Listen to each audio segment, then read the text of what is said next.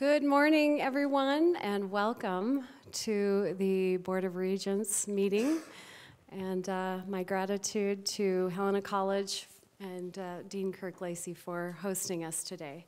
I would like to begin by asking Miss Amy Unsworth to provide us with a roll call. Here. Regent Lozar? Here. Regent Sheehy? Here. Regent Johnson? Here. Regent Rogers? Here. Regent Nicetoon? Here. Regent Tuss? Here. Commissioner Christian? Here. I know Governor Bullock will join us a little later this morning as will Superintendent Feinstein. Thank you. Vice Chair Nicetoon. Thank you, Madam Chair. Chair Albrecht, in abundance of caution, I move to suspend Article 4 of our bylaws that could potentially interfere with you serving as chair, given your term is officially expired for this March meeting.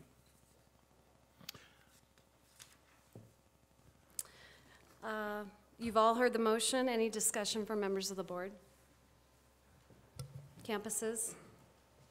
Any public comment? Seeing no further comment, I'll call for the vote. All those in favor signify by saying aye. Aye. Opposed, same sign. Motion passes. Thank you, Regent Nicetoon.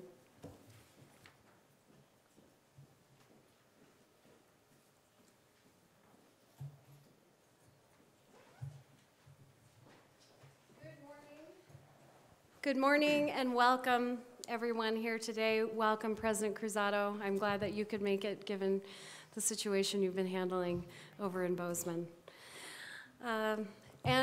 Welcome to all of those with us today and those who are joining us online.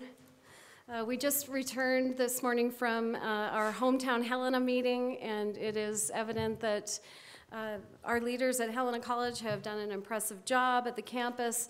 We had a wonderful discussion with so many invested leaders in our community here in Helena about the importance of education and how deeply everyone cares about education here in Helena and across the state of Montana. As the legislative session resumes from the break, there is so much work to continue to be done, and I am encouraged by the positive efforts in support of education. We are in a great place, and I thank all of you who have been part of that, including our student leaders who have worked diligently, and our commissioner and leaders across the system. I begin today's meeting with a heart full of gratitude for the rich opportunity that I have had to serve our beloved state of Montana as a member of this Board of Regents for the past 6 years. And this meeting, as many of you know, will be my last. I continue to be in awe of the exceptional work that is being done across all of our 16 campuses throughout the state, and the incredible research, the commitment of faculty, staff, and leadership to the development of our students day in and day out, who are so critical to the health and vitality of our future. Over the last decade, we have survived an economic recession. We have sought innovative ways to continue to serve students and communities in an affordable and exceptional way. We've created programs that have forged new paths, and we have strengthened our core to withstand the socio and economic turbulence. We've remained committed to quality, access, and affordability, while seeking ways to work across the system efficiently and effectively in stewarding our precious resources. We've continued to educate teachers and healthcare professionals who are giving back to Montana, many in rural areas where we desperately need them. We've educated nurses, engineers, technicians, physical therapists who provide vital services to all Montanans, especially our aging populations. As we stand on the shoulders of giants who have come before us, I can say that I am hopeful for the future ahead. With gratitude to all of you for your steadfast commitment to education in Montana. Thank you for creating spaces for innovation where freedom of speech can prevail and respectful dialogue can be practiced. What an important gift that is to us in our community, in our society today and beyond. Thank you for developing critical thinkers that our society depends on to solve our greatest challenges, and collaborative skills to realize that we cannot solve these challenges alone, that we are better together. And what a gift you are, all of you, to the economic engine of this state and to the global challenges that our faculty and students will continue to address. In the wise words of Nelson Mandela, education is the most powerful weapon which you can use to change the world. To say that I am proud of this work would be a gross understatement. It has fulfilled me in a way that isn't easily described. I will return to the agenda at hand, but before I get started, I just want to take a moment to thank all of you, sincerely and humbly. I want to extend my sincere gratitude to the faculty, to the staff, to the leadership of our campuses, and to student leaders. I'd like to thank our commissioner and his incredibly talented team for being the glue that keeps the system together. And to my fellow board members, I have enjoyed your support and your humor. I have enjoyed your commitment and your willingness to make some tough decisions over the years while keeping the mission central to the discussion. What a privilege it has been to work with all of you. Thank you. And to our flagship leaders, to President Bodnar and to President Cruzado, you have inspired me in ways you may never know, but it has truly been a privilege. I am so grateful for this opportunity. And as you continue to educate my children and those children yet to come, I thank you for that commitment. I'm depending on you. I'm depending on you all to carry this forward. We need it more than ever. This morning, the Commissioner will be providing a system report that includes a legislative update and leadership search updates. The Governor, to whom I am also grateful for having the confidence to appoint me to this position, will be here this morning, and Superintendent Artson will also provide an update, and we'll have an exciting panel of folks to talk about the community and what's going on in Helena. The Regents will meet with student representatives prior to our ARSA update, and we will take public comment prior to breaking for the evening. And tomorrow we'll kick things off with a budget and finance update, followed by committee reports. And with that, Mr. Commissioner, I will happily hand it over to you. Thank you, Madam Chair. Thank you for all of your service. We appreciate those comments. I believe we are going to Dr. Lacey to give us a welcome from the campus.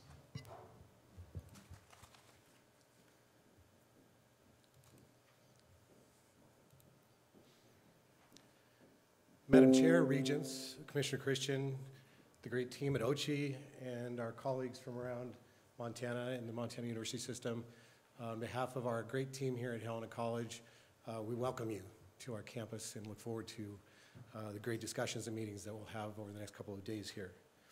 As part of welcoming you to our campus, we want to make sure you know that no matter what, we are here to ensure that you enjoy your experience here at Helena College. So I'd like to introduce you to a few members of our team so that if you have any questions, need directions, or assistance in any way while you're here, please reach out to any of these folks who will be around and visible throughout the meetings. We have our great team over by the flags over here at the entrance, and Brenda Johnson, Winnie Strainer, Shannon DeLeo, student ambassadors that we're very proud of, Asher Easterby, Jim Kelly, James Ranger, and Courtney Radke.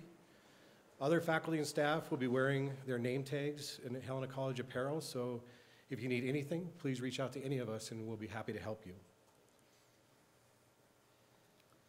You may not know this, but Helena College's institutional history began way back in 1939.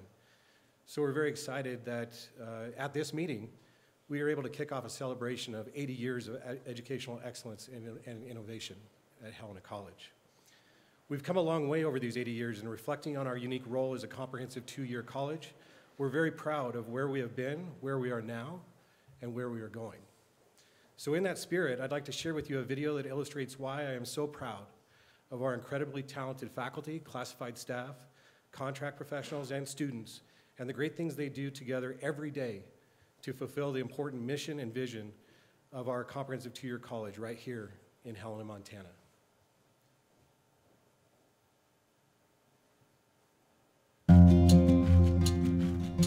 Welcome to Helena College. We're very excited to host you on our campus today and would like to take you just a few minutes to share some of the great things that Helena College is doing to successfully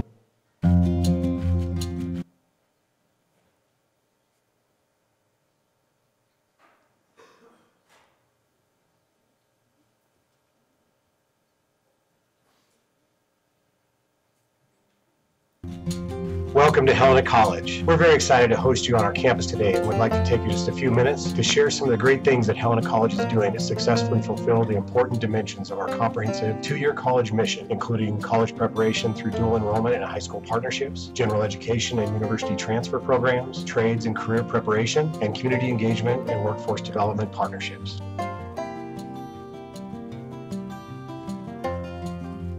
In addition to serving as a host site for Helena's adult education programs, we're very proud of our innovative Access to Success program, which provides qualified adult learners without a high school diploma an opportunity to simultaneously enroll in both high school completion courses and Helena College courses. There was just something about high school that didn't really click with me. One day when I felt like I had run out of all of my options, I looked into Access to Success. I graduated that year with a 3.38, the highest grade I've ever gotten in my life. I can easily say that without Access to Success, I wouldn't be where I am today. I would never have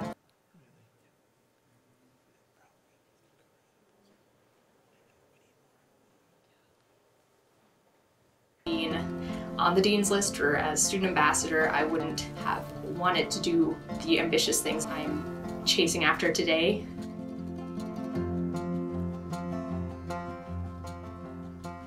I heard about Project Seed last year at the end of the school year from my chemistry teacher at Capitol High, and she had said that they were looking for a high schooler to get a hands-on research experience. She said multiple times, what if I stay in Helena for a couple of years? What if I go to school at Helena College for a couple of years and then transfer to a four-year school? Or what if I, and I think that it opened up to her the idea that there are opportunities In Helena, there's nice schools in Helena. Yeah. Working collaboratively with our local high school partners, in the past 10 years, Helena College has experienced over 396% growth in the number of students participating in our dual enrollment course offerings. We're working with our partner high schools to provide quality dual enrollment opportunities on the high school campuses, online, and at the Helena College campuses. Thanks to 1-2 Free, we're anticipating serving 800 students this academic year for dual enrollment. A third of Helena College students are enrolled in general education and university transfer programs, and Helena College is proud to have very strong university transfer pathways with every one of the four-year universities in the Montana University system. Helena College provided me the ability to laid the groundwork in front of me to be prepared to meet the demands of upper division courses. The pre-farm program is it's a very demanding two-year program with all the core classes as well as advanced science classes. This was originally put together and started for the fall 2013 semester, and these students have done extremely well, and we're very proud that up to 7 students now have applied to and been accepted to the Skaggs School of Pharmacy at the University of Montana in Missoula. Not only do we have great university transfer pathways for our students, we're very proud of how successful our students are in their academic performance once they do transfer to our university partners.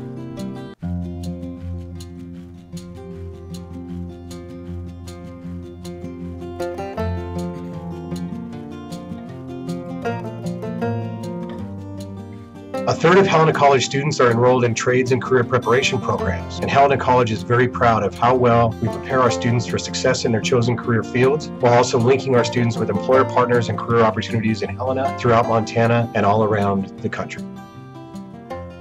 Helena College's automotive program has actually struggled the last few years with completion and retention. We actually put the program in moratorium last summer and took a year to redesign and regroup. We've come up with a solution that we think is going to better benefit the students. We have partnered each student with a local business for a work-based learning partnership. Students will attend Helena College in the morning and they will go to their work-based learning experience in the afternoon. As they reach each milestone with their college courses and with their skills in the industry, they'll receive a wage increase. So by the end of their college experience, they'll have received an Associate of Applied Science degree, as well as about 1,000 hours of work-based learning, and they'll be able to be employed at a higher wage than just your average two-year college graduate.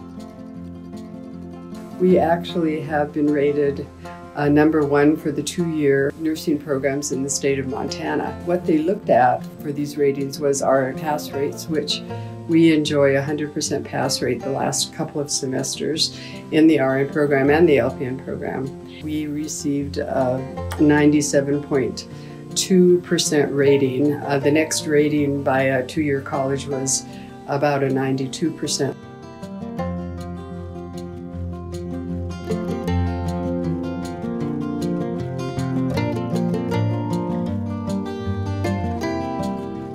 Helena College is very proud to serve as an active partner in Helena, working collaboratively with other education, business, government, and community stakeholders to promote workforce, community, and economic development throughout the greater Helena service region, while also serving the important personal enrichment, community education, and lifelong learning needs of our Helena residents.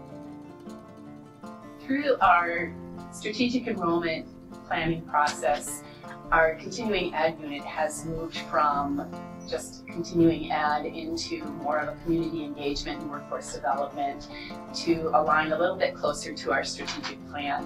Part of our community engagement, we're offering free evening events along with our regular adult evening classes. We have study abroad, which connects our credit and our non-credit students, our professional development training, workforce development training, and Helena Wins Initiative, which is a project that is sponsored by the Helena Chamber of Commerce. Helena College has recently re-implemented the Small Business Development Center as a host into the workforce development and community engagement sector of Helena College. This has allowed the Small Business Development Center to work with small business entities in Helena to integrate students into the workforce. I actually got a scholarship to go to Helena College here. So for my first year, I got to go and I did the machining program, and the first year is all manual machining. So you're running stuff by hand and everything, which is just a great foundation for somebody who wants to go into this career. So after that, I went into the second year program, and I knew at that point, going into the CNC, that's what I wanted to do. So I graduated on Friday, and I got hired at Summit Aeronautics on Monday. And about a year and a half ago, I got an opportunity to put in for a job in NC programming. So now I'm not actually running the machines, but I am programming and sending the code out to the guys on the shop floor. And now I have some parts for the Boeing 737. And the best part is, I can do it here in Helena, Montana.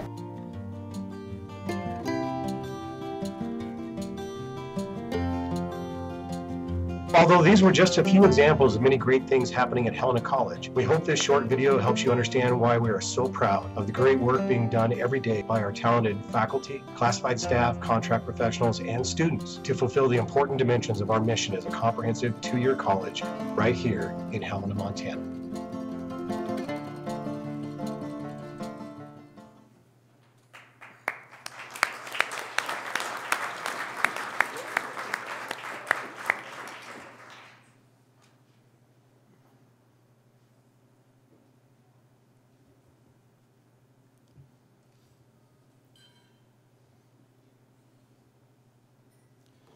In addition to the video, very briefly, I'd like to highlight how we're preparing for the next 80 years and the strategic initiatives that we've focused, 3 specific strategic initiatives that we've focused our entire campus's efforts on this past year that are going to take us forward in a positive direction in the future. We all know that all of our institutions are grappling with the same challenges that are impacting our enrollments. with demographics changes around the state, economic challenges that are impacting workforce demands and enrollments across all of our institutions. While we may not be able to control the demographic changes and the economic challenges, we can control how we adapt and respond to them. So a year ago in March, the college launched a comprehensive strategic enrollment planning initiative, SEP, which is designed to create a comprehensive strategic plan for the long-term enrollment sustainability, growth, and fiscal health here at Helena College. It's a campus-wide endeavor, including individuals across the campus, faculty, staff, contract professionals, senior leadership, focused on 4 areas of emphasis to guide our strategic enrollment planning over the next several years.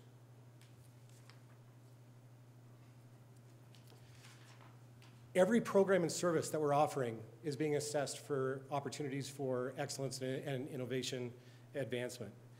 We have work groups focused on student recruitment and admissions, student retention, completion, and progression, and community engagement and workforce development.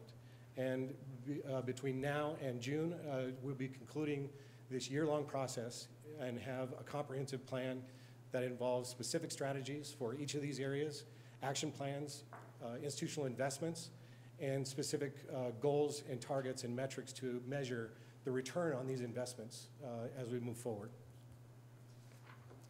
The second major initiative was launched also a year ago, involving intercampus collaborations between Helena College and the University of Montana. Last March, Commissioner Christian and President Bodner came to our campus, met with the entire campus community, and as part of those discussions, President Bodner encouraged all of us at Helena College to put a significant amount of effort into play to figure out how do we join our efforts together to improve our collaborations between our institutions. We took that encouragement seriously. We engaged in comprehensive surveys, focus groups with all campus and community stakeholders, and we ultimately came up with a top 10 list of specific initiatives that we would focus on this year to improve the collaborations and the outcomes for support of our students and our communities through the partnership between our campuses. We've established intercampus collaboration teams that have been meeting throughout the year, fall semester and this spring, and we're very excited about the outcomes that are coming together and the foundation that it's laying for positive directions moving forward. The focus of these outcomes is in improving opportunities for Helena College students to transfer to the University of Montana, academic and degree program collaborations, both between the two-year peer campuses, Helena College and Missoula College, as well as Helena College and the Mountain Campus. We're also focused on looking at opportunities for efficiency and effectiveness through shared and seamless service partnerships in human resources, information technology, business services, and our foundation programs. And so, Madam Chair, with your permission, I'd like to offer President Bodner a few minutes to speak to the positive outcomes that have been generated from these efforts. Thank you, Dr. Lacey, and Madam Chair, members of the Board of Regents. I want to thank and commend Kirk for the work that's happened over the last year. It is very, very exciting, and I think you saw in the video, students highlighted, and some of the comments that struck you is that there are great opportunities to start in Helena and go wherever you want to go. And I think that is what is so exciting about the partnership here, is that we want a student here in Helena to be able to not just come here to Helena College and succeed and complete their studies if they choose at Helena College, but to have access to all the resources of the Montana University system. And I'm very grateful for Kirk's leadership in the first area in terms of improving opportunities for those students who do want to transfer, providing information, making sure that students are clear on those pathways. We've in fact hired a transfer coordinator at the University of Montana. We've had multiple events. We had an event even just last Friday where we had students who are intending to transfer to the university come over to the university for a day and meet with all of the leadership and various functions at UM to make that transition seamless. We're having another event in April where the various University of Montana teams are coming here and meeting with students and providing information, again, to make that that transfer process for those who want to do that seamless. And we're excited to see the real impacts there. We're excited to see that UM and Helena College, this partnership, as part of our affiliation for the first time in a decade, that UM is the transfer university of choice from Helena College students. So we're really excited about providing those opportunities. And the second area, I think, is just as, if not more exciting, to look at, building upon what we've seen in the pre-pharmacy program highlighted in the video. But it's not just from Helena College to UM, it's Helena College with Missoula College. In the case of the Legal Administrative Support Certificate of Applied Sciences, it's a one-year program that has been in place here at Helena College.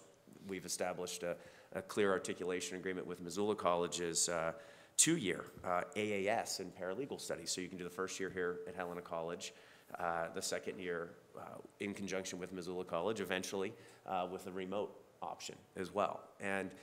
But that nests also to a Bachelor of Applied Science in Pre-Law that builds right into a law degree if one chooses to do so.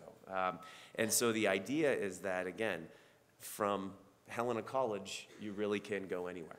And that is a seamless, clear pathway, and you can choose how far down that pathway you want to proceed. And we're building similar pathways and collaboration opportunities to our MBA program, to our MPA, our social work, our health and careers in healthcare. And I think this is a really important step because a lot of students want to start here close to home, want to be able to pursue their education fully at home, and we want to provide those opportunities. And I think we're building some good momentum in that direction, thanks to Kirk's leadership. And finally, on the shared and seamless service partnerships, we want that student experience to be as seamless as possible, and that does require a lot of work behind the scenes in the realm of shared services, whether it's human resources and automation of payroll and onboarding and recruiting processes to make sure that we're working to be as efficient as we can as an affiliation behind the scenes. Around IT, even things to the foundation. We have the U of M Foundation. It doesn't make sense for Helena College to build a foundation infrastructure. So how can UM's foundation help assist with the Helena College Foundation? And so all of those, what I'd call back office or non-core functions, how can we do those as effectively together as possible to make sure that we're serving students in the most effective way? So I'm very excited about the progress we've made in the last year, and I want to thank the entire Helena College community, because this has been a big team effort, and we've seen real tangible progress in a fairly short time. Thanks, President. Thanks, President Bodner. The last initiative that I want to highlight is very exciting in how things have come together this last year in partnership with the Helena community and the Helena Area Chamber of Commerce. Helena College has been a core partner in what we're calling the Helena WINS initiative, and WINS is an acronym for Workforce Innovation Networks. Knowing the challenges that all of our employers are grappling with in terms of workforce needs and the need for talent attraction, talent development, and talent retention all across the state, but especially for us here at Helena, our focus is how are we helping serve those important workforce needs in partnership with our employer partners right here in the Helena area.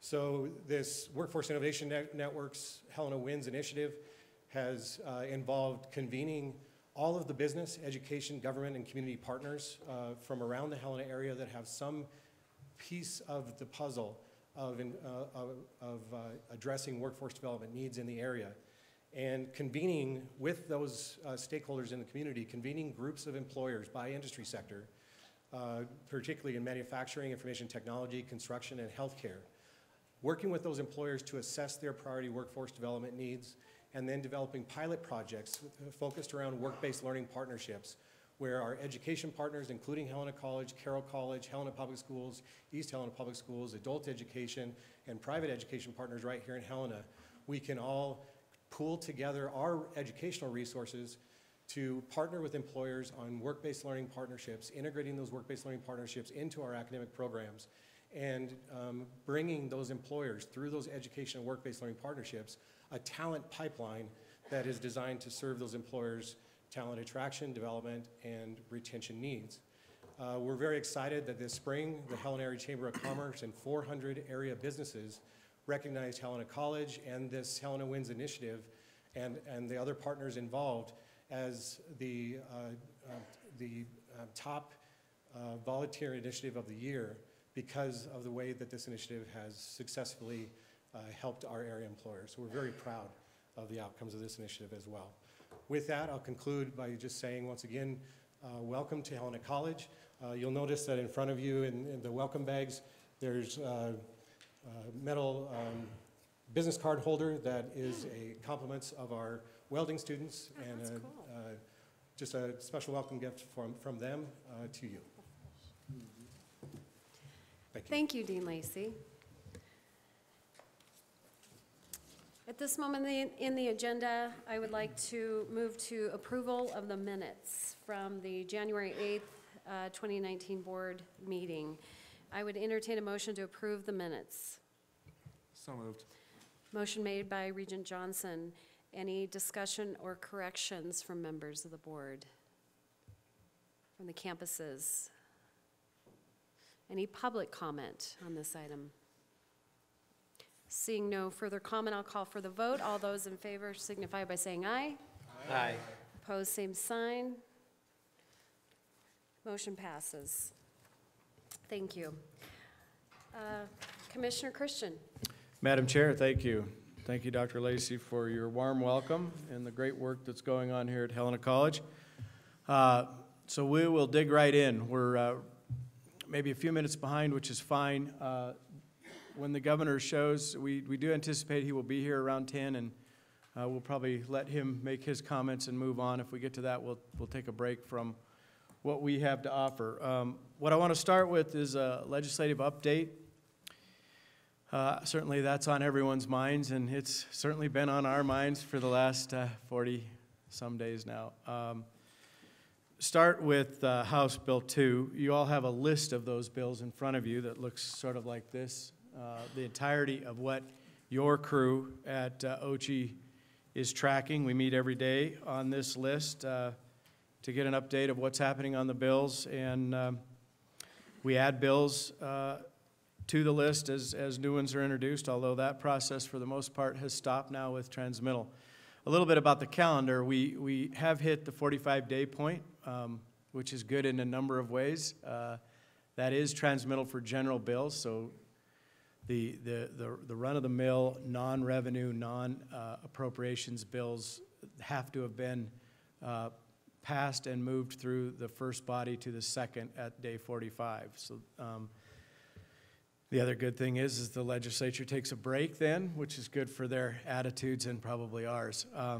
That break concluded yesterday, and we are back on track today with a number of hearings.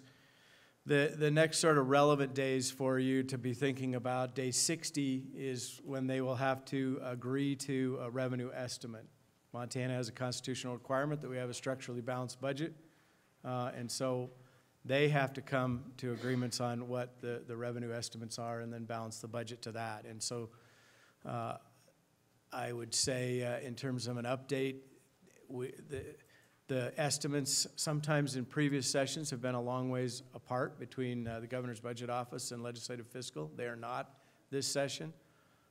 There's still a lot of work to do from the legislature, but the budget as moving forward is not significantly out of structural balance. So assuming they can agree on a revenue projection, which they will have to by day 60, and then we'll start to balance to that. I don't think they're a long ways from getting to that. I mean, there is a conclusion in sight, in my humble opinion. Sometimes when we're in the $200 to $500 million apart, it seems like there's a lot of work left to do. Of course, all things can change in the session, but that is where it stands. And then day 67 is the final day for appropriations bills, those with spending authority, to transfer from, that's its interim break, and that's the last day that those bills can transfer from one body to the other. Although, as I often remind everyone, they can suspend their rules, and that changes the calendar and everything else when they want to. So we don't know for sure, but that is certainly a general guideline of where we're headed. House Bill 2, as you all know, the primary feature of that for us, and we're going to get into this significantly more in the budget part of this tomorrow. So I don't want to dig too deep, but as you recall, the significant part of this for us is the $24 million that would provide the funds that we need for a proposed flat tuition moving forward. I'm happy to report that $24 million, along with a few other one-time only monies to support the Seed Lab, the Wool Lab, Water Quality Bureau, and Fire Safety. I don't think I got Water Quality Bureau quite right, but I'm pretty close. My apologies to Tech. Those had some additional funds, about $800,000 that were added to our budget as one-time only, and that passed unanimously out of subcommittee. The other key component of that was the governor and our combined efforts to increase need-based aid. The governor had put $5 million in the budget as base moving forward, and we have agreed with the help of our foundations across the system to match those funds for need-based aid in the coming biennium. I remain optimistic and still happy to report that number was reduced, but there's still $2 million of state funds to be matched by ours that passed out of subcommittee and will go in front of APROPS. Like I said, there's some other things we did, like shared policy goals and that we'll get into and try to answer all the questions surrounding that in the Budget Committee. We do have our portion of House Bill 2 in front of the Full Appropriations Committee starting today at 10.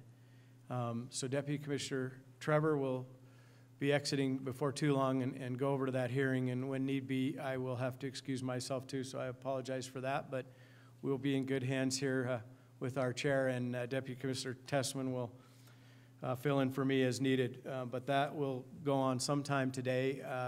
They have sections B and E in front of the subcommittee today, and it's my anticipation that they will try to finish those sometime before night falls, but we'll see.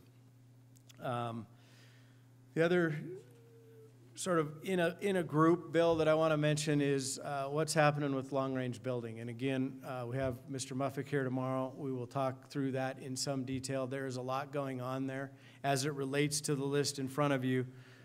Things that are included in long-range building, House Bill 14 that is on your list, House Bill 5 that is on your list, a new one, House Bill 553, the IDEA bill that is on your list, and then to some extent Senate Bill 307. Those four we will cover in some detail tomorrow, but the fact of the matter is 5, 14, the ones that normally move they're not tabled, they just haven't had any movement yet, and that's sort of where we anticipate they will be. 553 is a comprehensive bill that passed out of the House and is now transmitted to the Senate 100-0, which would look at debt capacity and funding infrastructure for Montana on a much more proactive and forward thinking, and we'll talk some about that tomorrow. But for the sake of that, I will skip over those. The other bills on your list here, they're the priority ones, and if you look to the second to the far right columns, it will show you our priorities. We give them as they come up, either a 1, 2, or a 3, and that's the level of scrutiny that we look at them. The ones I wanted to hit on this morning are the ones. House Bill 13, which is at the top of your list, that too sits idle. We think it will probably live in that idle position throughout. On day one of the session, a similar or same bill was introduced, House Bill 175, which is also on your list, that essentially had a very similar pay plan structure to it as that was in House Bill 13. House Bill 175 has passed with high levels of support and is now sitting on the governor's desk waiting for his signature, which will provide a substantial amount of funding, $6 million and some dollars for us in terms of a pay plan. Again, we'll go over that in more detail in the budget meeting, but that is good news for all. It's part of the state pay plan. That certainly is to all state employees, but then there's a chunk of funds in there for the university system as well. House Bill 61 was a bill that we've talked about a number of times that related to the privacy sharing issues that we had on the ACT. It's a bill that the Superintendent Arnson and our team worked together to move through. I'm happy to report that it went through with tremendous support, has been signed, and is now law. So we will be able to collect and receive ACT data when that test is taken in April.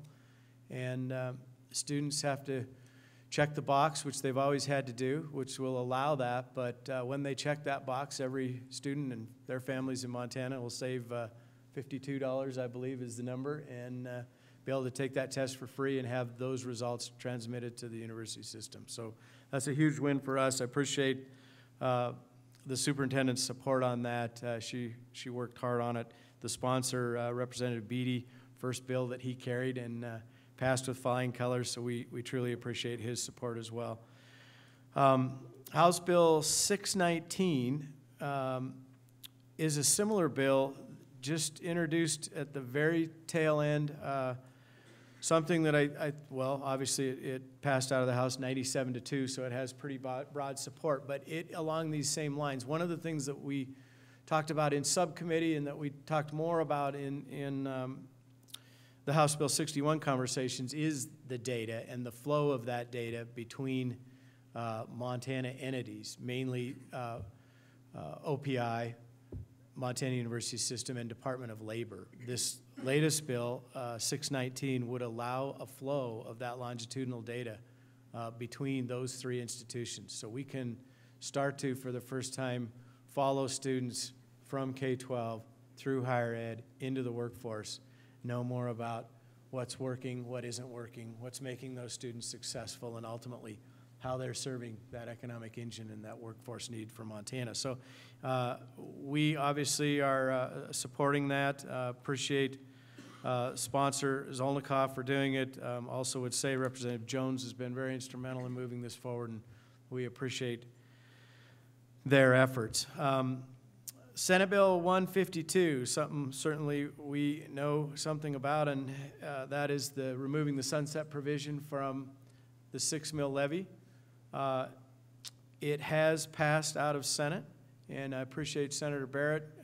He actually did a fantastic job talking through with the subcommittee and then ultimately the Senate why that is what it is.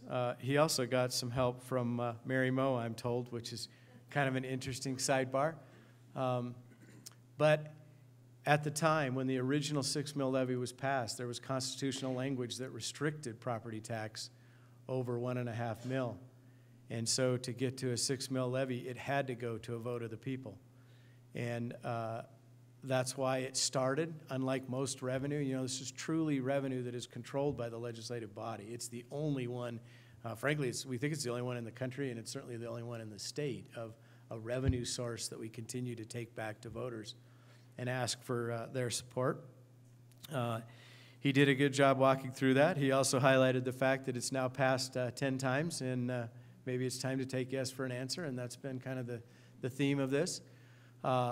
I've been asked a number of times, but it's great affirmation about what higher ed is doing, and I agree. And I got to tell you, as commissioner, it's both a sense of pride and a sigh of relief that we saw some of the first upticks in public support for higher education. It passed with the second highest margin, and it passed with the highest total yes votes ever.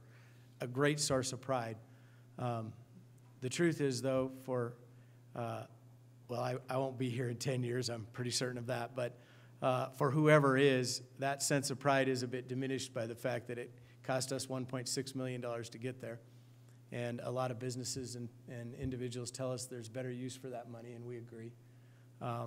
And also, we anticipate that it's probably a $3 to $3.5 million cost 10 years from now. And so, while the affirmation is greatly appreciated, the cost outweighs that, and if we can get the sunset removed, I think that would be a great step for us. I spent a little more time because that is coming in front of house tax, and of course we anticipate this will be a pretty heavy lift in the tax, but it really would benefit Montana students. Senate Bill 218, that has gotten some attention, so I mention it. It really is about how we compensate resident assistants.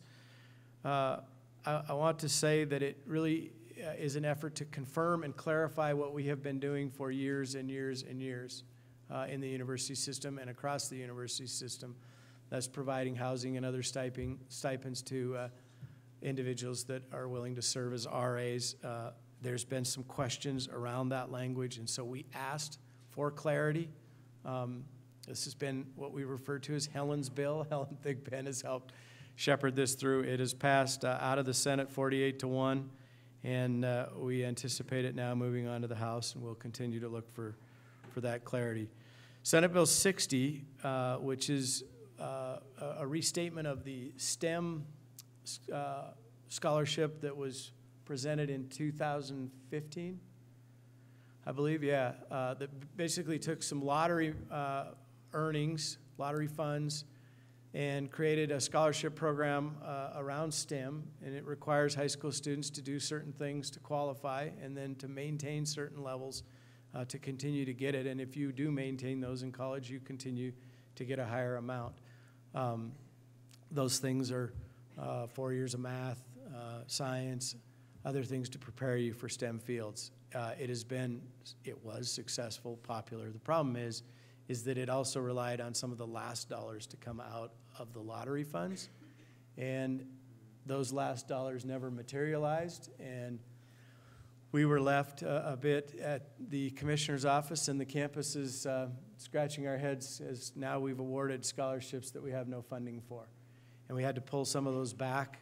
We did, working with some funds that we held in other scholarships, some support from the former Mahisac, yeah, that helped support it, and others, support from the campuses fund those that we had already awarded, but we have suspended awarding any future ones.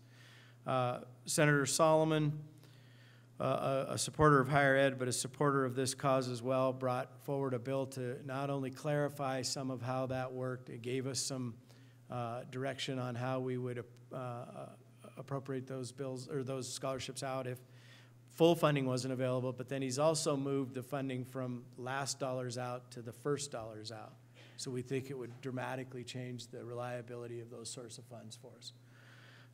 So it's a good bill. We've been in support of it. It also helps clarify sort of that three-legged stool that Tyler's talked a lot about in terms of need-based aid, directed, targeted aid for financial support. And it removes from statute some of the scholarship programs that are on the books and haven't been funded for a while, because I think that's incredibly confusing for high schools and counselors, advisors, parents when there's scholarships out there, no funding behind them. Some that have been lost, Baker Grants, MTAP, MHAG, Governor's Best and Brightest, those have sat without funds in them, so we essentially are offering scholarships, no funding, a great sense of confusion. I think this will boil it down. So you would have the STEM scholarship, you would have some merit scholarship, and then if we are successful in House Bill 2, we would also have a new source of need-based aid, and that puts together sort of the three legs of this. So an important bill to us. It passed out 47-3. So great support coming out of the Senate. It's now been transmitted to the House. And then lastly on my list, the ever important confirmation of our board members. I believe we have, yeah, Regent Rogers, Regent Lozar, and Regent Johnson up for confirmation tomorrow afternoon. So that will be another priority one bill for us, seeing how we fare tomorrow afternoon. So that's sort of the list in a nutshell. If there's any questions about any of those, or I'm glad to answer. Regent Sheehy. Commissioner, I just wanted to clarify, when you were talking about the 6 mil, you said that it cost us 1.6 million to pass the 6 mil, and you didn't mean us, OCHI, or us, the Board of Regents. Madam Chair, Regent Sheehy, I greatly appreciate that clarification because I didn't mean that. I may have gave some personally, so it felt like us, but I meant the sponsors throughout Montana. There are no institutional funds that were spent on that endeavor, but it is a costly one. So yeah, I appreciate the clarification. Thank you. Other questions?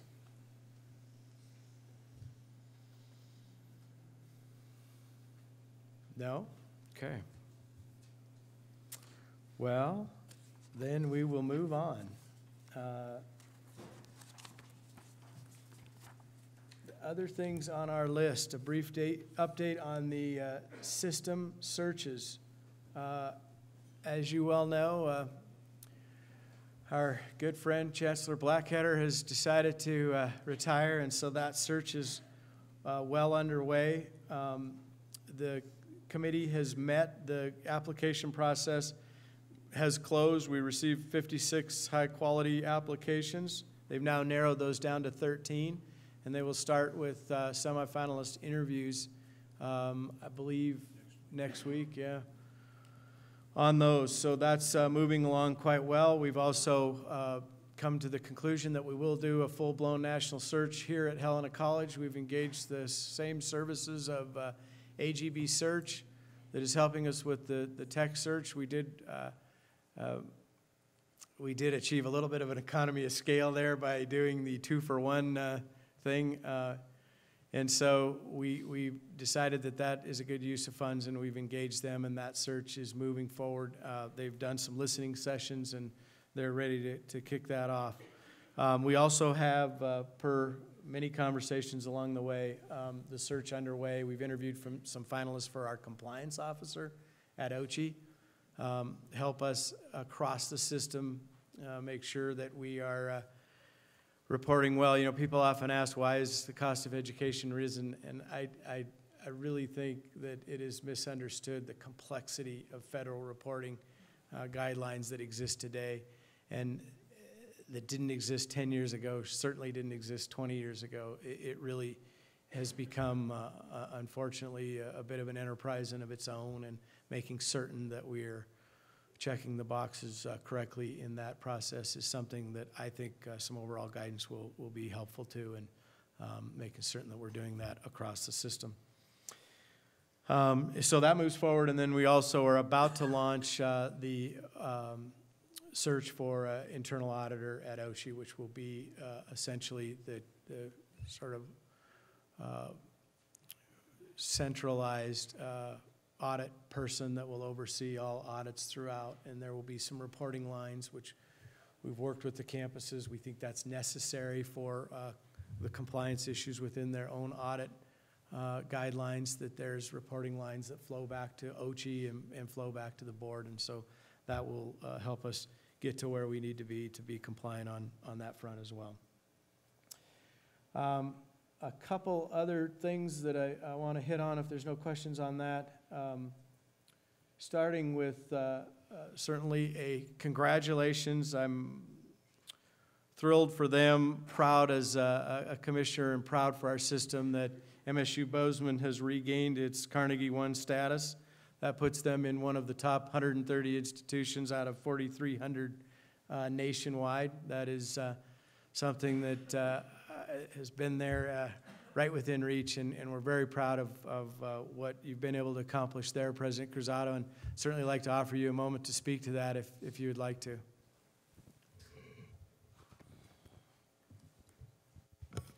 Thank you so much, Mr. Commissioner, Madam Chair, members of the board. Thank you so much for the opportunity to recognize the hard work of so many people at Montana State University that have made this possible. You know, in 2015, when the Carnegie Foundation changed the criteria, they reclassified Montana State University to the second tier. So we decided to put together 3 task forces. One of them was on improving graduate student admissions and degree completion. The second one was on strengthening research and scholarly work. And the third one was on faculty workload review. These 3 task forces were co-chaired by faculty members and deans and administrators. And something very special happened, that they gave us the necessary focus and discipline in order to regain this, this very important classification.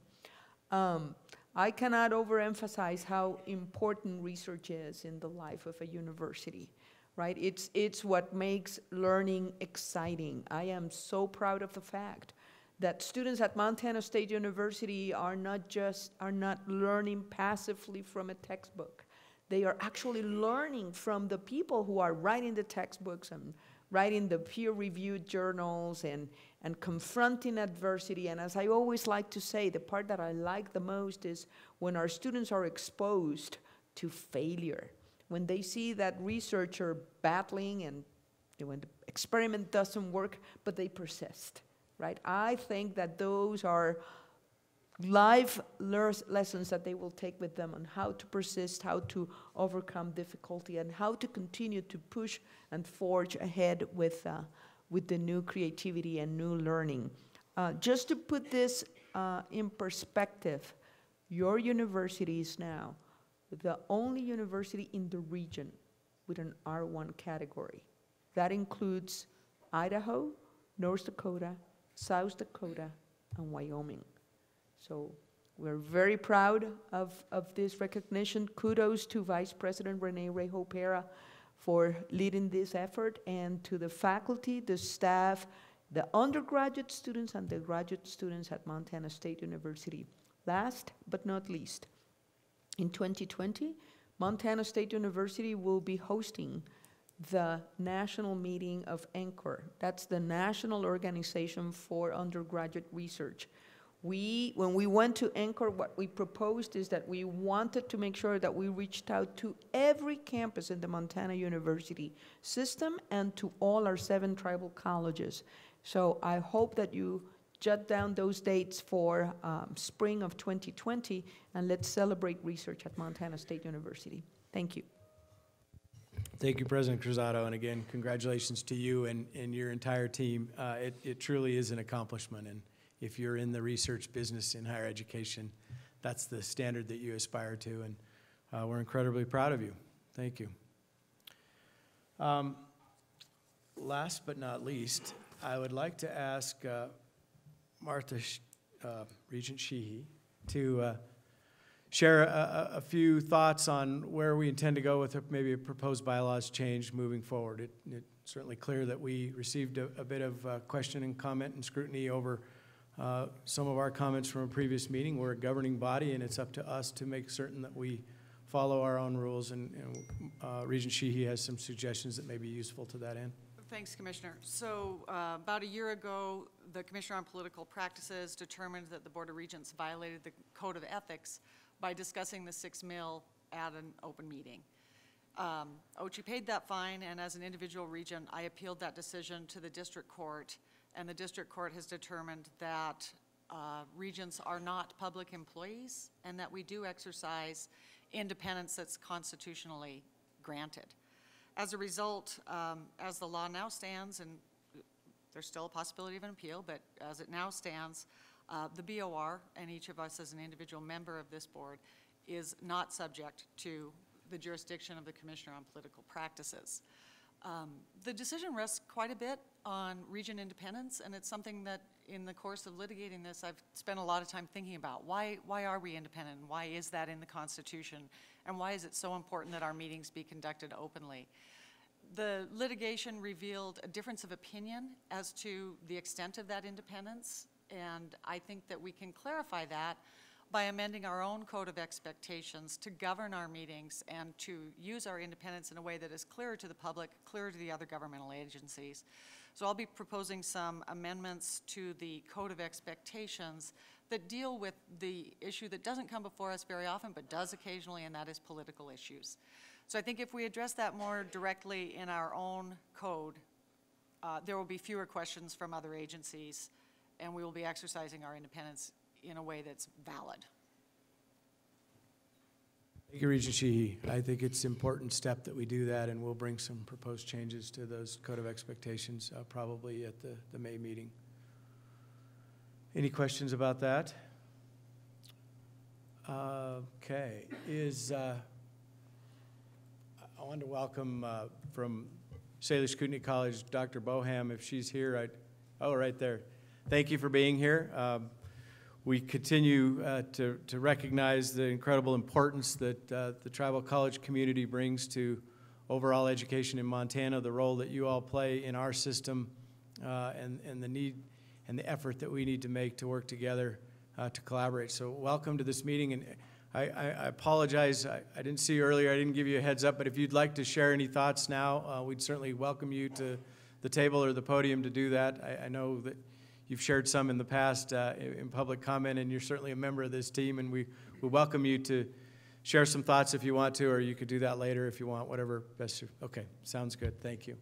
Well, welcome and thank you for being here. I know it takes time out of your schedule, but we really, truly appreciate the relationship that we have and the growing relationship that we have with our tribal college partners and the effort that you all are making to be here at our meetings. So thank you. Madam Chair,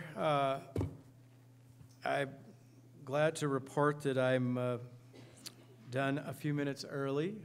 We anticipate the governor at 10, so I will hand this back to you, but it is your prerogative. We could either take a short break or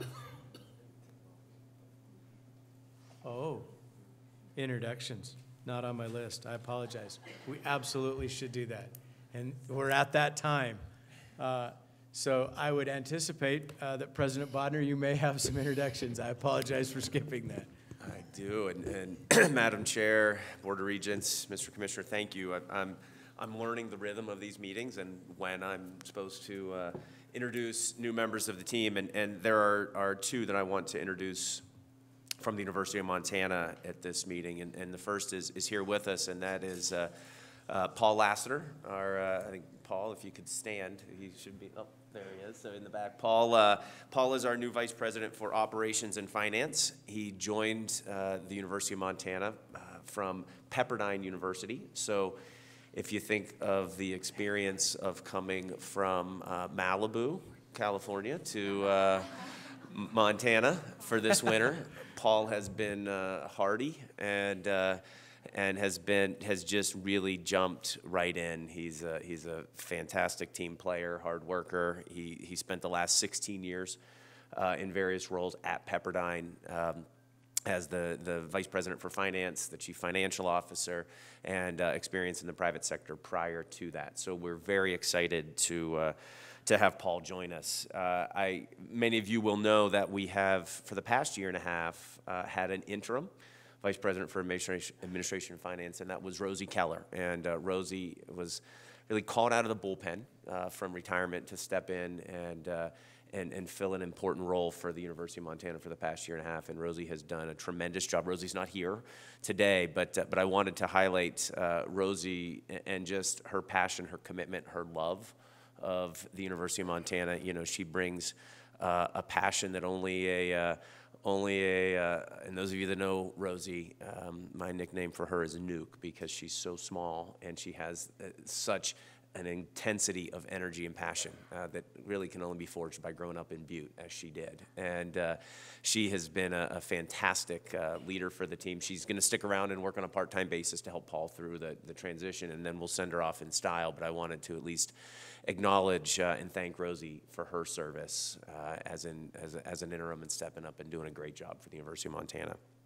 I also want to welcome another individual that isn't here with us today because she's working, and that is our new Vice Provost for Student Success, Sarah Swager. So Sarah, you know, if many of you will recall, middle of last year, we announced a restructuring of the University of Montana. We identified student success as will be at the center of every decision we make, every action we take, and we felt it imperative to organize ourselves around that, putting together the academic affairs and student affairs of the University of Montana and looking at that student experience from a holistic standpoint in the classroom and out of the classroom, and to with this newly integrated sector, have a leader on top of that whose sole focus is that student experience and increasing rates of persistence and success and helping students succeed over the course of their career.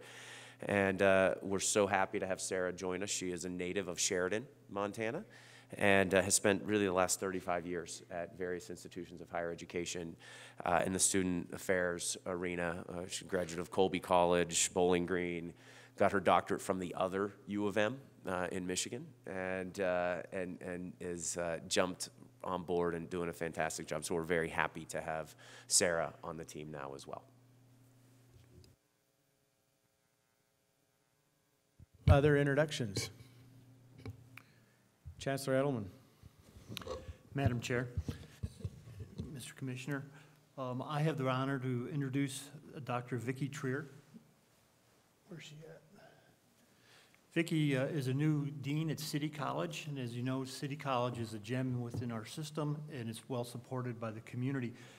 Vicki has a lot of experience at Lane Community College. She served as Dean of Arts and Sciences and also Acting Dean of Health and Environmental Sciences.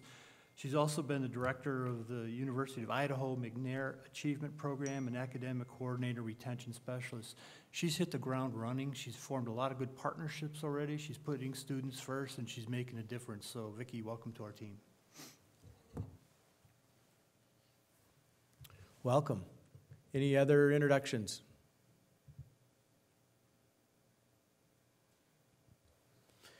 Seeing none, Madam Chair, I believe that concludes where we're at, the Commissioner's comments, and we can move on to the agenda. Okay. All right. Thank you, Commissioner, and welcome.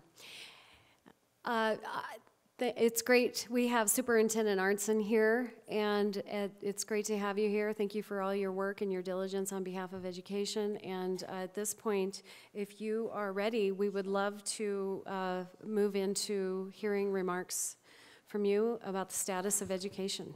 Thank you. Thank you very much, Chair Albrecht. If I could, I would like to pass out, and I know on our website, we also have that available. It's our 66th legislative session update, and it's our transmittal packet, if I could. You bet.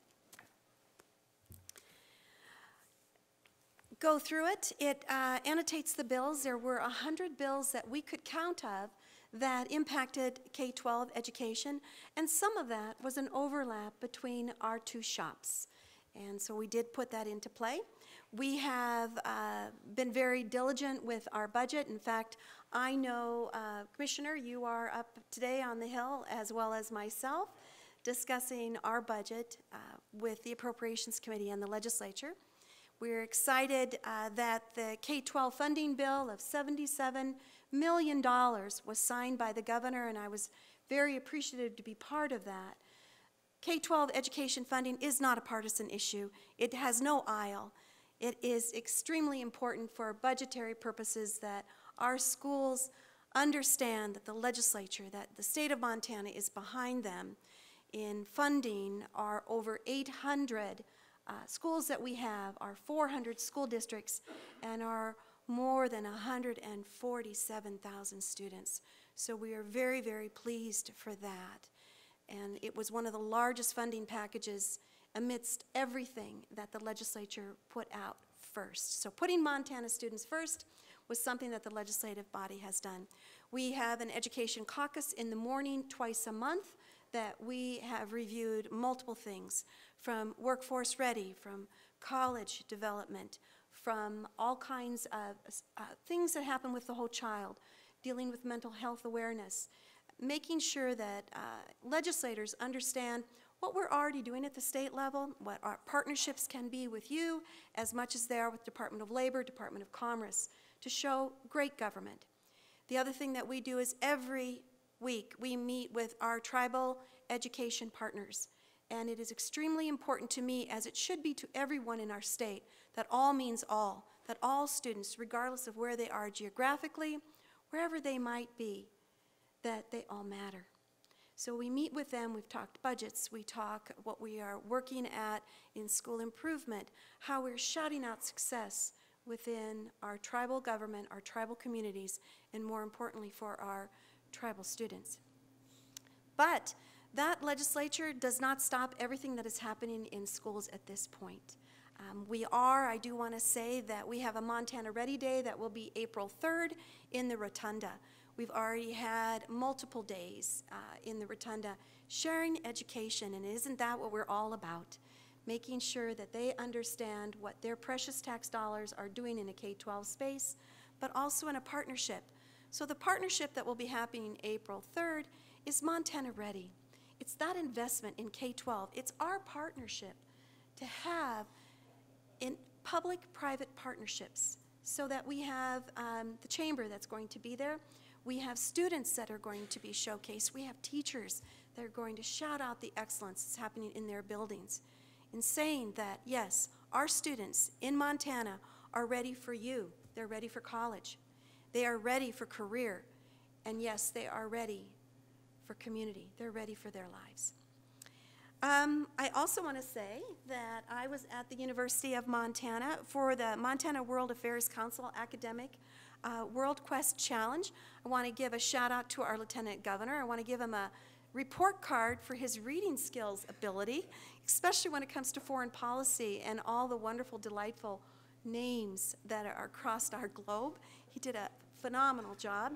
We had 400 students across our state that were there in teams, and I was very honored to be the closing remarks, and so I was very quick in my remarks, but it was so extraordinary to see these students understand that they have, we're passing the torch to them when it comes to civics education. Regarding civics education, we are in the process. It's been close to 20 years since our civics standards have been renewed, revitalized. So we're dusting them off. Many of you in the room, we would like to have that discussion of what does civics education in Montana look like today, and what should it look like in the future. If you would like to partake in a meeting, in a committee, we'll reach out to you. You may not have to reach out to us, but we would reach out to you so that you can have that participation. I also want to give a shout out just before we get off the Montana World Affairs meeting that was at the university. A shout out to the Gardner High School team. This is the second year in a row that they won this event, and they are on to represent Montana at the national competition. It's so important that we are who we are in Montana. We know people from all over our state, and it's extremely important that we give a shout out to our rural communities. So go girls of Gardner. Council of Deans, I want to also say that we're revitalizing our partnership with them, making sure that our teacher preparation programs understand what we're doing in K-12, that we use our expertise to the foremost of our students. And I want to also say that I'm very blessed and honored to be serving on the search committee for the new dean for the University of Montana in education. So thank you for that. Great opportunity. And we also, with Governor Bullock, we sent out a press release this week to superintendents and trustees and education leaders, encourage them to implement computer science programs across our state. You know, we are here in K-12 education to enrich the minds and bodies of our students and children across the state, but we also have a responsibility to fulfill what is in the job market at this point. And we know computer science is something that is not going to go away. It's something that we use socially, that we communicate in our businesses, and providing a pathway in K-12 education is something that I believe is a responsibility that we have. So I want to applaud the governor and wanting all to know that, again, this discussion of enriching our students across our state is something that shows great government. It's not just in one executive branch, it's in all of our branches in government. And I also want to share that we have an employee that we are in the search for that will be shared within our two bodies. This person will straddle your world and my world in K-12. It was a commitment that I had early on with you, and it will be a memorandum of understanding. I'm using an FTE that's in my shop to have this go forward. It will be housed in our career technical education component that serves our secondary. And I believe with the portal discussion that we have going forward, with the ACT that's going to be deployed in less than 20 days, that this partnership I am very, very secure with. And I'm very excited that I sit at this table. And it is my commitment to continue sitting at this table. I want to participate. As my mother said, you don't get anything done unless you show up. I apologize for my tardiness today, Chair and members, but it is my commitment that K-12 is in the room for you. And with that, if there are any questions on any of the legislative packet that I handed out or any of my comments, I would be happy to stand. Thank you very much, Cheryl. Thank you, Superintendent Arntzen, and thank you for continuing to participate in our meetings and being an active voice for education. We appreciate it. Any questions? Sorry. Commissioner Christian. Madam Chair, I'd just like to make a comment and add my voice to this shared position. You know, we really did some groundbreaking work with Dr. Lacey, Department of Labor, where agencies actually talk to each other. We share an employee and we learn where we need to help each other, support each other. That truly worked incredibly well for us. We have Siri Smiley continuing with that great work that has just been incredibly valuable as we move forward looking for ways that we as a university system can work with Department of Labor to meet workforce needs, and now through this new opportunity, work with K-12, that we can create a continuum, a pipeline that starts at the kindergarten level and moves through what ultimately fills the Montana workforce and strengthens our economy. And so this next phase of that, as I look at it coming out of our office, and we've committed to help fund that FTE, but it's a joint position where we'll work together day in and day out, someone dedicated to the cause to see how K-12 is interacting, how K-12 and how we're working together from higher ed. And I think it will be equally as valuable as the gains that we've seen in our previous one. So that will move forward, and we're excited about those opportunities. Thank you with that. Superintendent Arntzen, I'm curious if you could comment on how you feel we are addressing the teacher shortage need throughout Montana, particularly in our rural communities. Thank you very much with that question. And I know there is a lot of work, Chair and members of the board, in this realm. My job is to find solutions. So we've had a lot of discussion. I know things are housed within OCHI that have been working toward this issue. And there are multiple things that are in the legislature. We had one of our education meetings in the morning, that is that bi-monthly meeting, and we have 6 bills that are working its way through the system right now. One is a grow your own, one is something to deal with when you get into education as a teacher, one is also, or 2 of them, are in the retirement system. So when you come out of education, would you like to come back? And what are the hurdles that might prohibit that? How is it that we can maintain a system of education knowing that the knowledge of a quality teacher is maintained across the lifespan of a teacher?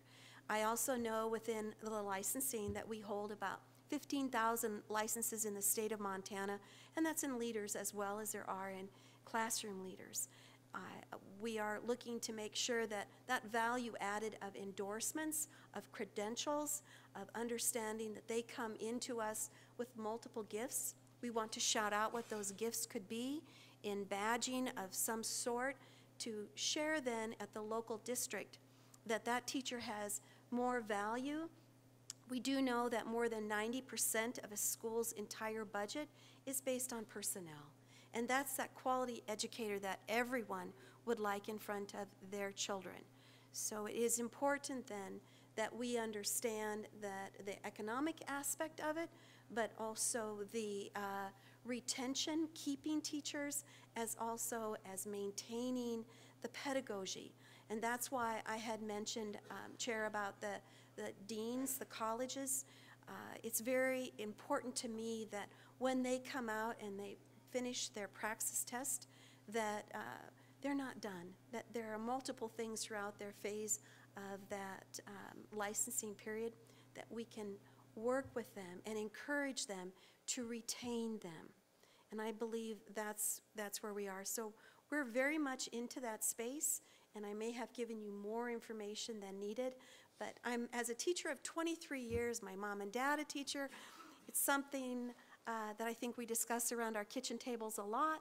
I know it was in my life and will continue to do so, and I'm very passionate about this.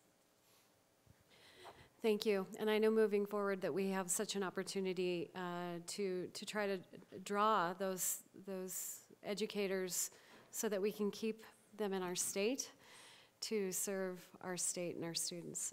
Regent Lozar? Thank you, Madam Chair.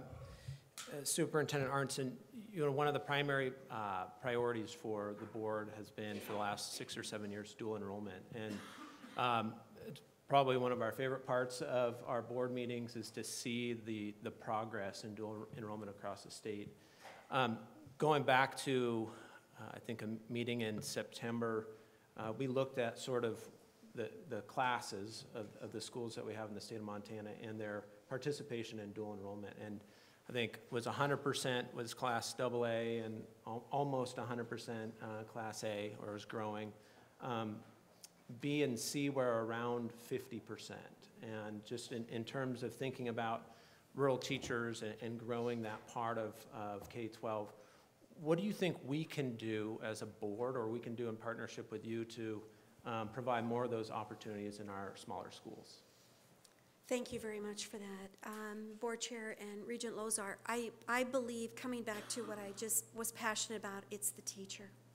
The teacher that is closest to the student to show those opportunities going forward. Not so much day to day, but where is that outlook going to be for that student, not just after graduation, but prior to.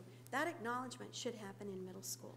So discussing more of those 800 schools that I had annotated in my opening, vast majority of those, 5, 6 of that are very rural schools. And is that low-hanging fruit? I do believe it is. It's hard work to be able to achieve and pick that wonderful fruit that's there. But we are emphasizing, and I do believe that the partnership that we have is going to put even more onto that.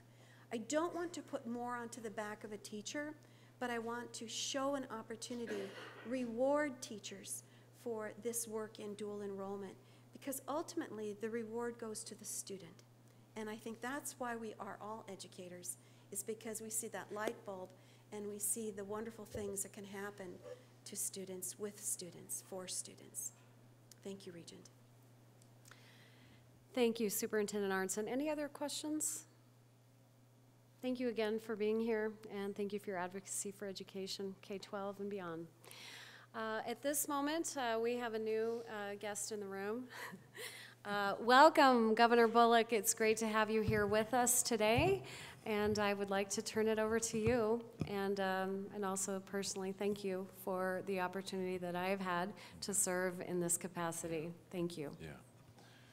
Thank you, Chair Albrecht, and members of the Board of Regents, and all of you for being here. Thanks for affording me and Commissioner a little bit of time today. And seeing your agenda, it is certainly full and packed, and it also underscores all the good work that you're all doing.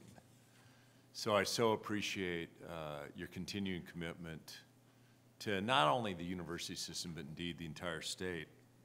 I think I'll kick things off with a little update from my perspective on the legislative session, and I may plow some of the ground that the superintendent did as well. But we're so pleased last week to actually already get to sign what the statutorily required inflation increase was for our K-12 schools. And at times it all starts sounding like mumbo jumbo, but that's another $77 million over the next 2 years that will be going in to our K-12 system. And it's exciting news from my perspective. First off, because our schools will be getting the resources they need to make those basic necessary investments in our kids, many of whom, if we're doing our job right, will be attending higher education institutions in the great state of Montana. But it's also exciting from my perspective because it underscores that education ought not and is not necessarily a partisan issue in Montana. When legislators on both sides of the aisle worked quickly to get this bill to my desk, both to ensure that schools have the certainty in their budgeting, but also to make sure that school funding never becomes a political bargaining chip. Well, I think even, like, that's the good news, fell short in a couple of areas that I hope to see, including like inflationary increases for special ed funding and the continuing challenges in a state of 147,000 square miles of making sure that we can recruit quality teachers into rural areas through the Quality Educator Loan Repayment Program. It's a positive sign that whether Democrat or Republican, that we all recognize the important need to be investing in our education system. And when it comes to the higher education budget and the proposals that we put forth this legislative session, I think the same sentiment really has been echoed thus far. Education Appropriations Subcommittee accepted our request for tuition freeze, supported funding for high set preparation, our tribal colleges, and they did accept some of our request for need-based aid at $2 million instead of $5 million. Doesn't mean we still don't have a lot of work to do on what could be a long road ahead. House Appropriations Committee opens its hearing on House Bill 2 just this morning. We'll certainly do our work, at least from my administration side, to try to ensure that that tuition freeze stays in the final product of the budget. And we'll keep fighting to see if we can get the full $5 million I requested for need-based aid. And that's also where I think your continued support and efforts are certainly critical. Freezing college, in-state college tuition prevents what's effectively a tax increase on 28,000 working families all across our state. And both the freezing of college tuition that we've been able to do for the last 6 years, coupled with increased investments in higher ed, has led to Montana having the fourth lowest tuition fees in the nation, but also if you look over the last decade. And this isn't to diminish any of the challenges that any of the institutions of higher education have had and the need to continue to be making those investments. But if you look over the last decade, I think it still holds true that on average, state investment in higher education's declined by about 17%. And we're one of 4 states that have held our own or even increased. So I think it's also important to underscore that when we've worked with higher ed to say, let's freeze college tuition, the endeavor and the effort hasn't been to freeze the efforts of higher ed. It's been to take additional state dollars that wouldn't have otherwise been in there to supplant what would have been if indeed you would have been increasing college tuition. I think that we have to continue to build on that progress this legislative session. And we have to join the 49 other states in providing state-funded need-based financial aid. That even though we've worked so hard, you collectively, the education units, Board of Regents, and the legislatures work so hard to try to make sure that affordability isn't going to be shaping an individual's life. Don't kid yourself, it still does. And I think it is, for all that we do, it is a real mark against us when we don't have need-based aid. Now, the state doesn't do it alone, and to those of you from the foundations, too, I am so grateful that the foundations had agreed to match the state's investment. I mean, I hear far too often the state legislature skin in the game or at the state capitol. And the efforts of the university foundations really shows that it's not just talk. And so pleased, so let's make sure that we get that $5 million investment, make it a total of $10 million, better opening the doors of access to higher education to all Montanans. I also was so pleased to see that the Senate so far has passed Senator Barrett's bill to make the $6 mil levy permanent. I think you can all celebrate, and indeed all of Montana can celebrate the results of the 6 mil levy election. It underscores to me that folks in all corners of this 147,000 square mile state, that our business community, everybody understands the importance of higher education to not only the president of this state, but also to the state's future. Well, that election really was a testament to that. I think that getting rid of the decennial vote would relieve the amount of uncertainty for both the university system and campuses, as well as for the executive and legislative branches. After 8 decades now of taking this measure to the people of Montana for vote, it's clear that Montanans support our university system. It's time to make that cornerstone of higher education funding permanent. Now, one thing I think that we still have a lot more work to do from my perspective. Unfortunately, the Appropriations Subcommittee didn't include, at this point, any funds for publicly funded preschool in their initial work on the budget. But I think the road's still a long road, and there's plenty of time to negotiate preschool funding into the budget. This legislative session, I proposed an investment of $30 million over the biennium in voluntary, high-quality preschool for 4-year-olds all across the state. It includes $8 million to continue the STARS preschool program and serve at least 400 kids through Head Start programs, preschool programs in Head Start, and also high-quality community-based providers. We were fortunate last legislative session to get $6 million for a pilot program. And I think what that was doing in part was to do a proof of concept, to say, does this work in a state like ours? And what we saw is it can be successful in both rural and urban areas with a high demand in communities of all sizes for readily available child care options. That first 2 years of the pilot, 17 programs serving our largest towns like the Head Start in Billings, some of our smallest like Troy Public Schools. 93% of the participating preschoolers walked out kindergarten, are ready for kindergarten. We also know that kids who are ready for kindergarten are more likely to read a grade level, graduate from high school, earn more money as adults. Our proposal also includes $22 million over the next 2 years to include 4-year children in the state school funding formula. Under the model, the public schools that voluntarily would choose to offer a high-quality preschool program will receive funding for every student eligible who enrolls. I remain optimistic that legislators on both sides of the aisle recognize the importance of this, recognize that 92% of a child's brain growth happens before they even enter into our K-12 system. Or if you're not kindergarten ready, half is likely to be at grade level by 3rd grade. Not grade level by 3rd grade, 4 times more likely to drop out of high school. Had the opportunity to take a couple senators to Alabama this year, and they're spending well over $100 million each year on early childhood education. They have the model. And it underscored to me that this isn't a partisan issue. I met the majority leader of the state Senate who was there to speak to us, and he goes, "Yep, we got 8 Democrats in our Senate, and that's 8 too many."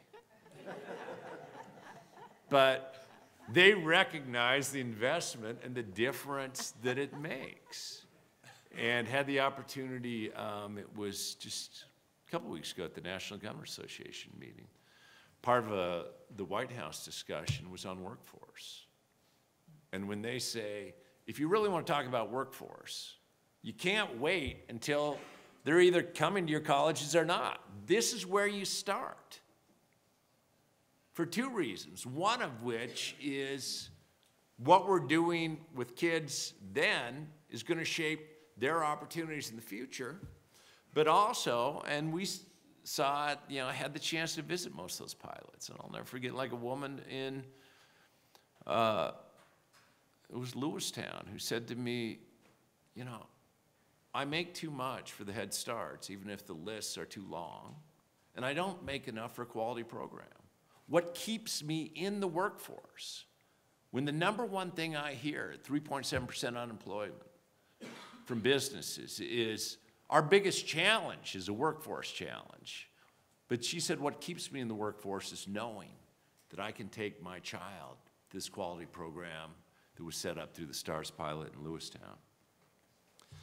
So I also appreciate that it's been a long road, both in higher ed, saying that, yeah, we got to protect and invest in higher ed, but your efforts along the way in underscoring how important this is, not just to higher ed, but indeed to our entire state.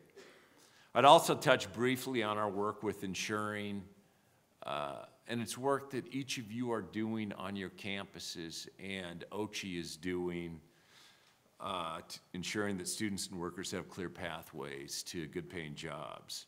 We formed what we called the Future Ready Cabinet last summer. It includes the Superintendent of Public Instruction, it includes the Commissioner of Higher Education.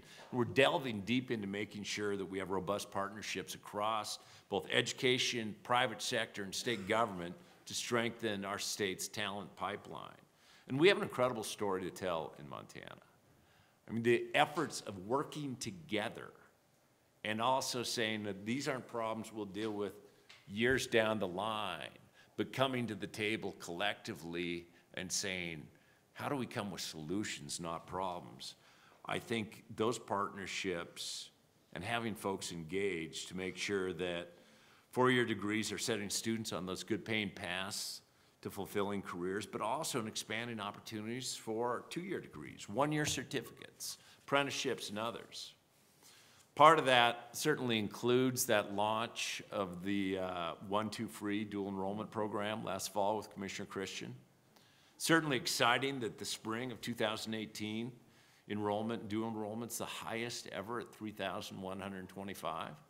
And we can talk about numbers, but recognize behind every one of those numbers, there's also some kids who would have never even thought that they were college material.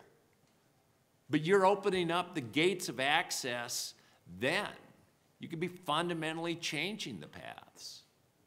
And it's not, you know, when we launched that, we did it at my alma mater, across the street, Helena High, and we did it in a welding class, helping kids recognize the paths that they could have to productive careers and lives right here in Montana. We need to continue to reaching out to those Montanans who have some credit but no degree. We know that 125,000 Montanans are in this situation. Nearly 9,000 have already earned 100 credits or more, yet didn't receive a degree and are no longer enrolled in our university system. That's darn close to a bachelor's degree that they've already earned, and more than would be needed for an associate's degree. Similarly, almost 4,951 resident students started a two-year degree program in our Montana university system, earned 45 or more credits, yet didn't earn a degree and are no longer enrolled in the MUS. So pleased, President Bodner, the University of Montana and Missoula Job Service are reaching out to these folks who become an alum pilot to see if additional education or training could help improve their economic situation, fill those in-demand jobs.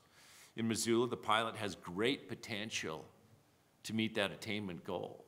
But at a time where we are getting more and more where training matters and degrees matter, this is a ripe population to ensure that even if, especially those folks that already earned the darn degree, even if they don't think they need it now, if we can reach out to them in a changing economy, that could be what keeps them and their families sustainable. So I hope that at some point, building off of what we're doing in Missoula, that we can take that to even greater scale.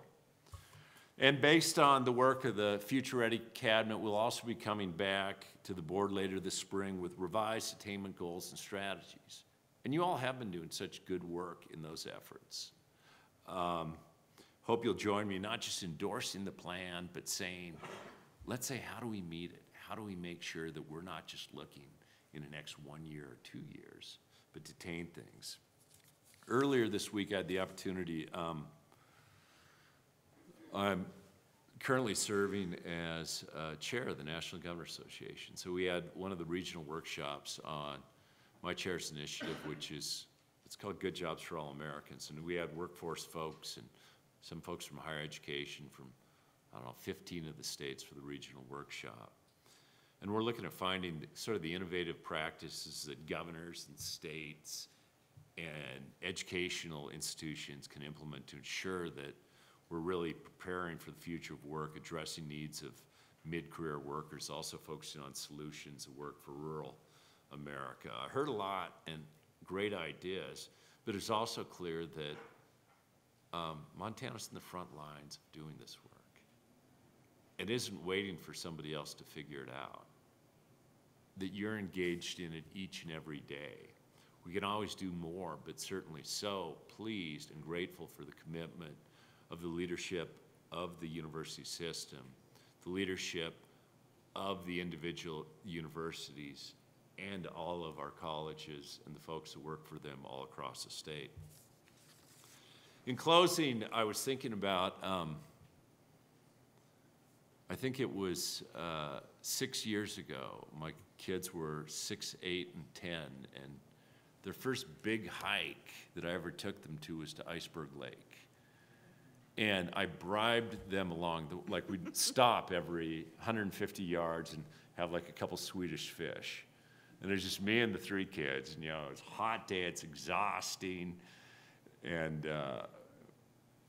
we had our share of meltdowns along the way, but so much excitement than when we got to Iceberg Lake. And we're sitting out on the shore after, I think 2 of them were brave enough to actually jump in. But who do I talk to but Fran Albrecht? And had just a great conversation there. And that was before Fran Albrecht became Regent Albrecht. And there are parts of those moments that I kind of call sacred intersections in life, that somehow something brings you to a place, and just both the kindness and the decency of that conversation. And then later, as we were looking for a new regent from Missoulian, when somebody said, "What about this Fran Albrecht?" I'm like, what about Fran Albrecht? I was as excited when I had the opportunity to at least advance your nomination in the Senate, and when it was confirmed, excited about you being on this board then as I am now. And I know that none of you do it for the fame and fortune, but Regent Albrecht and Chair Albrecht, I so appreciate the commitment that you've made and what you've given of yourself, of your time, of your effort to make sure that everything that we're doing through this university system's not only important for today, but for time long after you're here. So thank you so much for your great service. Thank all of you for your service.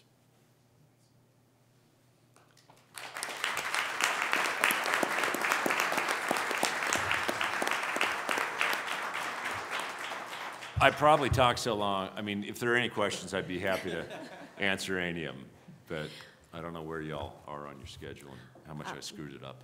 Well, Governor Bullock, I want to sincerely extend my humble thanks for your belief in me. I kept saying, "Are you sure you want me?" But it has truly been an honor to serve this amazing state in this capacity, and I thank you for the confidence in giving me this opportunity to serve. I also thank you for running that bear off that day. Do you remember that? Yes, I do. We both encountered the same bear, and we're alive to tell. But again, I just want to, I've learned so much along the way, but certainly we couldn't do this without your belief in education and prioritizing that. So your partnership along the way has made our efforts that much more easy to really celebrate what we all need to do together for education across the lines. So thank you so much for all you do in service to Montana, and thank you for your commendation. Actually, this is perfect timing. Unless we have other questions or anything for the governor, we're so glad that we could have you here and you've taken the time.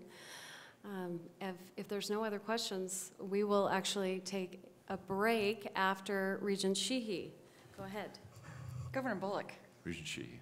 I'm wondering, are you going to Butte and are the Helena High Bengals going to beat the Butte Bulldogs in the opening round of the state tournament? So the answer's yes to both. It's my oldest daughter, Caroline, plays on Helena High's basketball team. And in some respects, she plays behind last year's Gatorade Player of the Year, who's going to University of Montana next year, Jamie Pickens, who fundamentally, and this is a testament also to you, like Jamie is just this delightful young woman who broke Helena High's scoring record last year at our last weekend at divisionals. And I think she could have gone anywhere in the country. She's that good a player. But since she was in 3rd grade, her dream was to play at the Lady Grizz. So she didn't look at really any other school. So I will be doing my most important job this afternoon and this evening, and that being the dorky dad wearing a button with my daughter on and sharing. And I'm hoping, I know I represent all of Montana, but I'm hoping that the Bengals win state for the 3rd time Saturday night. Thanks again. Own the dorky dad. Own it. Thank you. And we will go ahead and recess and return with our next agenda item. Let's go ahead and take a 10-minute break and return at approximately 10:40. Thanks so much.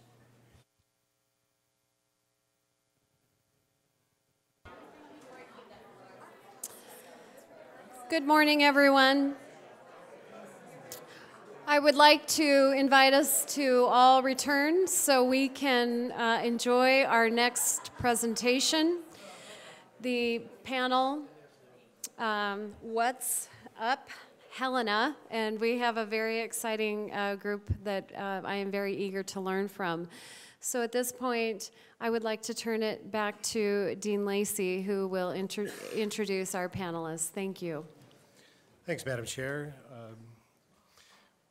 Helena College is so fortunate to have an incredibly supportive community of Helena and to have amazing partnerships across the community that benefit the college and vice versa, allow the college to contribute effectively to the community.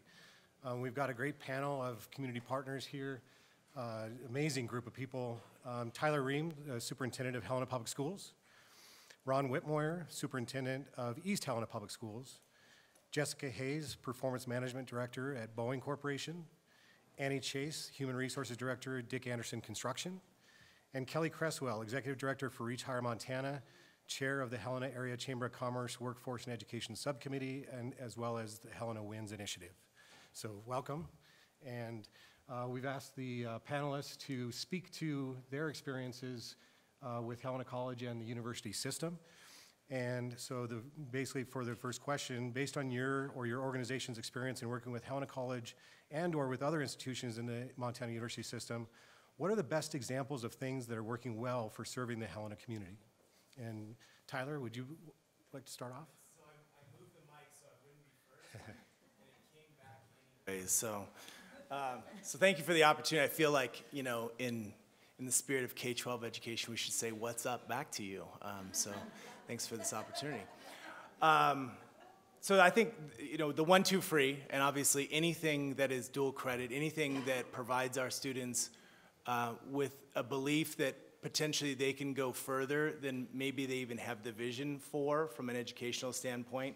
And I think obviously partnership with Helena College has been able to provide that for a lot of kids, where I think they get to a certain point in high school, how far can I go? How far will this journey take me? Dual credit gives them that opportunity to get a foothold into something that maybe they think they don't have a part in, and that's been a difference maker for so many of our kids. That's one example. And then the other example is just having a partner like Helena College right downstairs, if you get lost and get a moment to get lost, to go downstairs and see our access program that exists here. And those are students that, for whatever reason, had challenges in their K-12 education, particularly in high school, and were able to find foothold here in the access program, and they actually take their There are 9 through 12 classes here on campus. You can't find them, and that's by design. You just walk around this building, you wouldn't know the difference between a high school class and a Helena College class. The college has done a terrific job of inviting them and involving them in the day-to-day student life.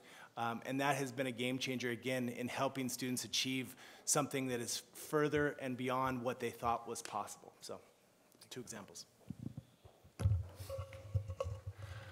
Good morning.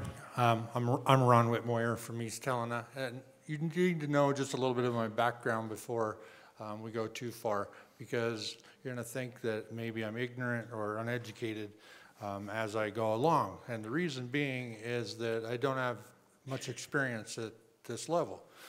East Helena just recently became a K-12 school district, or pre-K-12 school district, thanks to our governor. We are in the process of learning what dual credit even means, what advanced placement even means, and how to provide those opportunities to kids that we don't have yet. Our first freshman class will enroll this fall. We're excited about it. It's an amazing learning curve. We're drinking from a fire hose. And I want to tell you that I'm very thankful that Dean Lacey has added pressure to that fire hose, because he reached out to us in August and said, okay, here we go. How do we coordinate? How do we collaborate? How do we partner on advanced placement classes, dual credit classes? How do we reach the kids that are right now, they just registered last week. Kids are already asking us, what dual credit classes do we have? What opportunities do we have for advanced placement? What do you have for us in nursing and other health careers? What do you have for us related to aeronautics? What can we learn? And they're just eager to learn. I met with a group of these students last week, and I remember why I got into this profession after meeting with these kids.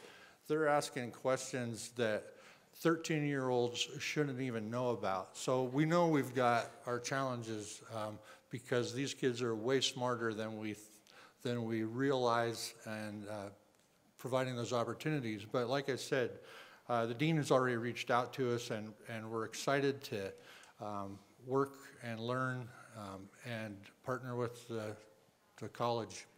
But I don't have a lot to add about what I already know, because that's nothing. So I'm Jessica from the Boeing Company, and I think probably the biggest strength for our company is the partnership we have with Helena College. That partnership's been around since Boeing has been here, almost 10 years now. But really, they do a really great job of partnering with industry to ensure that their programs are meeting the current and future requirements of the workforce for us. And so their machining program, I mean, it's almost like the Boeing machining program a little bit, which is really great for us, though, to be able to have that kind of partnership. You know, we've hired somewhere around 40 students right out of that machining program in the last 10 years, which is pretty amazing for a community of this size. And then beyond just Helena College, we've also started a partnership with Flathead Valley Community College, where I think we'll have a similar type of relationship as we build that in the years going forward. So I think from an industry perspective, being able to have a seat at the table and have the colleges open to our perspectives on what we need, the skills and to be coming out of the college programs is essential to ensuring that we have people that we can hire and get into productive positions in a very fast time period.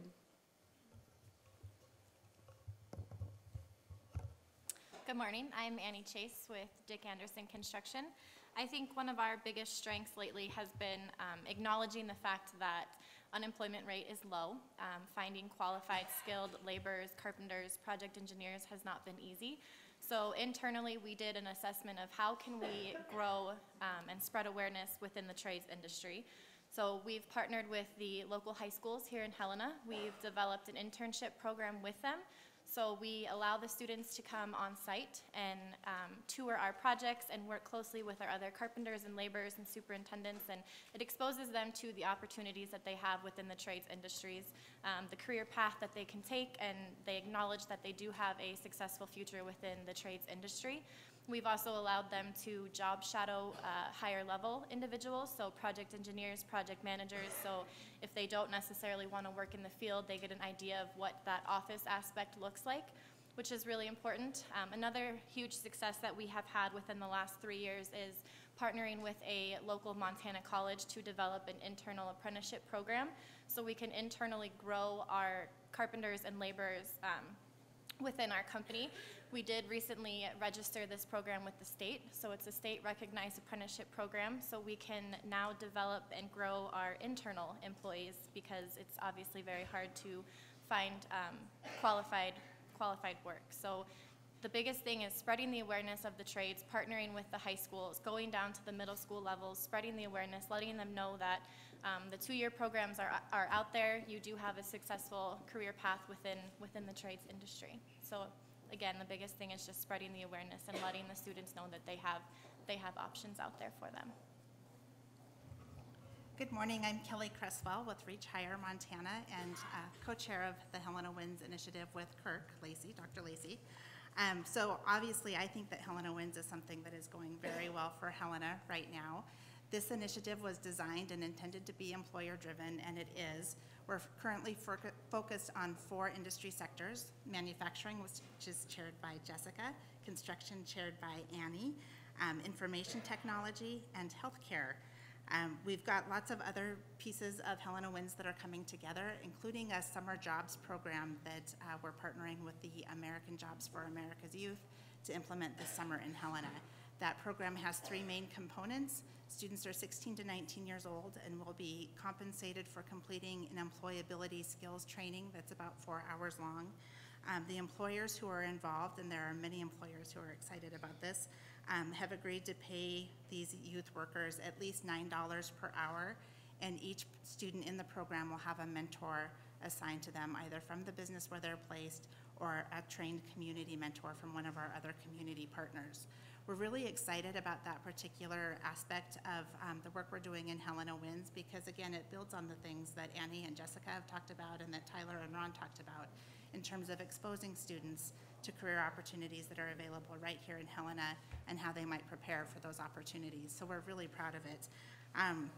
I would also say that Helena is a community that I think really values education, and some of that might be because we have OCHI and OPI right here in Helena, but we really do have exceptional educators at all levels and some really tremendous people who participate in the education process. ACT recently announced their college and career readiness champions for Montana, and 2 of the 4 are from Helena, including Annie. And he is our employer champion from ACT this year, and our K-12 educator champion is Jim Weber from Capitol High School, who teaches welding and machining. So there's lots of excellence to go around, and we're pretty fortunate to have all of that right here. Great, thank you. In addition to the things that are going well, from your experience with Helena College and the university system, what are the best opportunities for improvement and how we can better serve the community? So I would say, short answer to that would be context, context, context, right? So I was in a pre-calc class 2 days ago. They were performing an activity that I couldn't not describe because it's been a long time. But I sat down next to a student and I asked him, why is this important? What is this in relation to? And he looked at me like I was, like I had just asked him the craziest question ever, right? I mean, and I think what we're seeing in education, I hope we're seeing in education, is a blending between the formal and the informal education. I think there was a time and place where you had your formal education and then you went off to work. And I think we're seeing this period of time where it's formal blends into informal, which may lead back to formal, which may be, and I think that's what we're seeing with our students. But without context, without their understanding of what essentially becomes abstract, that was abstract in that pre-calc class, he could not apply that to why is this important for my future.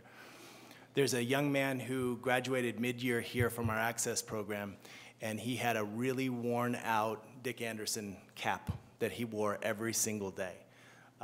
He re-engaged in his formal education because of Access, and he wore the Dick Anderson cap, which started a conversation one day with him. And he wanted to continue his education through Helena College and eventually join Dick Anderson because of a work experience that he had in high school where he was on a job site with Dick Anderson, got the hat that he's been wearing for the 5 years since, but it provided him context and a connection point for what was abstract, making that a concrete thing. And I think that's an opportunity that we have to work together to provide students more formal, concrete opportunities to connect that, what is essentially abstract formal education, to something that drives a vision. Now I wish I'd have started with the microphone because that's a hard act to follow. Nice job, Tyler. Simply to add that just continuing to reach out, just as Helena College did to the schools, reaching out to businesses, trying to network all of us together is the way that we can make improvements in what we're currently doing. As Tyler described, the way to feed these students what they need is to seek greater opportunities throughout the community. And those opportunities are in places we've never even dreamed of yet. And not only will the adults lead us, but if we listen to the kids, as Tyler just described, if we listen to the kids, they can lead us and show us the way as well. They know what they want. We just have to be flexible enough and creative in our thinking enough to do that. And like I mentioned earlier with the Helena College, with them reaching out to us so early in August, before we had even started to think about what our freshmen were going to take in the new high school. With him reaching out then, it gave us the time and the opportunity to think forward and not sit back and wait for something to happen, but be creative in our thinking. And I thank Kirk and his staff for making that opportunity available. And I just met Jessica next to me here, which is one of those network connections that business needs to be involved in this. We need to learn from them. And that's another opportunity that we have. What are the skills that you need that we can start planning for now and not wait until suddenly now you need those skills? It doesn't work very well. And every educator sitting at the table here knows that. So Tyler and Ron are right on. I completely agree with their comments. To add to that, I would say some other opportunities from my perspective would be soft skills.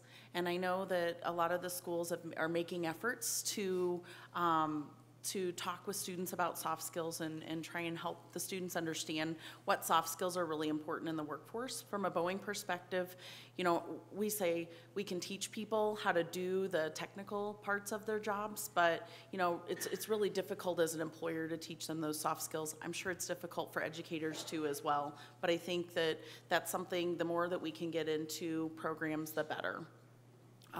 In addition to that, I think, you know, further partnerships with industry to ensure that programs are either created or updated for future skills needs is very important for business to be successful and have the workforce ready that we need at the right time. Those are probably the biggest ones.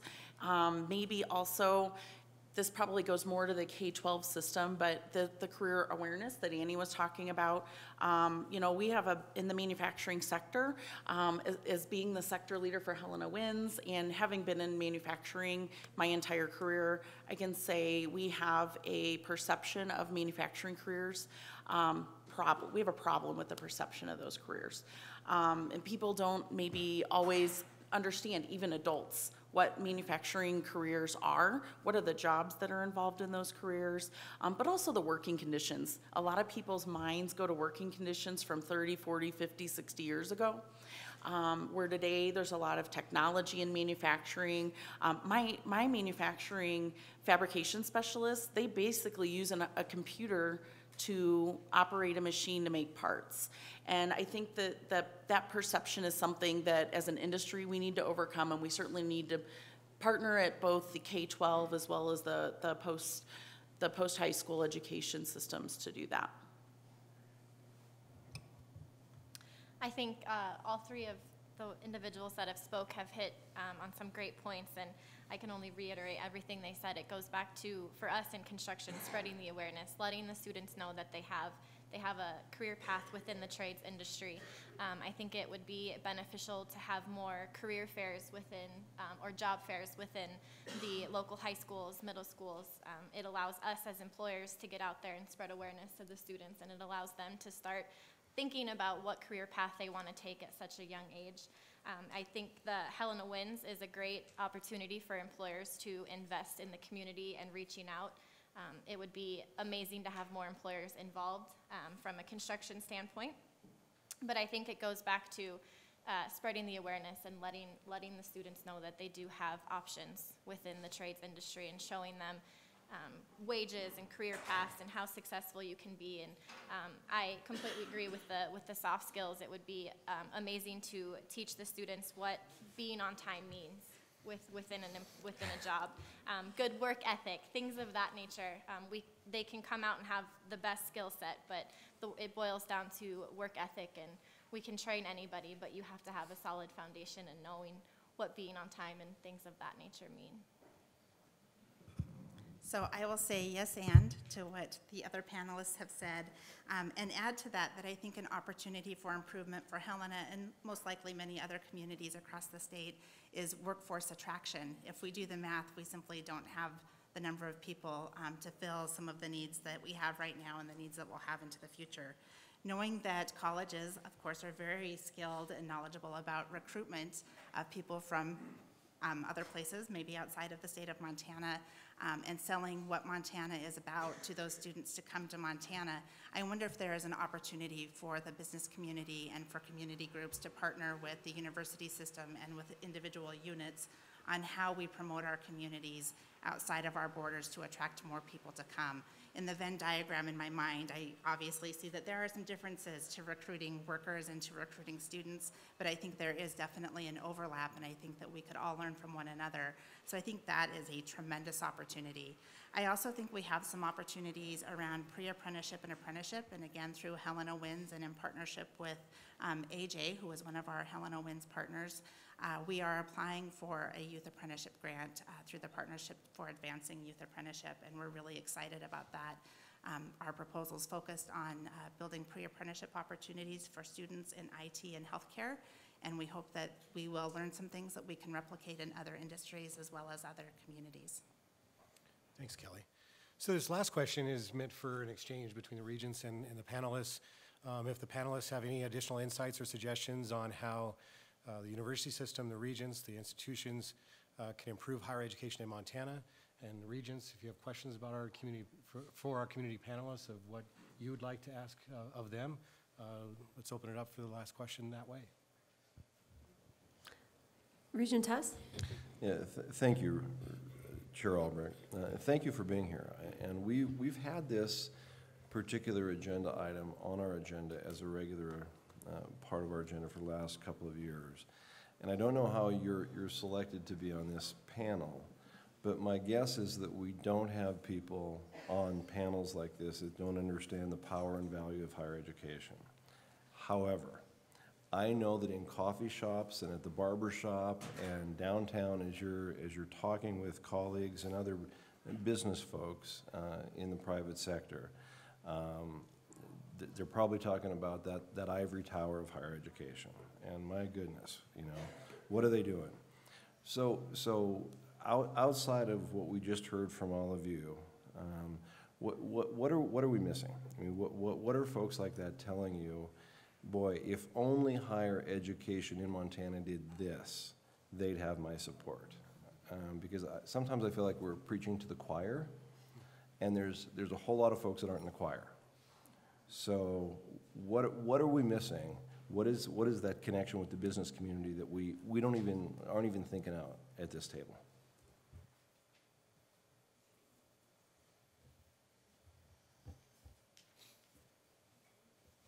So I'll just continue the order here. And make it up on the fly. So that's a good question. It's a tough question. I think, and it kind of goes back to the first question in some ways.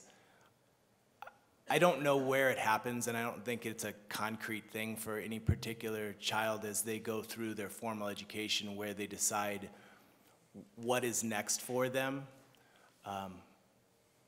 I think back to where our students are when they're 18 years old, and I don't know how many of us in the room are exactly who we are today as to what our vision was when we were 18 years old. It didn't work out well for me. I'm supposed to be on the Lakers playing with LeBron James. haven't got that call yet. But I think, going back to like the 1-2 free piece, right? At some point, they decide that college is this thing that exists for some students, but maybe not me. And then there's a teacher like a Jim Weber and others who enter their lives and they have a vision for that 16, 17, 18-year-old that they may not have for themselves. Then you step in and you provide a pathway that may not be the traditional 12th grade enter freshman year. It may be 12th grade Helena College enter junior year. There's multiple pathways that exist, and I think the more diverse and applicable and attainable those pathways can be for students, the more they break down that kind of ivory tower that you mentioned, this idea that if I'm not there by the end of 12th grade, I'm not going. And I think the more experiences that the more structures that you can add that make that an attainable thing for them, I think further wither away this idea that college is a one-time thing, and if you don't get in when you're 18, you're not going. And so that's kind of some initial thoughts to that question. I would simply add to that a perspective from the community.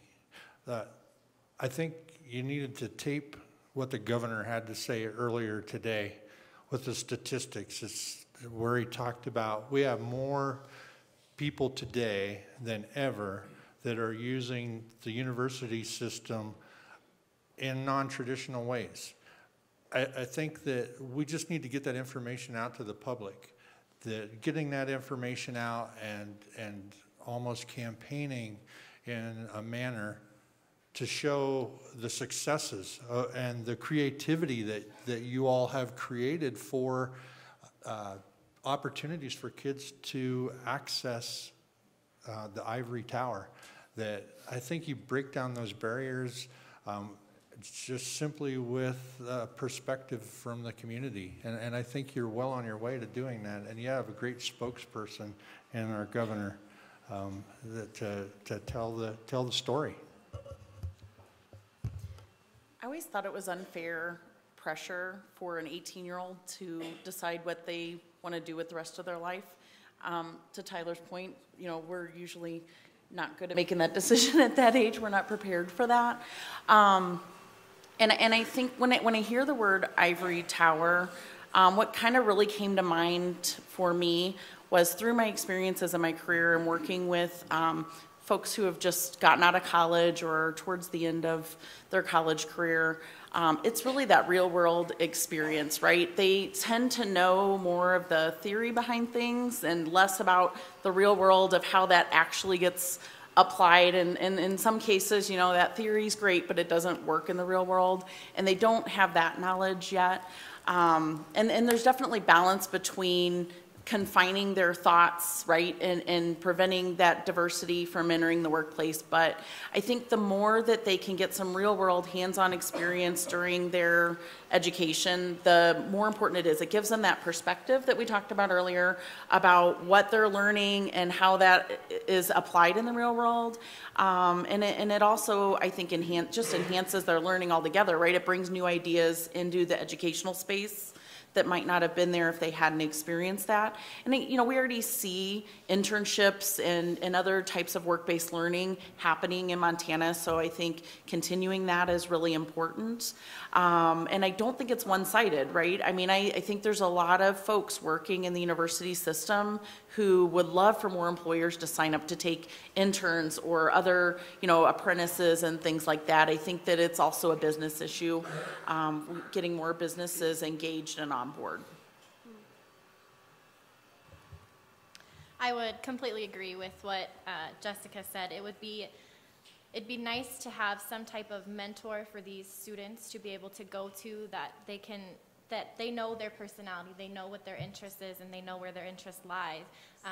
What career path would be best suited for them? I know when I was 18 applying for college, I was asked to declare a major when I was filling out my college application, and it scared me because I didn't know. I have interests in multiple different areas, but I don't know what course to take that would be beneficial for me. So being 18, I declared a certain major, and I ended up switching it 4 different times. And letting students know that that's okay. You don't need to know right off the bat what you want to do for the next 50 years of your life, and changing that down the road to what's going to suit you is important. And if I didn't have my family come to me and say, this is what I see you doing, this is where your personality lies, I wouldn't have graduated with the degree that I did. So having somebody that student can go to early on in their schooling would be really beneficial, someone who really knows them and knows what they're interested in, and I think that would be a huge aspect to the students. I'll take a little bit different approach and say that I think some of the ivory tower perspective may come down to the language that we use around college and around education, and I'll use dual enrollment as an example. So I think that all of the terms around dual enrollment make a lot of sense to the people sitting around this table and the people in this room because we're closer to it. But if you're a child in a family where you will be the first person who is considering college, and you hear dual credit and dual enrollment and concurrent enrollment and advanced placement and work-based learning, and oh my goodness, what does it all mean? I think that excludes people when they don't understand what we're talking about, and I think that we need to find a way to present these opportunities to students and parents in a way that means something to them and that they understand if they are not already part of this world. I want to add real quickly to your question, though. It's not all on you, right? That ivory tower, we've created that in K-12 education as well. We are still very much a sort and classify system. If we weren't, then you wouldn't have heard terms like "you're not college material," right? I mean, and so I think breaking down that is and helping students see those pathways that are continuing and evolving and dynamic is important, because I don't think it's something that was created necessarily at the university system entirely. I think it was very much a K-12 piece. And I think the soft skills piece and the grit and all of these things, it was cited this morning, 1 in 3 don't come back for their soft. That's grit, that's perseverance, that's finishing out. And so all of those pieces, to me, are coming together to make for a different future leader for our community. And it's not the square college material piece that I think we've been working on for decades. So not all on you. So thanks, Regents, for making time out of your schedule to hear from the community of Helena. And thanks to each of you for taking the time out of your busy schedules to share with us your insights. But most importantly, thanks for being such incredible partners. Dean Lacey, real quickly, Regent Sheehy had one question, and then we'll wrap up. Thank you. Actually, I just kind of wanted to give you some feedback as well. As Tyler, I think you asked, what's up, Board of Regents? One of the things that we've heard about at this table are private things like there's a Yellowstone Strengths Academy and different things that are being implemented by both employers and the education system to teach those soft skills. So there are some things out there that are addressing the soft skill problem that we hear about at this table from pretty much every What's Up. And then the other thing I'd like to say is thank you so much. You've been sort of this community has been one of the greatest parts of our apprentice program. You've taught us that apprenticeships work. You've taught us that they can be long in existence with the Boeing project. And we've been trying to do what you're doing here across our system So it's nice to hear back that these relationships continue, that they're successful, that they are leading to employment. And finally, in answer to one of the questions about how do we sell our communities, I want to compliment Helena. One of the things that isn't mentioned today and isn't really on any of our plates, Helena has such a vibrant arts community, and I don't know how that plays into education and business, but I will tell you that from an outside perspective, looking at Helena, one of the things that we always notice is your arts community. So, thank you. Thank you, Regent Sheehy. And again, Dean Lacey, thank you so much for putting this together and for your thoughtfulness in inviting such a great, diverse group who clearly represent what we are seeking in that sort of engagement in helping us on what our goal is, and together you're moving it forward. So thank you so much for your commitment to students and to the community and beyond. So thank you.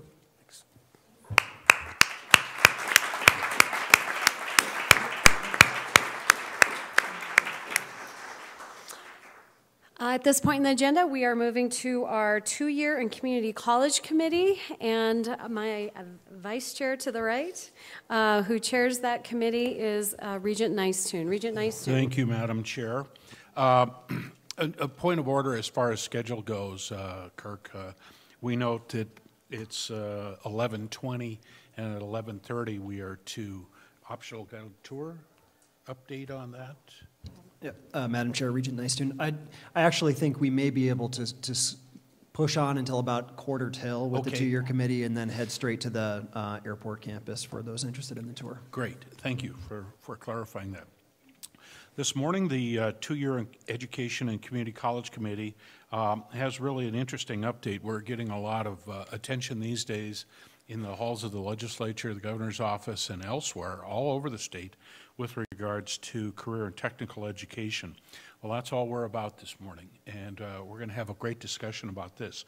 So with this, Deputy Commissioner Tessman, may I throw it over to you to talk about the Perkins 5 transition plan? Thank you. Thank you, Madam Chair, Regent Nystuen. And I just, very quickly, I think the comments from Jessica, Annie, and Kelly, and our two superintendents, spot on. I mean, really, you think about this morning so far at this meeting, and two things stand out. One is the need for a kind of cradle to career or P through W approach for our educational system, and the other thing that stands out is partnerships. And I think right at the heart of all of that is our two-year system. And certainly Helena College is a great example. One partnership that is of particular interest right now is the partnership between the Montana University system and business and industry across the state. And our two-year community colleges focus on student success in all sorts of ways, but really workforce and economic development is front and center. It's one of our three goals in our strategic plan for the Montana University system. And our two-year campuses are doing a wonderful job. And we're going to talk about career and technical education for our time in today's committee meeting. We're going to do it in three ways. The first way is Jackie Treaster is going to talk a little bit about the Perkins 5 grant. And Perkins 5 is really the main source of career and technical education funding in the state of Montana, to the tune of about $6 million a year. And Jackie will walk us through some of our current CTE activities and actually present a kind of transition plan for Perkins 5. The second, and I think most important element of our meeting, is going to be hearing from students and sort of their CTE experience on a couple of our two-year campuses. And then I would encourage all of you who are interested in consider taking an optional tour of the airport campus here at Helena College, which is just a terrific facility. So three parts. I'll turn it over to Jackie Treaster right now, who's our Director of Career and Technical Education and Dual Enrollment. Jackie? Thank you, Deputy Commissioner Tessman and Mr. Chair, members of the committee. I'm pleased to be here and to be in front of you to take the time to really kind of brag on the CTE happenings in Montana. Our colleges and all the way down through the high schools and middle schools are doing some incredible work, and so I'm excited to share with you some of that. And then, like Deputy Commissioner Tessman said, bring up a couple of students that can highlight their experience with CTE. I think it's important to hear from them as well. So the first item on the agenda is actually a Perkins 5 transition plan. And this was sent to you all a few weeks ago, I believe. Perkins 5, the reauthorization of this law, which happened in July 2018, required every state to revisit their CTE state plans. And we are required to write a 4-year plan, but that doesn't take place until the 2021 grant cycle. So we need something to get us through the 1920 grant cycle, which is coming up here in July. And we'd like to be able to continue to award Perkins funding, and so we need this transition plan to be approved by you all as the board and submitted to the U.S. Department of Education in order for us to keep operating business as usual for Perkins for the 1920 grant cycle. So I'm here for any questions on that transition plan that had been sent to you all.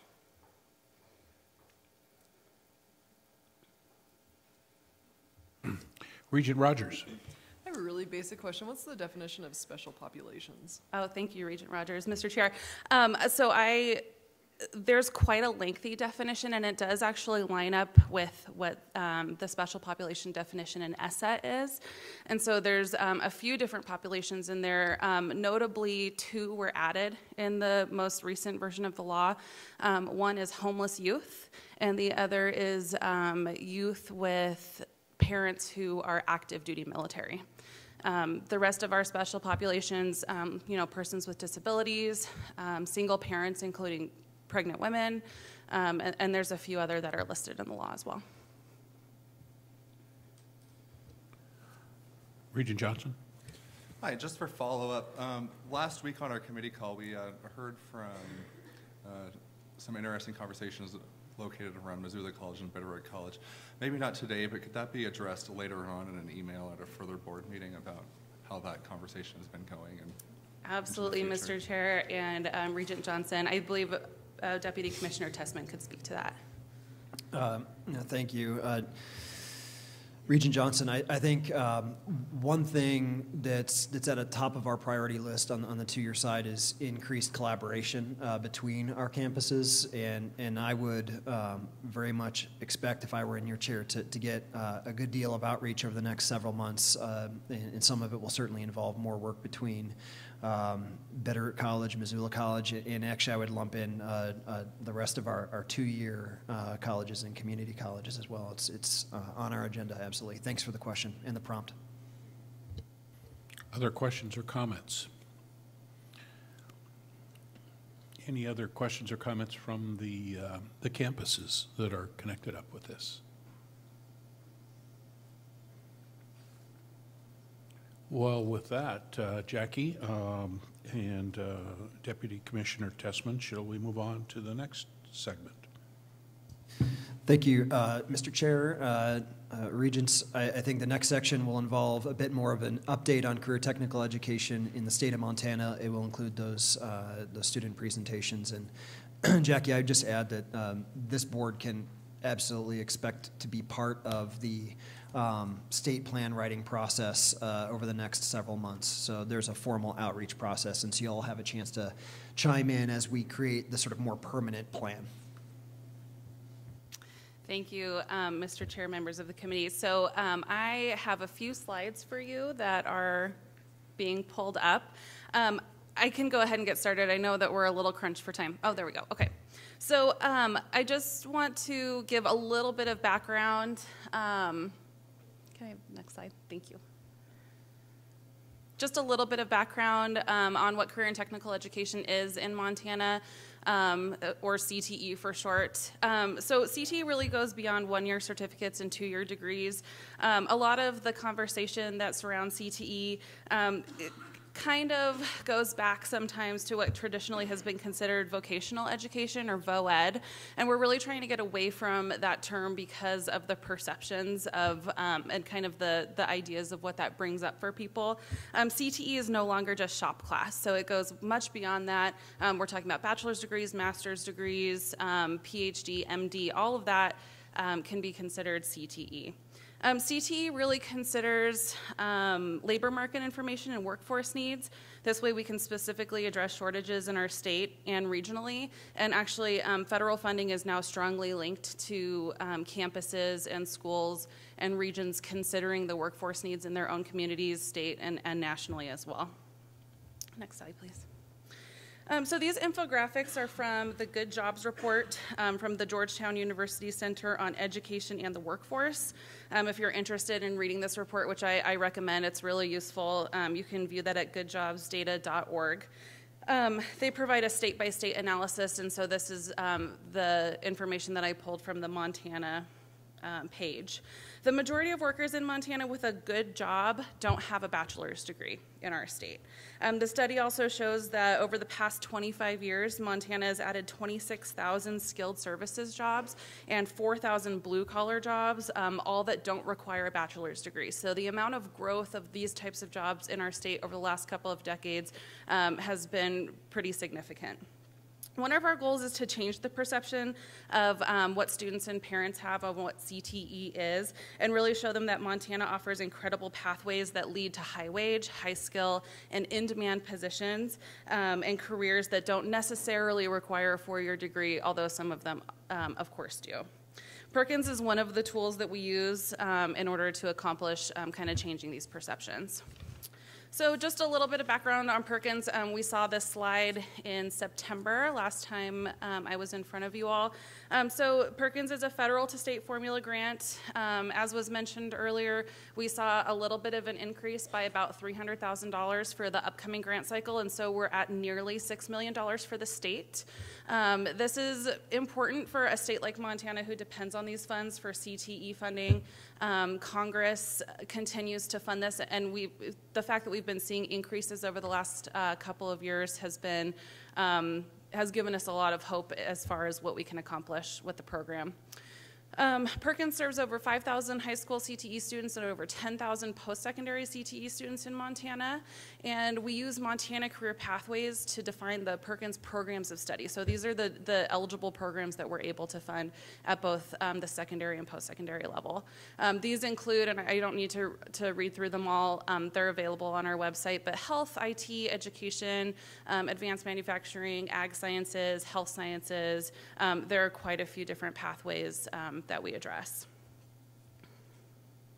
So this is just a list of Perkins receiving institutions. You can see that the reach is all over Montana. And again, this is just post-secondary institutions. The list of high schools is much, much greater. And so while we have this slide up where you can see all of the colleges that participate, we're actually going to bring up a couple of students for you to give their perspective. The first is Wyatt LaPrame from Helena College. He's a second-year student in the welding program and has been president of the welding club for the last 4 semesters. He holds an externship as the Workforce Development and Community Outreach Assistant at Helena College, is an Associated Students of Helena College Senator, and has been selected as a Helena College Student Ambassador for the past 2 semesters. So if we can bring Wyatt up.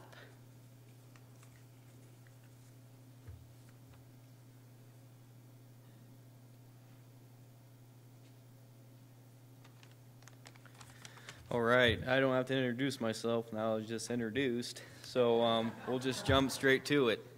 So my experience here at Helena College was more of a last-minute decision. My senior year, I was attending Capitol High School. My instructor was Jim Weber, my welding teacher for 3 years at Capitol High School. And just kind of thinking about what you guys were talking about earlier, it kind of touches up on what these business partners we have in the community were just talking about. And if it wasn't for Jim Weber, I would have never thought about going into Helena College. And if it wasn't for Helena College, I never would have been put in these positions I'm in now with student ambassador, my externship, student senate, my welding club presidency. I would have never even thought about that stuff. After I graduate from this program, I'll continue my education to get a Bachelor of Applied Science and Trades Management through MSU Northern. And that also touches up on what you guys have been talking about. It kind of just lines up, doesn't it? And anyway, Helena College has been a great college. The instructors, there's so much one-on-one time. The staff and faculty are really a student-first kind of people. Helena College really portrays that, and I would like to say that on behalf of all the other students that attend here. They'd say the same thing. And my skills as a welder/fabricator have increased exponentially. Len Ziegler, he's my instructor over at the welding program, and he really is committed to his students. And I know twice as much, I know 10 times more than I did when I came in, and it's just been quite the experience so far. And Helena College has helped me learn more management skills, leadership skills, soft skills, teamwork, and I just gotta say that's a result of a student-first kind of staff and faculty. So thank you. Thank you, Wyatt. Wyatt, would you tell your classmates thanks for the cool business card holders? Yeah, I can do that. You're going to yeah. all parts of the state, so thanks. All right, good. Okay, great job. That was a good one, Jackie. Our second student is Cheyenne Smith. She's a second-year student in the dental hygiene program and will be graduating in May. And she's at Great Falls College. She was the co-chair of the Great Falls College's No Smile Left Behind Community Dental Day, which just took place last week on March 2nd. So we're lucky to have her here now that she has a little bit of free time. Cheyenne? All right, after that introduction, another great one. Good morning. Thank you for providing this opportunity to share my story. For your service and for the Board of Regents, thank you. So I am, like she said, a current student at Great Falls College, and I am enrolled in the dental hygiene program. Just some backstory, I recall wanting to be a dentist at a very young age. I got a dental Barbie when I was in first grade, and it blew up from there. And that's what I've planned to do ever since I was little. So while in high school, my first real experience in dental, I worked for a pediatric dentist and was able to shadow him. And then I went to Carroll College after graduating Capital and graduated with a degree in biology. And so after that, it took me a while to get a job, but I found myself working for a dentist again and just decided that this is what I needed to do, and my next step was dental hygiene. So the cleaning lady doesn't even begin to describe what dental hygienists do. This is work that directly helps another person. So beyond the teeth cleaning process, we educate our patients on oral home care, even our whole body as a whole. So this has lifelong impacts for them, and I think of it as being as part of their success in life. Through the college, I have cared for many patients that have not seen a dentist in many years. Recently, I'm going to start crying. My patients are just so close to me. I recently had a patient, he had never been to the dentist, it had been 24 years. His mom actually encouraged him to come in, and I was able to help him calm his anxiety. I was able to find him a dental home here in Great Falls to keep receiving cleanings. With the dental hygiene program, it's quite a commitment when you come in as a student. Each appointment is 3 hours long because we are students, and depending on the status of your teeth, you may be there for 4 or 5 appointments. This particular gentleman took me 9 appointments, but he has touched my heart immensely, and he's just one of the biggest encouragements to pursue this and why I chose this profession. For myself, this career choice will also provide a great income. The starting wage is around $51,000 a year in Montana, and it's also great flexibility. Hygienists they can pick their schedule. We're not directly working with the dentist as they're doing restorative care. We're doing our side of preventative cleaning care. So with my husband being a nurse, who works in a hospital 24 hours a day, 7 days a week, that's always running, I get to have this more flexibility for when we decide to have a family. So, having worked in a dental office, I know firsthand the need for dental hygienists. I have a bachelor's degree, but that doesn't mean that you need a bachelor's degree to practice dental hygiene. At Great Falls College, it's 2 years to be a dental hygienist, and that's after you take your boards and get licensed. We're incredibly important. Hygienists are incredibly important in our community, and we get a great wage. And I just hope more people decide to take this route, especially with this expansion coming up. You know, right now we can take 18 students. If we can increase that to 26, we're just fulfilling that need for hygienists here in the state. My time in Great Falls and at Great Falls College has greatly impacted my life. The patients that I treated from the community as a student and the Great Falls College Dental Clinic have played a special role in my life, as they've contributed to my education, and I definitely would not be here without them. I am in my 5th and final semester, and in 60 short days, not that I'm counting, I will be looking for my prized board patient, who I will clean in front of 5 examiners, graduating and taking my final board exams to become a registered dental hygienist in the state of Montana. If you're interested, I am looking for volunteers. I certainly can't wait to begin work, and I've already accepted a job here in Helena. And I want to thank you guys again for giving me your time and attention today. Thank you. Thank you, Cheyenne. It should be noted that the next Montana Board of Regents meeting is May 22nd and 23rd in Great Falls. So you've got a lot of willing patients right around the table here, right? Everybody? So, yeah. Thank you, Cheyenne. What a great presentation. Both of them. So thank you, Dean Lacey and Dean Wolf, for sharing 2 of your students' success stories with us today. With that, Director Yeah, so Priester. Mr. Chair, I have just a couple more slides for you, and I'll Okay. be quick. Obviously, having students in front of us is more impactful and more entertaining than just going over slides. But I do want to bring up Stephanie Gray. She is the Workforce Program Development Manager at Gallatin College. She's going to highlight how the process works with creating a CTE program in order to meet workforce needs in a community. Welcome, Stephanie. Thank you. Sadly, I am not a student. It is nice when we work in a world trying to solve problems to see the positive outcomes, so thank you, students. I was asked to come and talk about some success stories in solving workforce problems in our community. And what I'd like to say is Gallatin College has started 7 new workforce programs in the past 6 years. So we have been busy, and one trend that we have recently started with photonics, laser optics, and culinary arts, and our new cybersecurity program, is we're starting to work with our 4-year partners at MSU. We're sitting down early in the planning stage to talk to the 4-year faculty about, number one, streamlining for our students that come in under the 2-year and moving into engineering or moving into photonics and electrical engineering. And then the flip side, on the flip side of that, is we have 4-year students, just like was just mentioned, who are wanting more technical skills to go along with their bachelor's degree. And also, I think that's what industry is asking for also.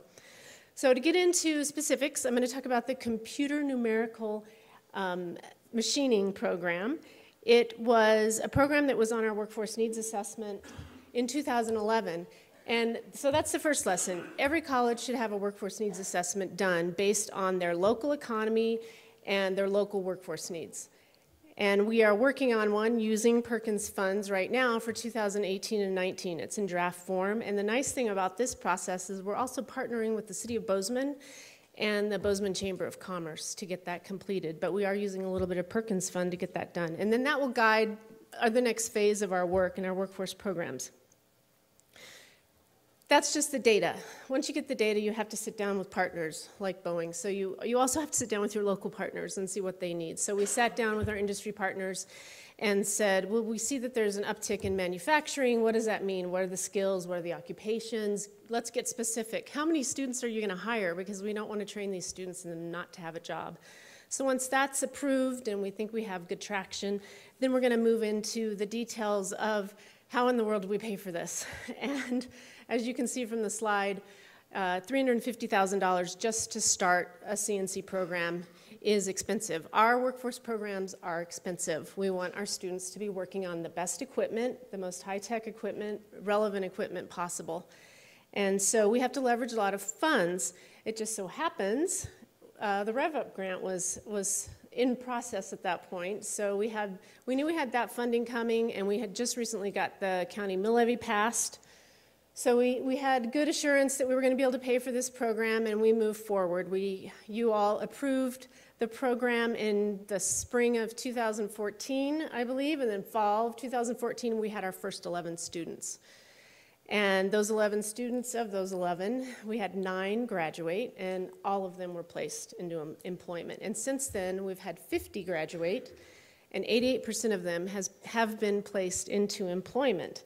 So you can see there's an example of how to move this along and meet the workforce need. And if you have any questions, I'd be happy to answer those. Questions? Questions for Stephanie? If not, very good. Thank you. Mr. Chair, I do have a Perkins 5 update and a dual enrollment update, but depending on the schedule, I'm happy to wait until after lunch. Yeah, Madam Chair, well, Mr. Chair, Madam Chair, I suggest that if it's at all possible, we maybe take 10 minutes or so after we return from the break to finish up some important information on dual enrollment and Perkins 5. Is that? Absolutely. Okay. Sure. Okay. Thanks very much. So on a scheduling note, I think what we have heard here is, I think something on the kind of data number side, but really moving stories from our 2 students, a great individual story about a new program being developed. And you can kind of continue that journey if you have the opportunity to join us for a tour of the airport campus here at Helena College. So, Amy, I believe we have some shuttles outside. There is lunch provided for meeting attendees, right? And I think the ARSA committee, will return at 2:30, is that right? For the full, yeah, at 2:30. We'll have a few minutes more of the 2-year committee, and then hopefully we could move straight into ARSA after that. That's good, thank you. Madam Chair, I'll throw it back to you. Okay, we will go ahead and recess, and then until we return, Dean Lacey. Yes, just for logistics, the shuttle vans for the regents and the commissioner staff will be right out front here. And for others, are invited and encouraged to carpool and head on over to the airport campus. And we're very excited to welcome you over there next. Thank you.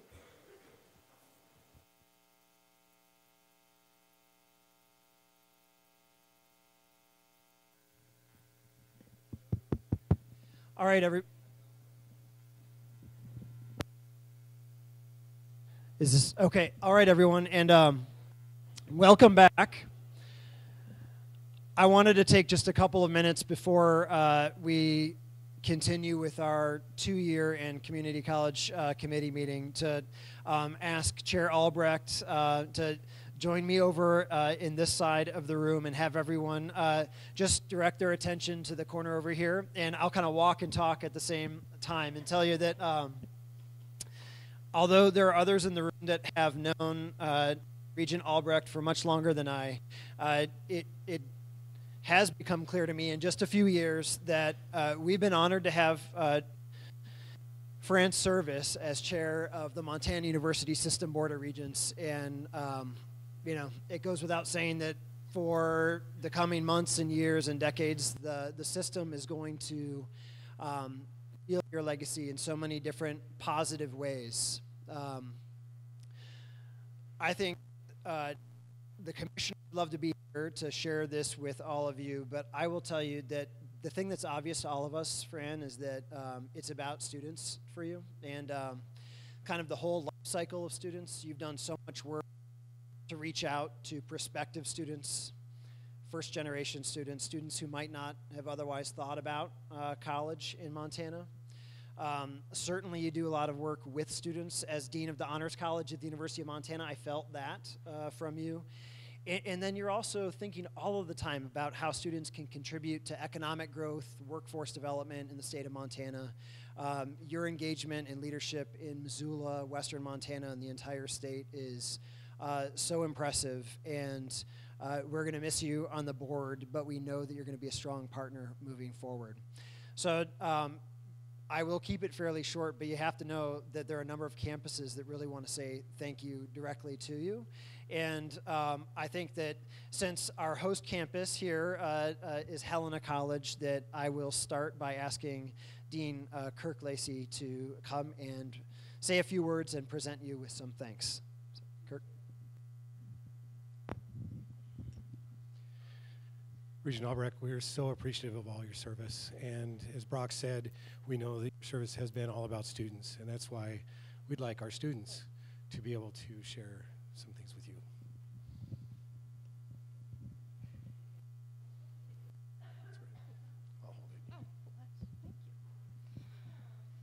Dear Regent Fran Albrecht, on behalf of the Associated Students of Helena College, as well as the whole Helena College community, please accept this gift in recognition of your many years of dedication, commitment, and service to the Montana University system, and especially the MUS students. The Helena Club Art Club students and faculty advisor created this work of art in your honor, and the illustration depicts an image of Helena College school building with the emphasis on reflections in the campus windows as a way of symbolizing our students' reflections on their great learning experiences at Helena College. Thank you for all you have done to help Montana's higher education system and continue to benefit students and Montana communities for years to come.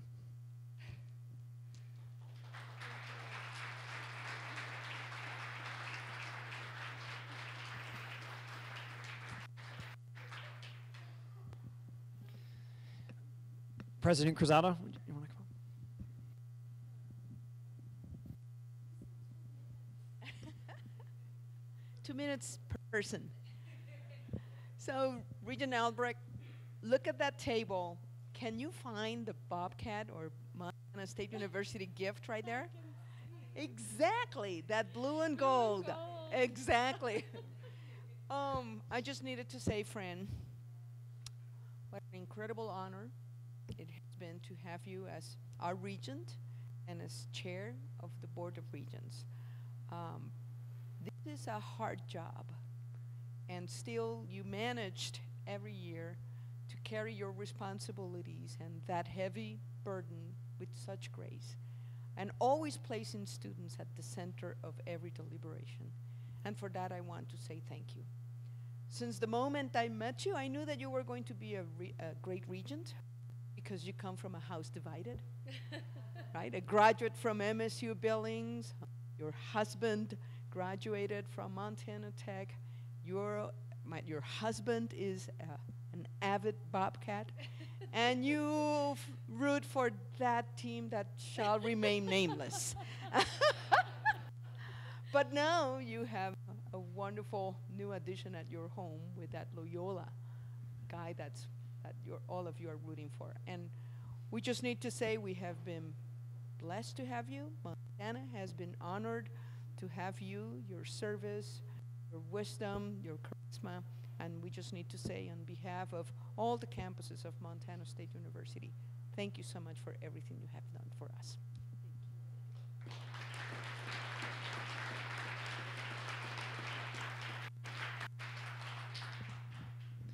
And President Bodnar.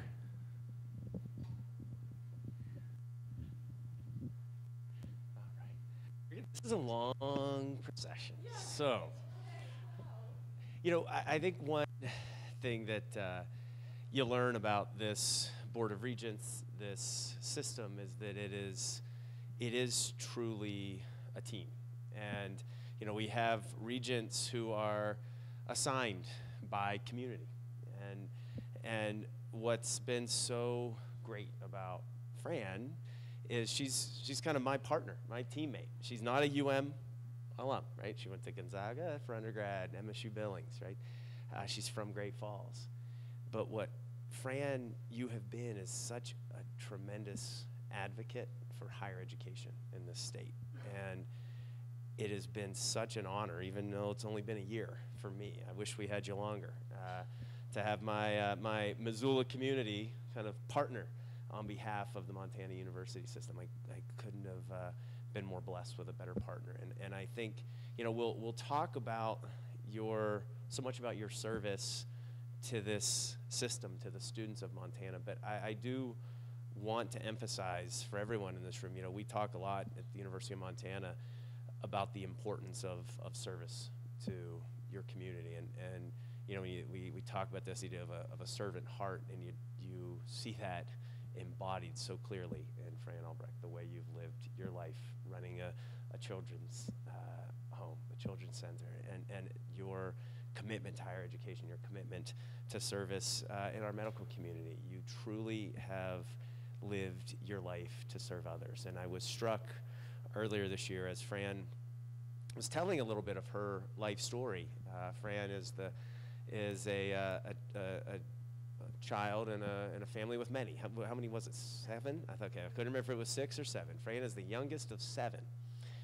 And as she told the story, by the time Fran came around, her parents really were kind of out of name options. So they said to her, you know, her siblings, well, what should we name this one? And her brothers happened to be quite big Minnesota Vikings fans, and were fans of a quarterback named Fran Tarkenton.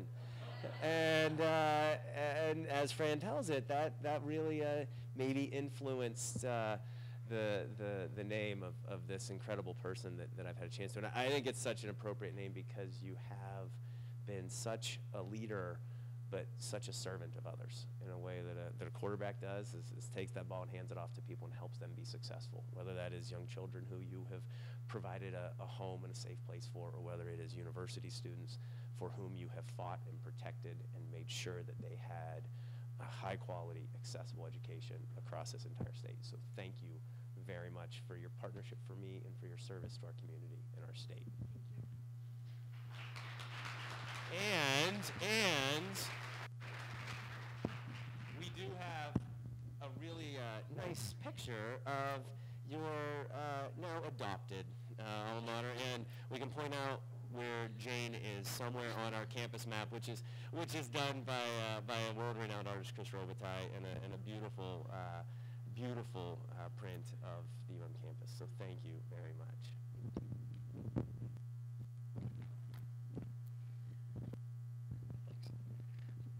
There are a couple more campuses. I'm so sorry to tell you, but everyone wants to say thank you. No, this is wonderful to hear from Chancellor Beth Weatherby from the University of Montana Western. Thank you. I'll be different. I'll start with the president. So this is, these were made by one of our alums. Oh, sorry. Up here. These, is this good, Brooke? Come with me. And she's shy. These were made by one of our alums.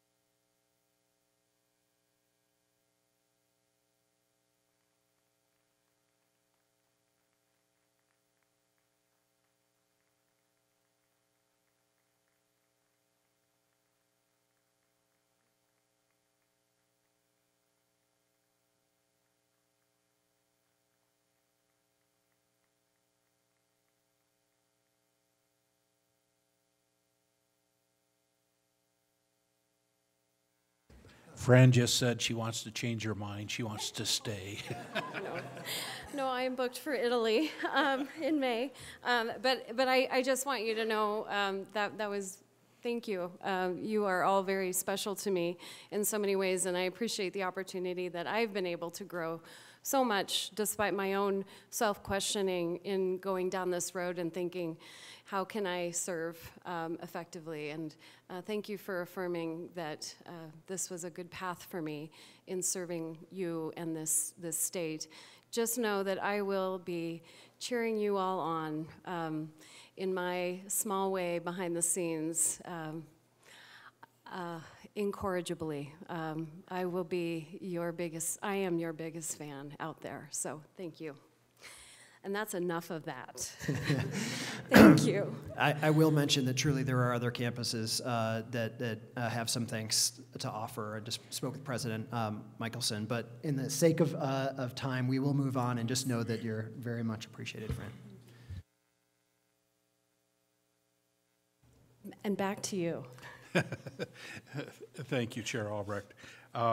We've just got a couple other quick things to go through to conclude the two-year Education Community College Committee. But first, before we do, I think we need to do a big thank you to Dean Lacey, Tammy, and the crew out at the airport campus.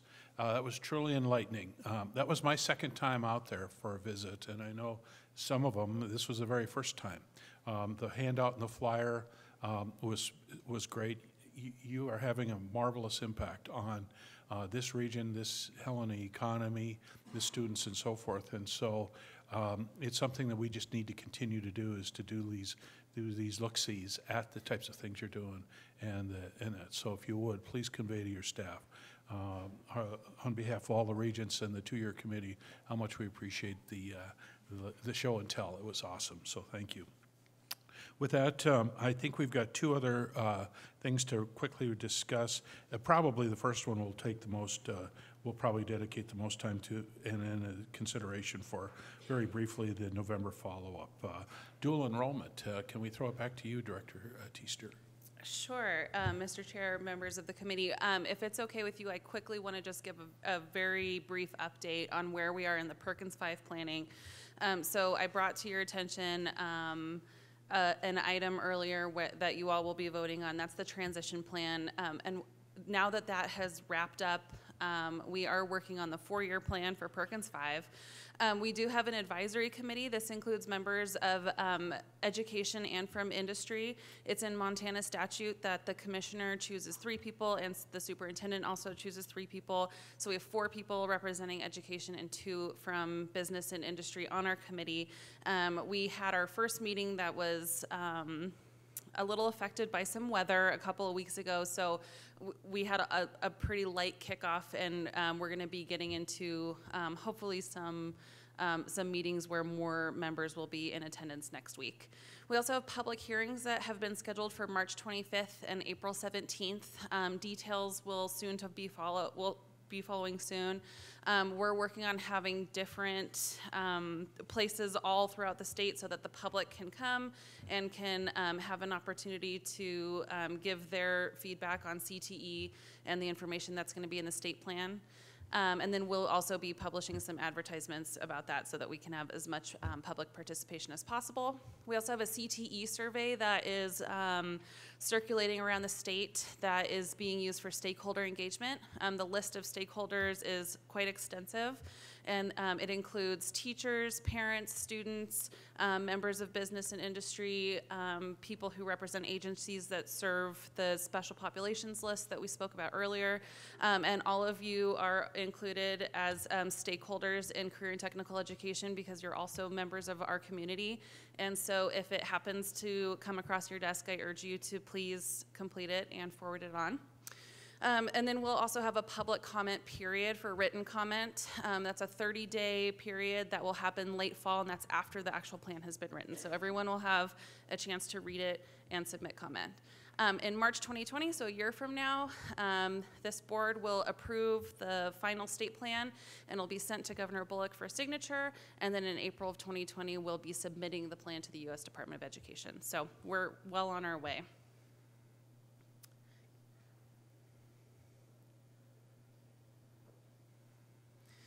Just a quick mention about the partnerships that we have while we're writing the state plan. So unfortunately, Superintendent Arntzen isn't here, but we have had a really strong relationship with the Office of Public Instruction. They're really our core partners with Perkins.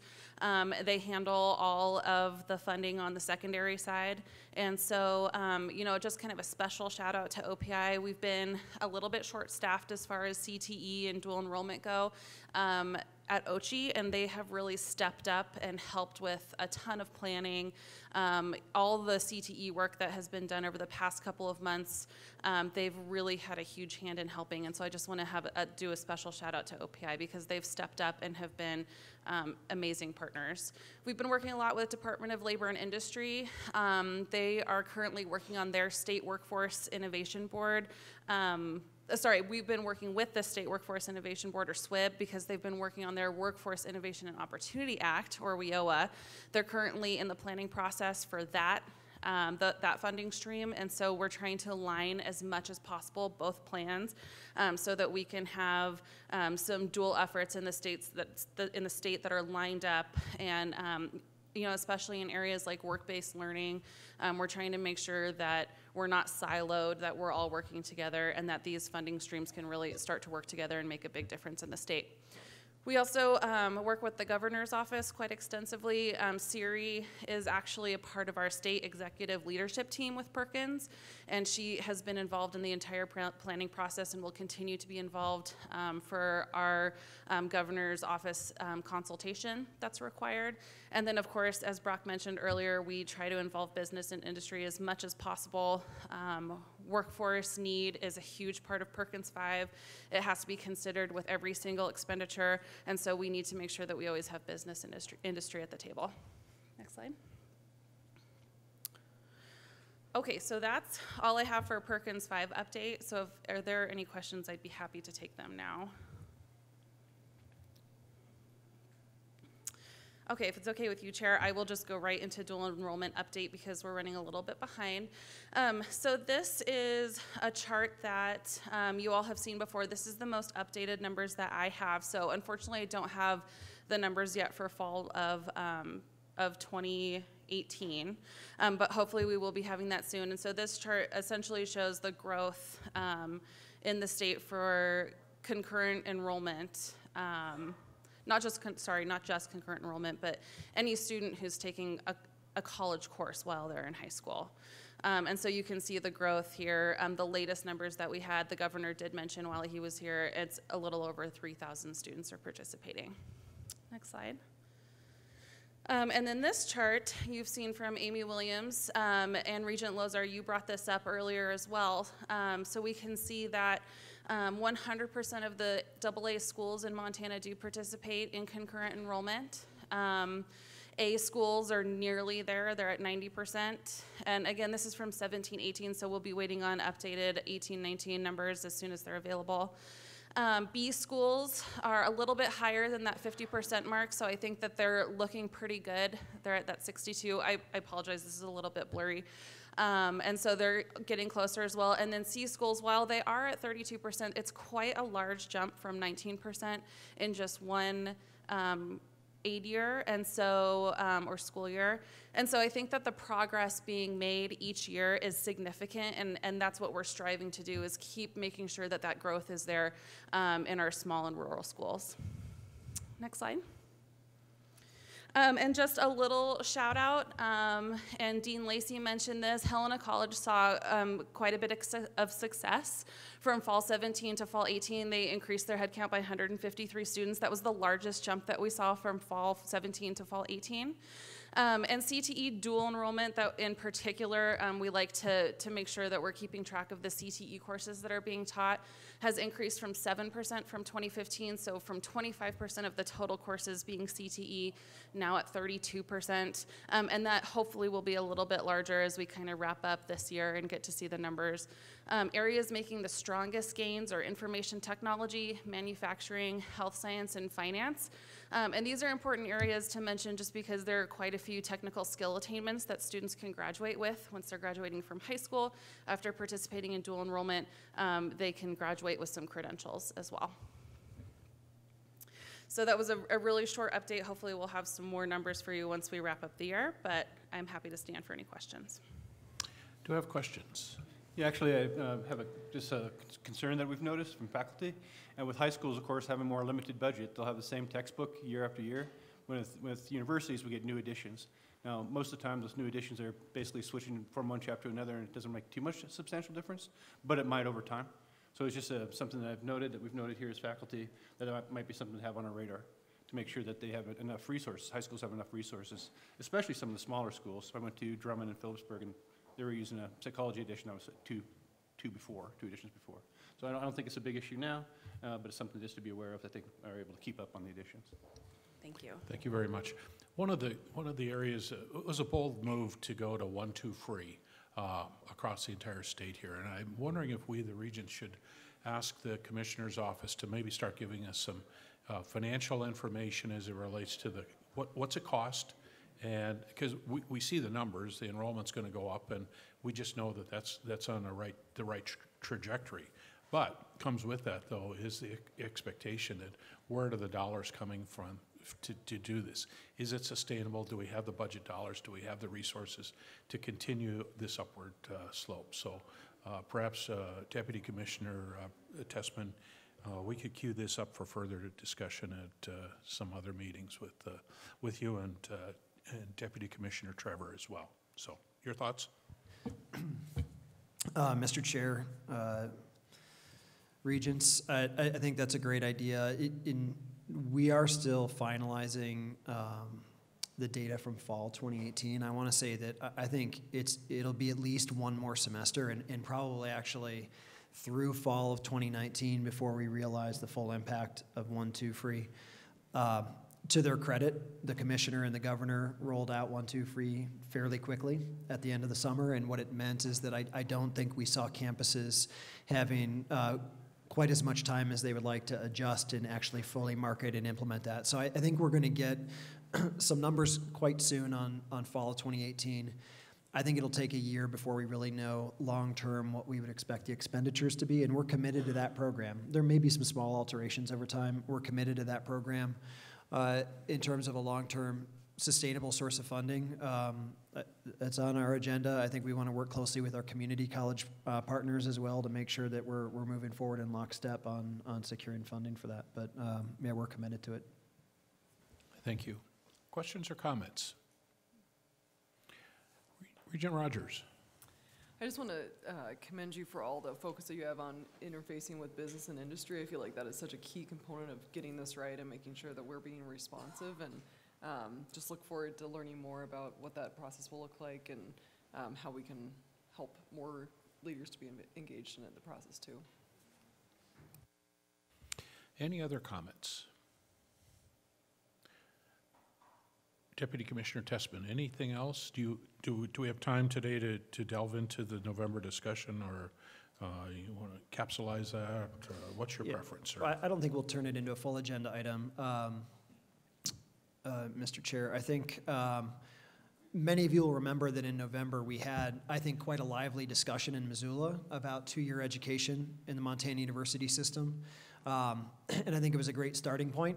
It was just a starting point. And I would envision maybe in May, maybe in September, a full update from our two-year CEOs. Quite frankly, I'd love to see some of those two-year leaders at this main table, at least for that part of the discussion, so we can have their voices front and center. And we are having ongoing discussions. We'll meet tomorrow at a kind of semi-retreat format, and I believe this board can expect a kind of new strategic plan for two-year education in the state of Montana within the next 6 to 8 months. Very good. Questions or comments? From the campuses, anyone? With that, Deputy Commissioner Tessman, thank you for your work. Jackie, great job. We appreciate the insights and all the team that pulls the information together that gives us this kind of report. So thank you. With that, Madam Chair, we'll turn the committee back over to you. Thank you, Regent Eistun. At this point, we will move it to Chair of the Academic Research and Student Affairs Committee, Regent Sheehy, who chairs the committee. Chair Sheehy. Thank you, Chair. We have a full docket today, gang, so we're going to start right in. Let's start in with our action items. Item A is an honorary doctorate originating from the University of Montana. I'd like to call on President Bodner.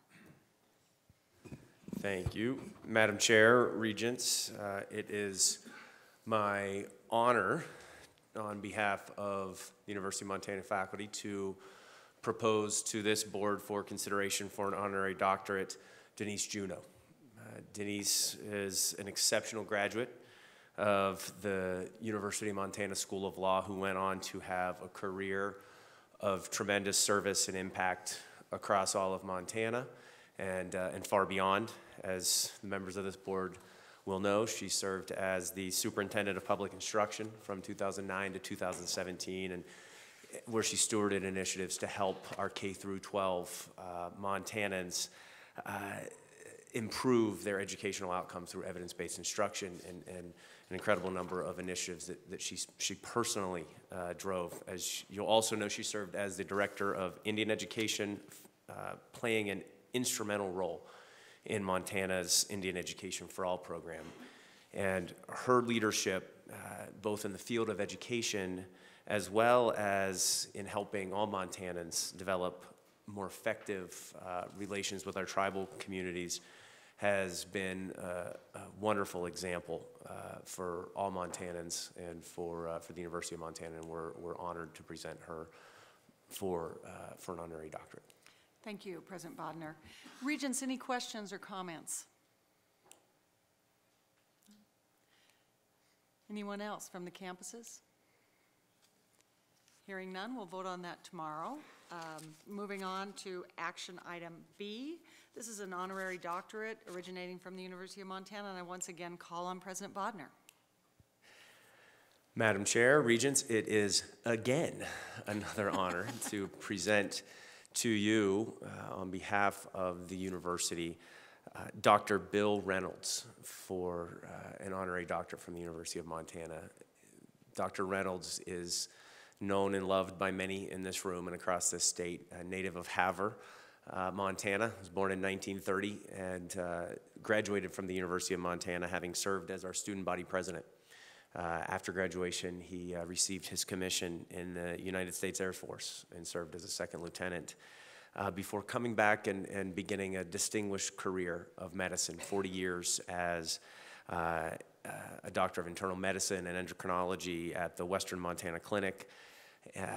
Dr. Reynolds is not just a beloved doctor who faithfully served his patients. He is a kind mentor who developed and encouraged many throughout his career and impacted the medical community across this state in tremendous ways.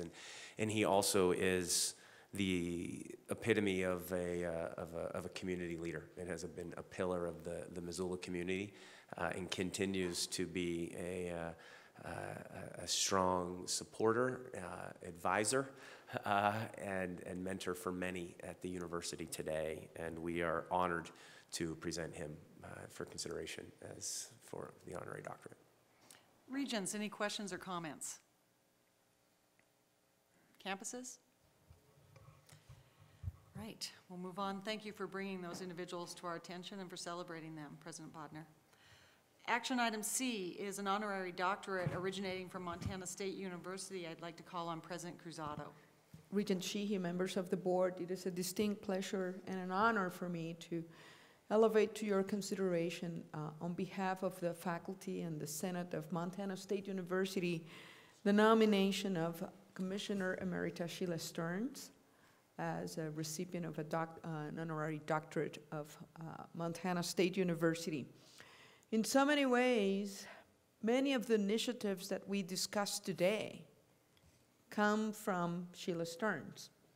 The conversations that we still talk about the importance of access, that higher education is for all Montanans, the conversation about affordability, many of the initiatives having to deal with tuition caps in front of the legislature started with Sheila. The focus on two-year education, but also on doctoral education, on graduate and undergraduate education, all of that came from her time. The concept of the university campus as that engine of economic development on one hand, but also of community builder. Sheila Stearns is an incredible individual who has served Montana so well. When we take a look at the Board of Regents Policy 3221, that allows honorary degrees to be awarded to candidates who must have an association with the state of Montana, achieved a level of distinction which would merit comparable recognition in their profession, and have renown which reflects favorably on the Montana University system and the state of Montana. That's Sheila Stearns. Last but not least, this is a lady that conducts herself superbly well in the presence of dignitaries, elected officials, or a full room or a room full of preschoolers. Last but not least, and on a personal note, when I saw that nomination cross my desk, it really touched my heart. Sheila Stearns was the commissioner who did me the favor of bringing me to Montana, and I have a personal note of appreciation and gratitude because of that. So it is, again, based on the recommendation of the faculty of Montana State University that I'm honored to elevate this nomination for your consideration. Thank you. Thank you, President Cruzado. Regents, any comments or questions? You're all familiar with the individual. Campuses, any comments or questions? All right. Thank you, President Cruzado. Moving to action item D. This is a request for authorization to revise mission and vision statements, which will be included in the 2019 strategic plan for Montana State University Billings. I'd like to call on Dr. Edelman to present this item.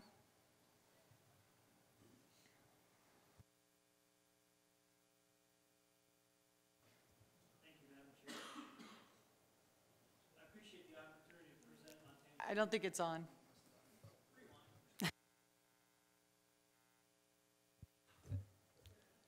There's even a little label that says that. Should have wore glasses. Anyway, thank you, Madam Chair. I appreciate the opportunity to present Montana State University Billings' new mission, vision, and strategic plan framework to the Board of Regents. This is an exciting step forward for MSUB as we continue to put students first. Last fall, we convened a group of over 50 students, faculty, staff, and community members to commence brainstorming on the university's new strategic plan. Two of those students are at my side with me, Savannah Merritt and Taylor Krakowski. Our prior 7-year plan was coming to a close, and Northwest Commission on Colleges and Universities accreditation visit was forthcoming. MSUB hosted a number of strategic plan brainstorming sessions, followed by an outside consultant who I had worked with at a previous institution that was able to facilitate and get the job done quickly and right. From these sessions, we developed a starting framework for the strategic plan as well as a new vision and mission. We also synthesized aspects of MSU and MUS strategic plans, my first-year goals, and the great work of the MSU Billings Community Task Force into what you see today. Our mission, vision, and strategic plan framework were sent out to campus for feedback and the community. Additionally, we hosted an open forum inviting all of our constituents for a discussion.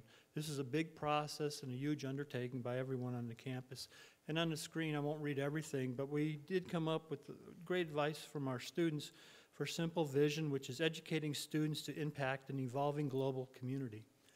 And a concise mission statement as well. Montana State University Billings delivers a transformative education that empowers students from diverse backgrounds to succeed. Every student matters at our institution, and we put them first, regardless of where they're at. The new strategic plan framework has 3 themes and 5 objectives, which I won't read to you in the essence of time. Our administration has been leading up to the plan and themes. Co-chairs have been appointed and assembled committees for each of these objectives. They've identified initial sub-objectives and will be working towards action plans. With this new strategic plan, we are working closely with our accreditors to ensure that we develop meaningful indicators of success. In fact, during the recent visit, I promised I would submit our mission and vision to you for consideration in March. And thank you very much to the Commissioner and President Cruzado for allowing me to make that happen and keeping my word with the accreditors. Thank you very much for your consideration, and I welcome any questions. Regents, any questions? I have one for the oh, go ahead, Bob. I have one for the students. What was the level of student involvement and acceptance of the strategic plan process and final document? We were more involved than I think we ever have been, and it was really encouraging because there was 7 or 8 different students from different parts of campus. All 4 of our ASM-SUB executives were there, along with other leaders, and we were all split up at different tables, so the students weren't working together. We were working with the staff and faculty and admin to come up with each answer that we all provided, and so it wasn't just them or just us, it was all of us together. Thank you. Regent Nystuen. Thank you, Chair Sheehy. One of the things I guess I like is the brevity. It's just plain and clear. It's simple and straightforward. It's not uncomplicated with a lot of fancy jargon and things like that, for which I thank you. Thank you. Regents, any other questions? Campuses? Dr. Edelman, thank you.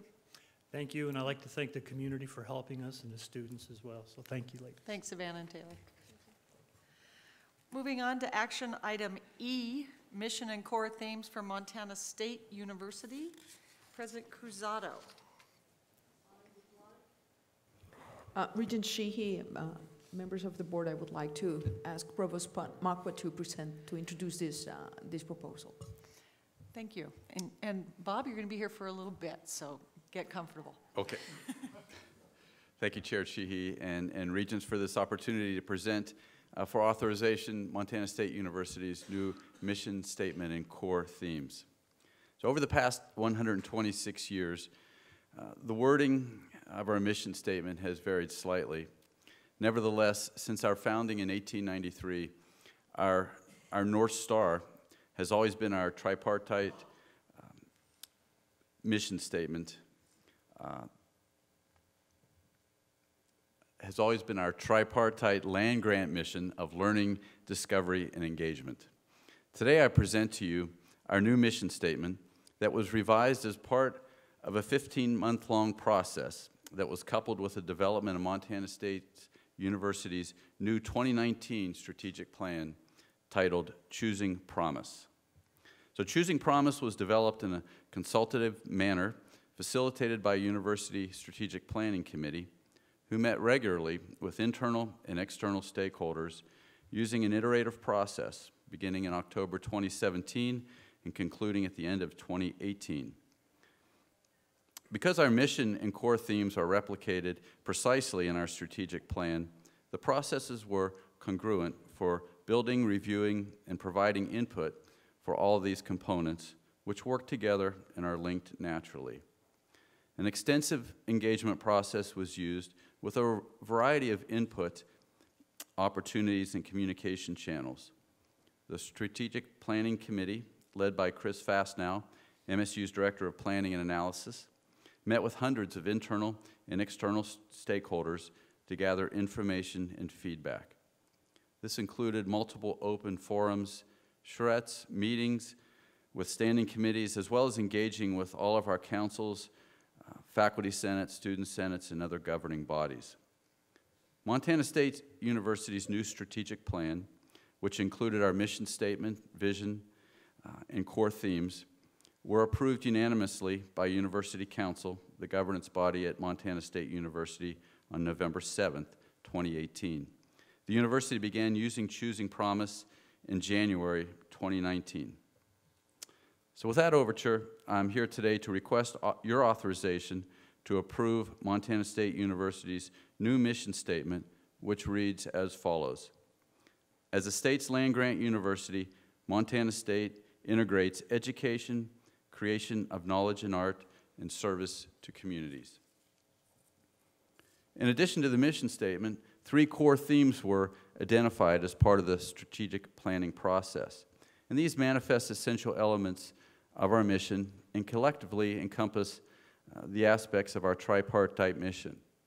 And they are the core theme 1, drive transformational learning experiences, creating outstanding educational outcomes for all our students.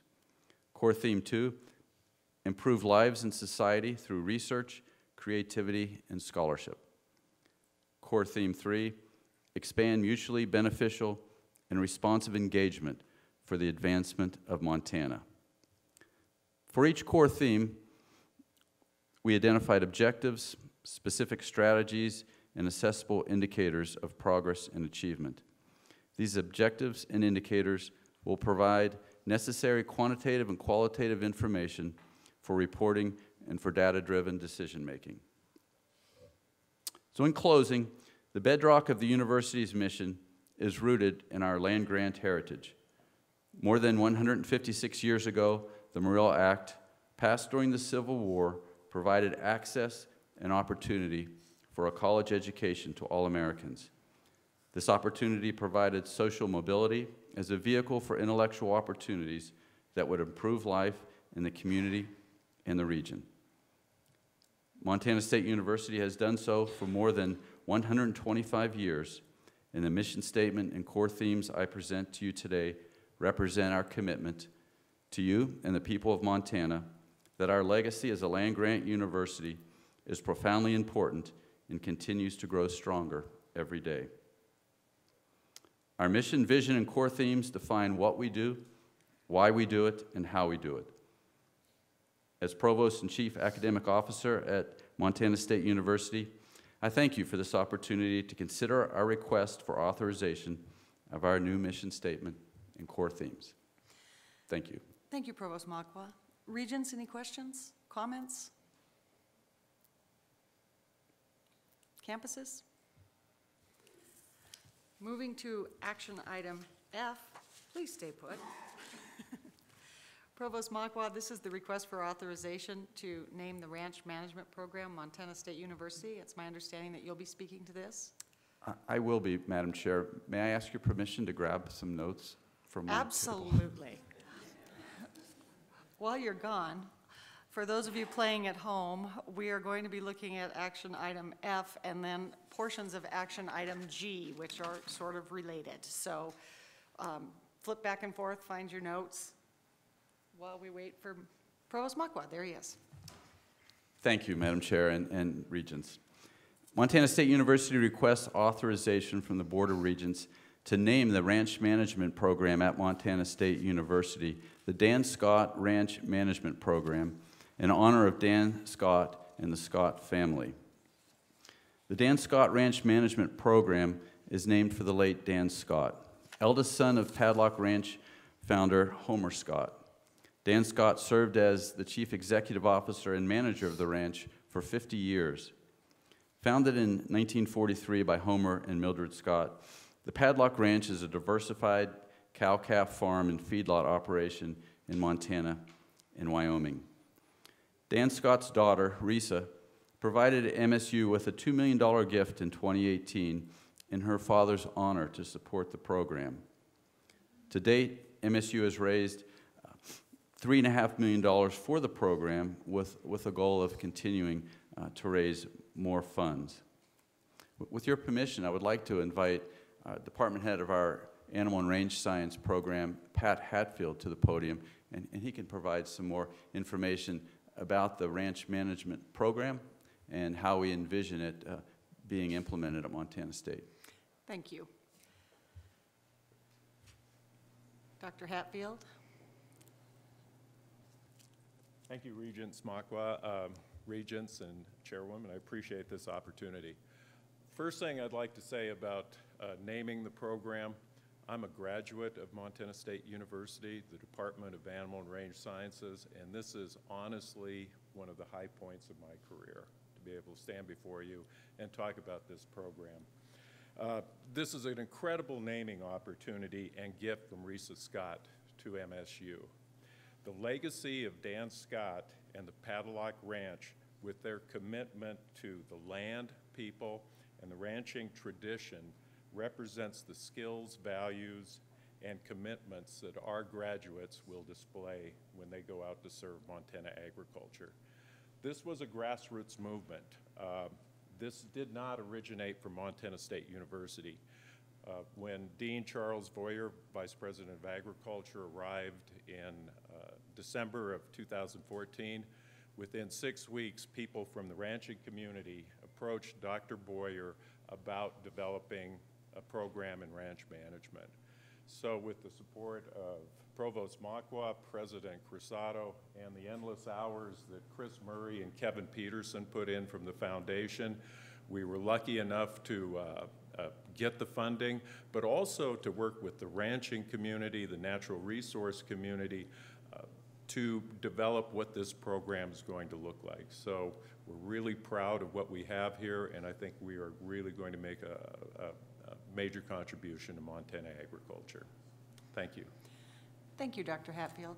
And you two may remain there, because I'm going to call on you in a minute. Regents, any questions or comments about the naming? Chair Sheehy? Oh. Since you and I worked so closely on the naming policy, have you assured that all of the policy protocol has been followed? It has been followed, even though there is some doubt as to whether it applies to the naming of a program. So, but they did seek public comment and follow the rubric. Thank you. Thank you for asking. Regent Tuss. That was my question. Any other comments?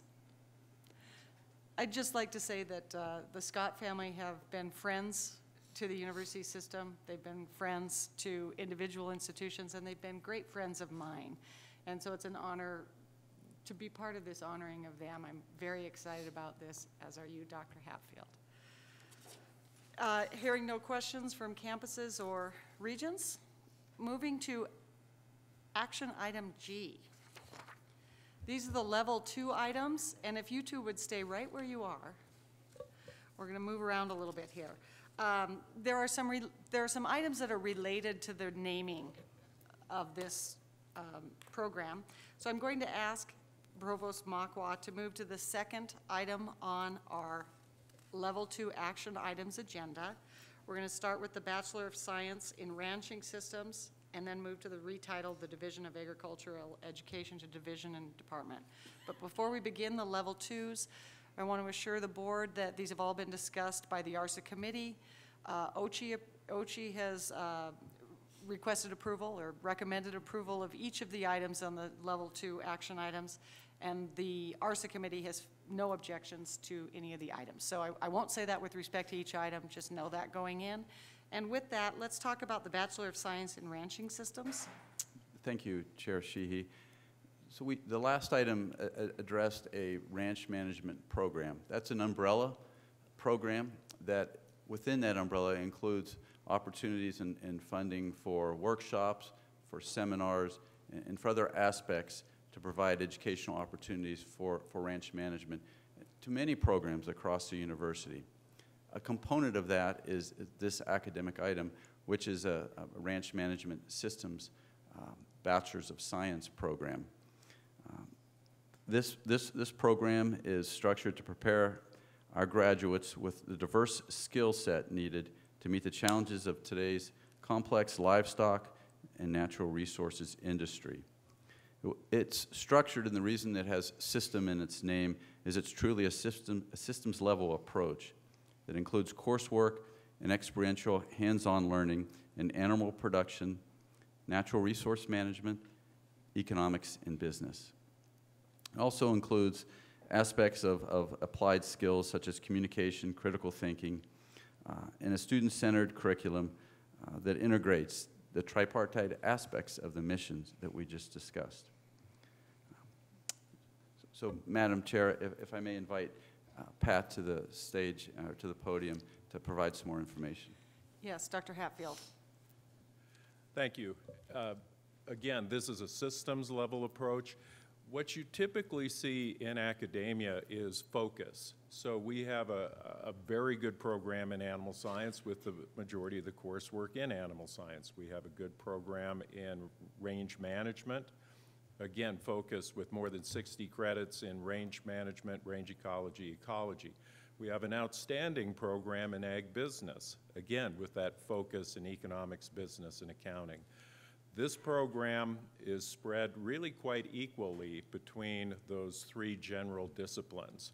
So what we hope to do is provide that broad base to stimulate, first of all, a passion for lifetime learning, the skills for critical thinking, and really enhance that passion for this industry.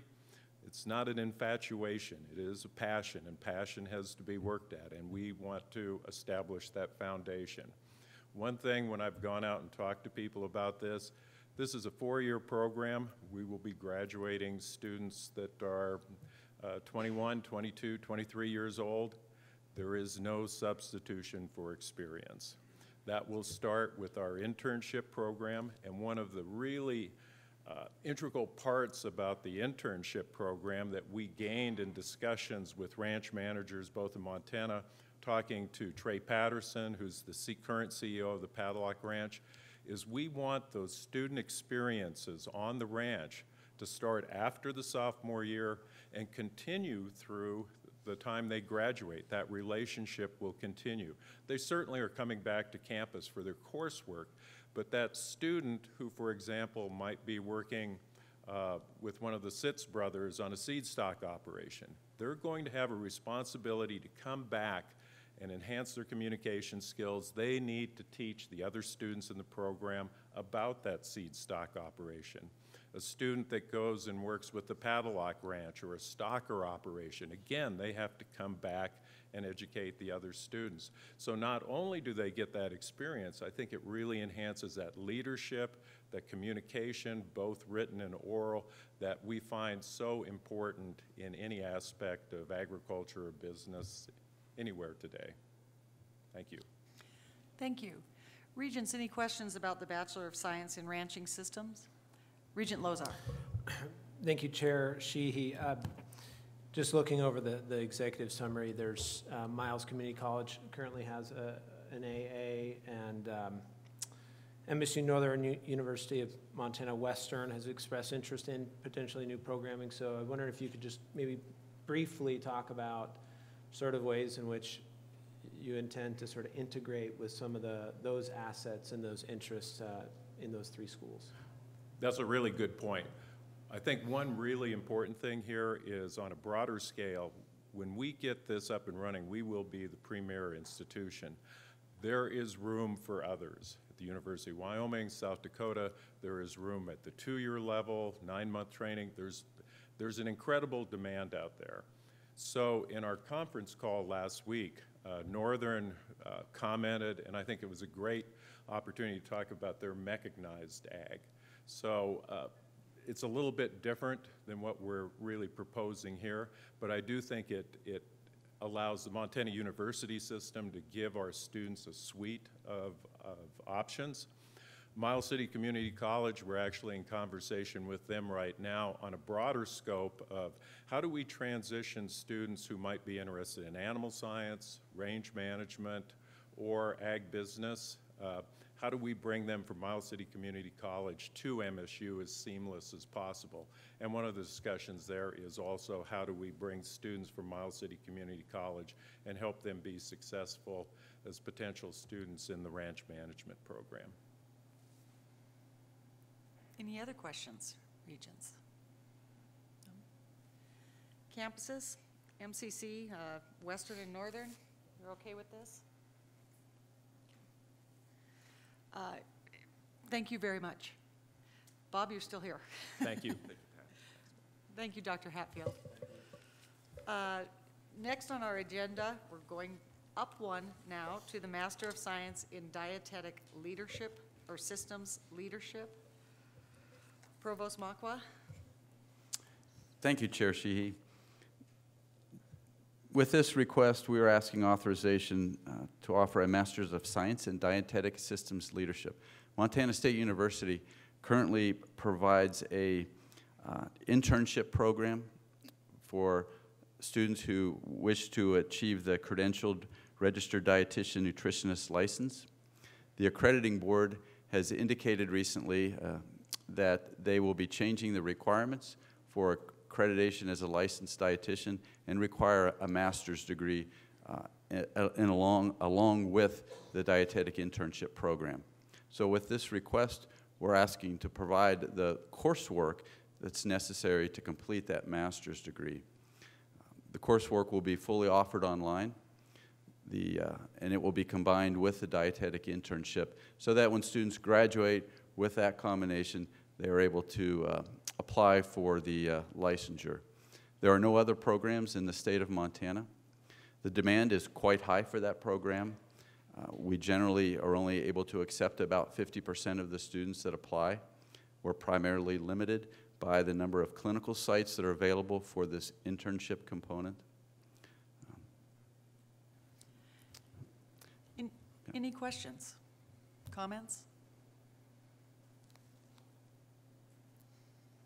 Thank you, Provost. Thank you. You're still here. Retitle the Division of Agricultural Education from division to department. Provost Machwa, could you explain that to us? Thank you. So we currently have a division within the College of Agriculture called the Division of Agricultural Education. That's non-characteristic at Montana State University. It does not fit within our academic structure of departments and colleges. So this request is purely a retitling. We're requesting to retitle the program, the unit, from a Division of Agricultural Education to a Department of Agricultural Education. Currently, the leader of that unit has a title of a director, and his title would change to department head. Thank you, Provost. Okay. Any questions? Regent Tuss. Thank you, and apologies for asking the same question that I asked during the ARSA committee conference call. But as a citizen board, could you talk to us a little bit about what the difference is in a division versus a department and why this is important? And that's a good question, Regent Tuss. And as we sort of stumbled about it on the call, giving our suggestions on the titling and naming that occurs in higher ed, and it varies from university to university. At Montana State University, we primarily have, in academic units, departments and colleges. However, there are exceptions. We have a school within the College of Arts and Architecture, for example, and in that case, the leaders of that units of each of those schools has a title of director. With this request, we're trying to simplify our structure to some degree. We have divisions within the university that are not associated in academic units, and we have directors. And what we're trying to do is get more unification in the nomenclature to hopefully make it a little bit simpler for our students. We're already confused, and we would like to streamline the You're on the record, Provost. I know. I'm sorry. I knew you were going to ask that question too. If I may add, as important as standardizing our operations is, I also think that there's an element of equity involved in this, right? So you have a College of Agriculture where all the academic programs are housed in a department, with the exception of agricultural education, which is a division. So one of these things is not like the others, right? In spite of the fact that they have the same credentials, they come for baccalaureate degrees.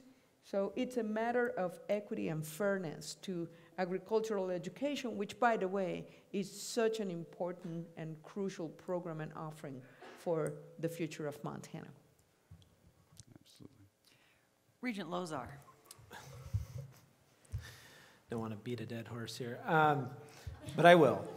So in any way, does this have any impact on budgets or any sort of flow of resources?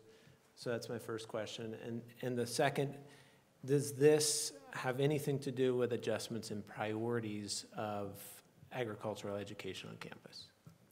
Regent Lozar, good questions. In answer to your first question, no, directly this has no impact on budgets. However, as the President indicated, by providing more standardization, we see great growth potential in these areas of agricultural education. We have 2 other departments within the university that also teach courses that fall into that career technical education rubric. So by having better alignment with these departments, we hope that we're building a foundation for growth in the future. That would include additional resources from students, and we hope in the future to be able to expand our academic offerings in these areas. But currently, as part of this request, there is no budget impact. Any other questions? Seeing none. Provost Makwa, you're done. Thank you. I very much appreciate that. Just a scheduling note, we were scheduled for a break, but we've only been going for an hour, so I'm going to suggest that we keep going and that we hit the 3:45 public comment at 3:45 as stated on our agenda, and then we'll decide if we need a break. Okay. All right. So next up is Montana State University Northern, the plumber pipe fitter AAS degree.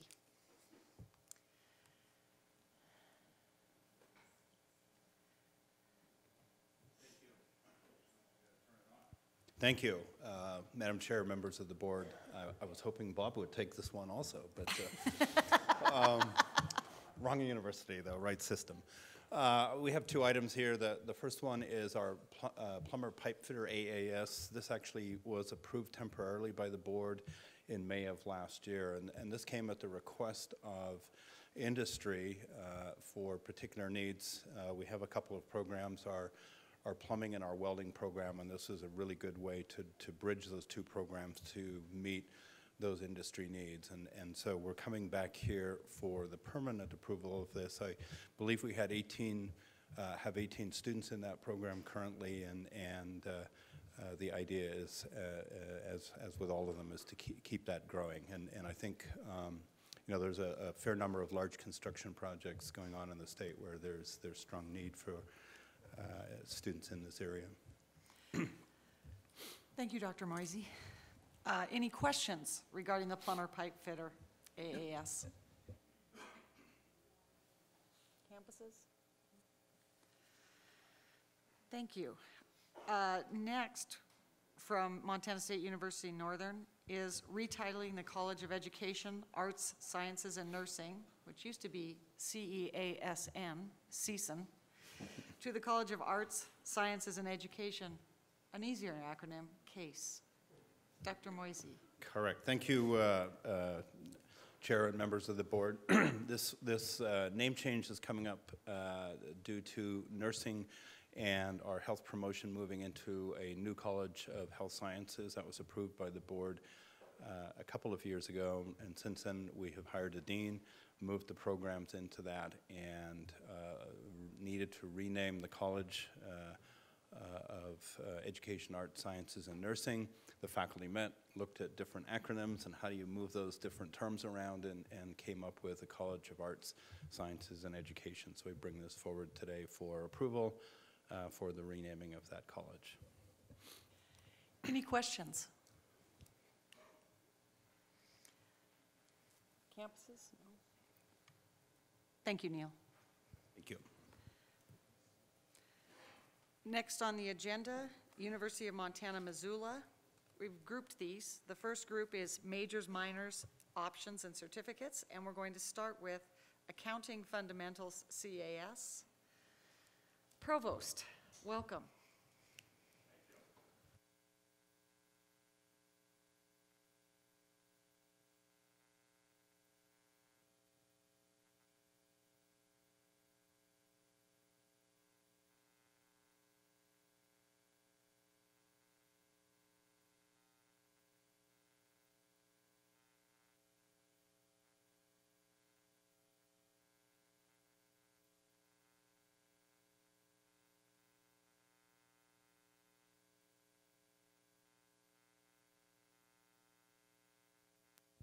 think creatively about what to stop doing, as well as new opportunities and organizational change. It was a hard and careful look at what we are doing and how we wanted to move forward to best serve students and the state of Montana. We are seeing the results of this considerable effort in several of the proposals coming forward today. This includes consolidation and reorganization to better meet our students' needs, to increase effectiveness and efficiency, and to better position our programs for success. It has also included leveraging our existing courses to create more opportunities for our students to earn valuable credentials. So, for example, you'll see a number of programs in which our faculty are proposing to use existing courses to provide new certificates that will enhance the qualifications and competitiveness of our students. It is exciting to see this innovation and enhanced support for student success. Dean McLean will present the Missoula College proposals, and I'll present the Mountain Campus proposals. You're up first. Thank you. The Certificate of Applied Sciences and Accounting Technology came about as a result of one of our faculty members, Lisa Swallow, working with a local Missoula advisory committee of Missoula County employers. And this is really a response to a workforce development need, having a real need for individuals with basic accounting and bookkeeping skills. With the low unemployment rate that we're experiencing, particularly in the Missoula area, this has really created a limited pool of candidates. And so two things about this is, one, no new courses are being created. It's packaging of the first year AAS into a certificate program, which will then also create a stackable credential, because all of those that complete the CAS, if they want to go on for the AAS, all of those courses will roll towards the degree. Thank you, Dean McLean. Thank you. Any other questions?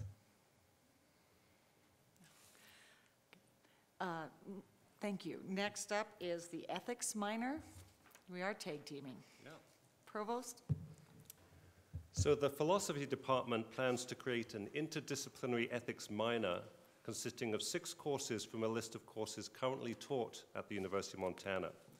It's tailored to students majoring in other disciplines, and the ethics minor is designed to enhance the capacities of critical thinking, social engagement, and reflection on major moral issues. Through this minor, students will acquire tools for critical reflection that will help them address the major moral challenges of the 21st century and strengthen their ability to pursue careers in fields such as business, science, journalism, advocacy, nonprofit work, law, and healthcare. As I mentioned in my opening, this is part of an effort at UM by departments to create additional credentials of value to students that leverage our existing courses and thus can be done with little or no additional cost. It also provides a new opportunity in one of UM's core strengths in the humanities. Any questions for Provost Harbor regarding the ethics minor? All right, we'll move on to Bachelor of Arts in Linguistics. So the linguistics program at UM is the only program currently offering degrees in linguistics in the MUS. Currently, we offer an MA and an undergraduate minor, and so there is a gap. Students who wish to pursue linguistics at the bachelor's degree level have so far been advised to major in anthropology or English and study linguistics as an option. But they are dissatisfied with these options and are often less prepared for advanced linguistics study or the workforce. So the proposed program uses existing courses to fill in a BA in linguistics. Any questions regarding the Linguistics Bachelor of Arts? Thank you, Provost. Musical theater performance option in the theater BFA. So the University of Montana's School of Theatre and Dance and the School of Music are combining existing coursework in their schools into an interdisciplinary option in musical theatre performance under the existing BFA in theatre. No similar program at the bachelor's level exists in Montana, and there is strong demand for this type of program regionally and nationally. We have articulation agreements in place with Flathead Valley Community College for their 2-year transfer students with an associate's in arts who are interested in theatre and music. The program uses current faculty and courses and is the culmination of several years of planning and strategic hiring. Any questions regarding the musical theater performance option in theater, BAF? It would be more entertaining if one of those students did this. Good point. You're doing great. Communicative Sciences and Disorders Leveling Certificate? Yeah.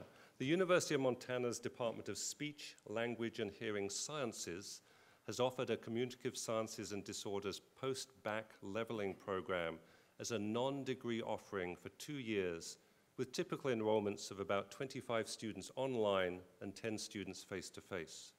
The program provides students who did not complete their first degree in Communicative Sciences and Disorders with foundational knowledge in speech, language, and hearing development so that they're eligible to apply to graduate programs in speech-language pathology and audiology. Formalizing this program into a certificate will allow the students in the program to apply for financial aid and receive a recognized credential upon completion. The certificate has been designed to integrate with the proposed speech-language pathology audiology assistant certificate that I'll talk about next. Any questions about the Communicative Sciences and Disorders Leveling Certificate? Move on, Provost. So the same department is proposing a speech-language pathology audiology assistant certificate, both online and face-to-face. Students completing this certificate are qualified to serve in a supervised assistant role to a certified speech-language pathologist and/or audiologist.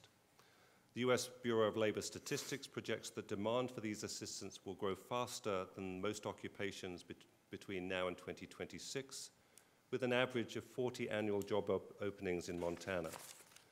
The department has worked with the Montana Board of Speech-Language Pathologists and Audiologists, the state licensing board, the Montana Council of Administrators of Special Education, the Montana Speech-Language Hearing Association, and the Montana Office of Public Instruction to ensure the program provides a career track toward a position in the Montana public school system.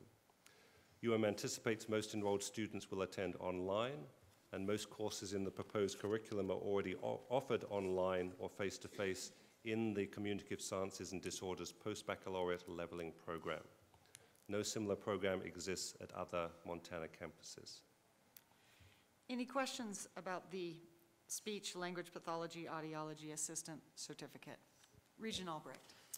Provost Harbor, so if somebody is seeking this elsewhere outside of the state, how close would be the nearest program, or where are they seeking this elsewhere? Do you know? That's a great question. I don't know the answer to where there are other programs outside the state. Well, I'm just grateful that you are fulfilling this need in the state of Montana, and I was curious about that. So thank you. Any other questions? Before we leave this grouping of majors, minors, options, and certificates, I want to thank you for bringing this to us all at once, and I think it shows the level of work that's been done at the University of Montana to clarify and to simplify and to coordinate. So I really do appreciate the way that you're doing this and the way that you're bringing it to the board in a very understandable way. Madam Chair, can I just add to that briefly? And you'll notice if you're following along, the executive summary actually has an OCHI recommendation beneath each item. And the recommendations here are all approved, but that's just kind of the tip of the iceberg. This moment is the culmination of a really, really long process where there's a lot of back and forth. Some program proposals are, put on hold. Some are rejected along the way. And so I want everyone to understand that this is the result of a very careful process. The University of Montana has been very good about reaching out to our office and discussing how this fits into some of your longer term plans. And although they don't show up in the level 2 proposals here, there's a series of programs being put into moratorium along the way as well. So it's part of a larger kind of redesign. And I just thought it was important to mention that as we work through a very large number of program approvals. Thank you. Any other comments or questions? I'm going to adjourn this portion of the meeting temporarily, throw it back to Chair Albrecht, because I think that it is now time for public comment according to our agenda, which we should do on time.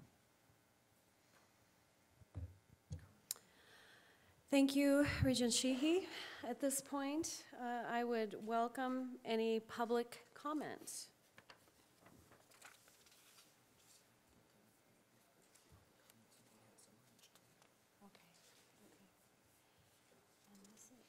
This is public comment on anything. Okay. Welcome. Can you please state your name? Yep, my name is Mario Martinez. Oops, sorry. I didn't look the directions right. Okay, my name is Mario Martinez. I'm the representative for the carpenters, millwrights, and pile drivers for the state of Montana. I represent about 40 people that are working for the university system right now on various campuses. And if you'll notice, we're one of the holdouts that hasn't finalized our collective bargaining process just yet. And I wanted to come before the Board of Regents just to let you know why that was. Our group is working in predominantly Bozeman, Missoula, of course, Billings, and Butte. And we're finding it very difficult to be able to work through some of the increases that are being presented to us. Mr.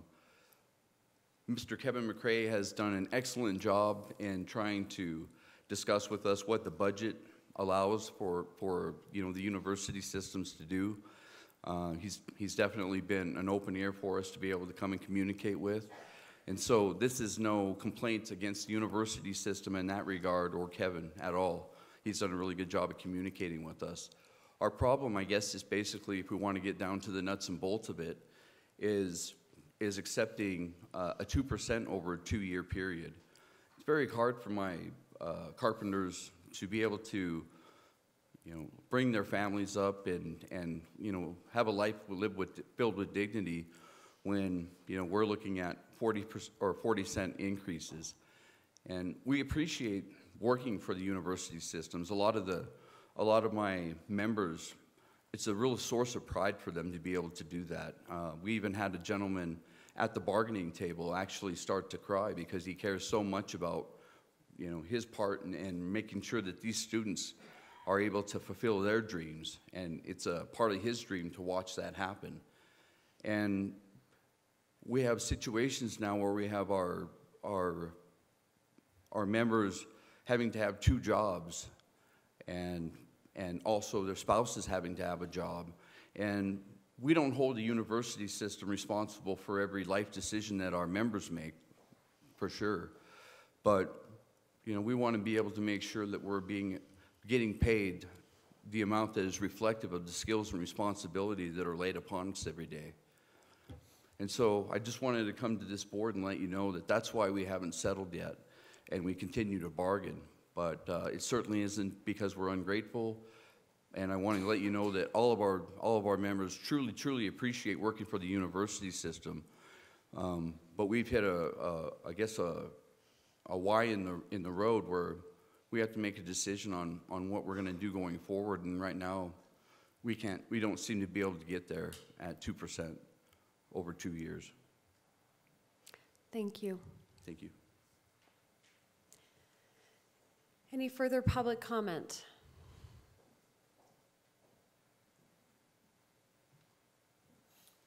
Madam Chair, members of the board, for the record, my name is Russ Fillner. It's Fillner. And for the last 14 years, I've worked right here at Helena College. I have been the fiscal and budget manager supervising those functions for this campus. I have supervised and managed the facilities and plant operations here at this campus. I have off and on over the years been in charge of the IT department, all of the retail operations.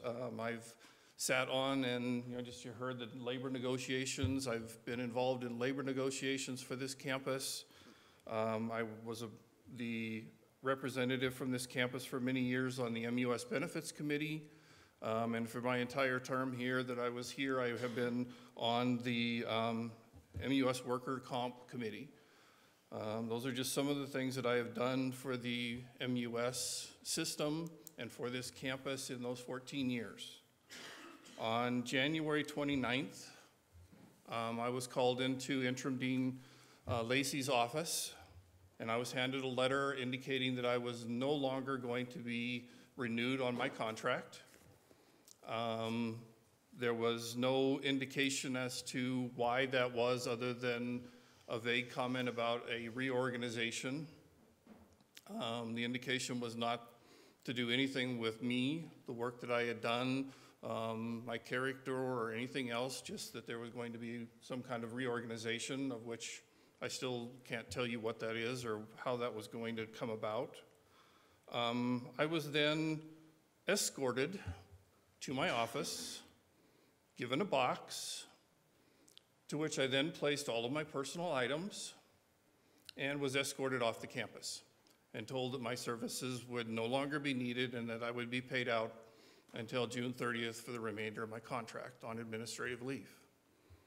My understanding is I'm not alone in this, that there were others in the system that this occurred to as well, in slightly different ways. There was another on this campus that was handled in a similar sort of way, although they are, I believe, still working to the end of their contract. There were people at Ochi that were handled similar to this. There are people at some of the other campuses that the same thing happened to. Some of the things that are of interest and note to this are my particular position. If it was a state level position, given the way the state pay plan, merit pay plan works, I would have been a protected class. I'd have been a permanent employee, not an at-will employee, a major difference between working in the university system versus working in the state. In the state, I'd have been eligible for their RIF pool. There is no such thing in the university system, although today we heard discussion about jobs that are open in the university system, but there has been no indications, no communications whatsoever, directly with myself at least, about the potential of any of those open positions being available or being made available to any of us that have been released from our contracts. Missoula, a couple years ago, they had to do a major reduction in force. My understanding is that they offered, as part of that, some pay to people to help them get through that transition, to help them take early retirement and leave. I don't know all the specifications. I've heard that it was up to a 6 month of their salary that they were offered to take an early retirement.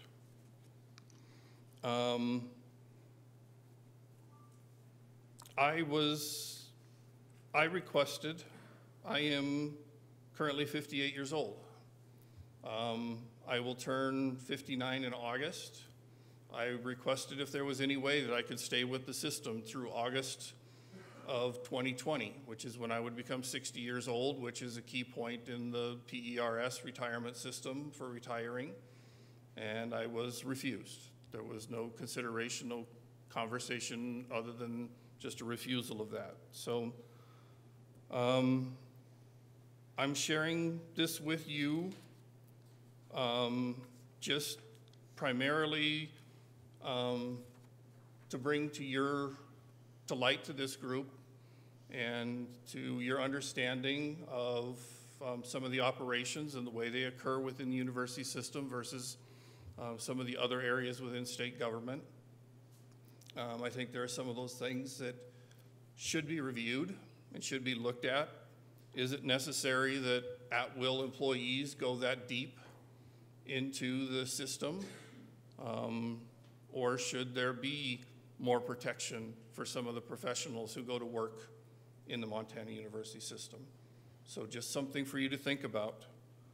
Some other things I'd like to share with you, since I have been with the system for over 14 years, is I'll just say some perceptions that I have over some changes, some things I've seen over the last 14 years in the university system.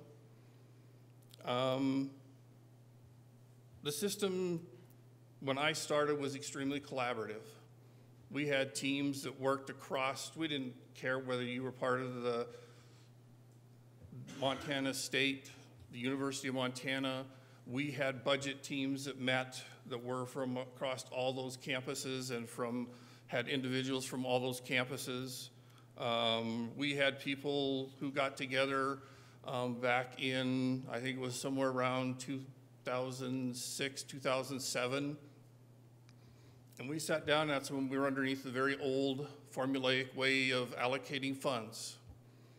And we put the numbers together, and at that point in time, Northern would have been wiped out. If we had run the formula and done the formula the way it was supposed to, Northern would have been closing their doors. They couldn't operate with the amount of reduction in FTE and the other things the formulas would have done to them. As a group, we threw the formula out because that was not what that group and that set of people decided on doing.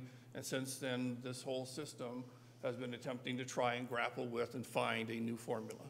And it's a very difficult thing to do because one formula doesn't fit everything in every circumstance.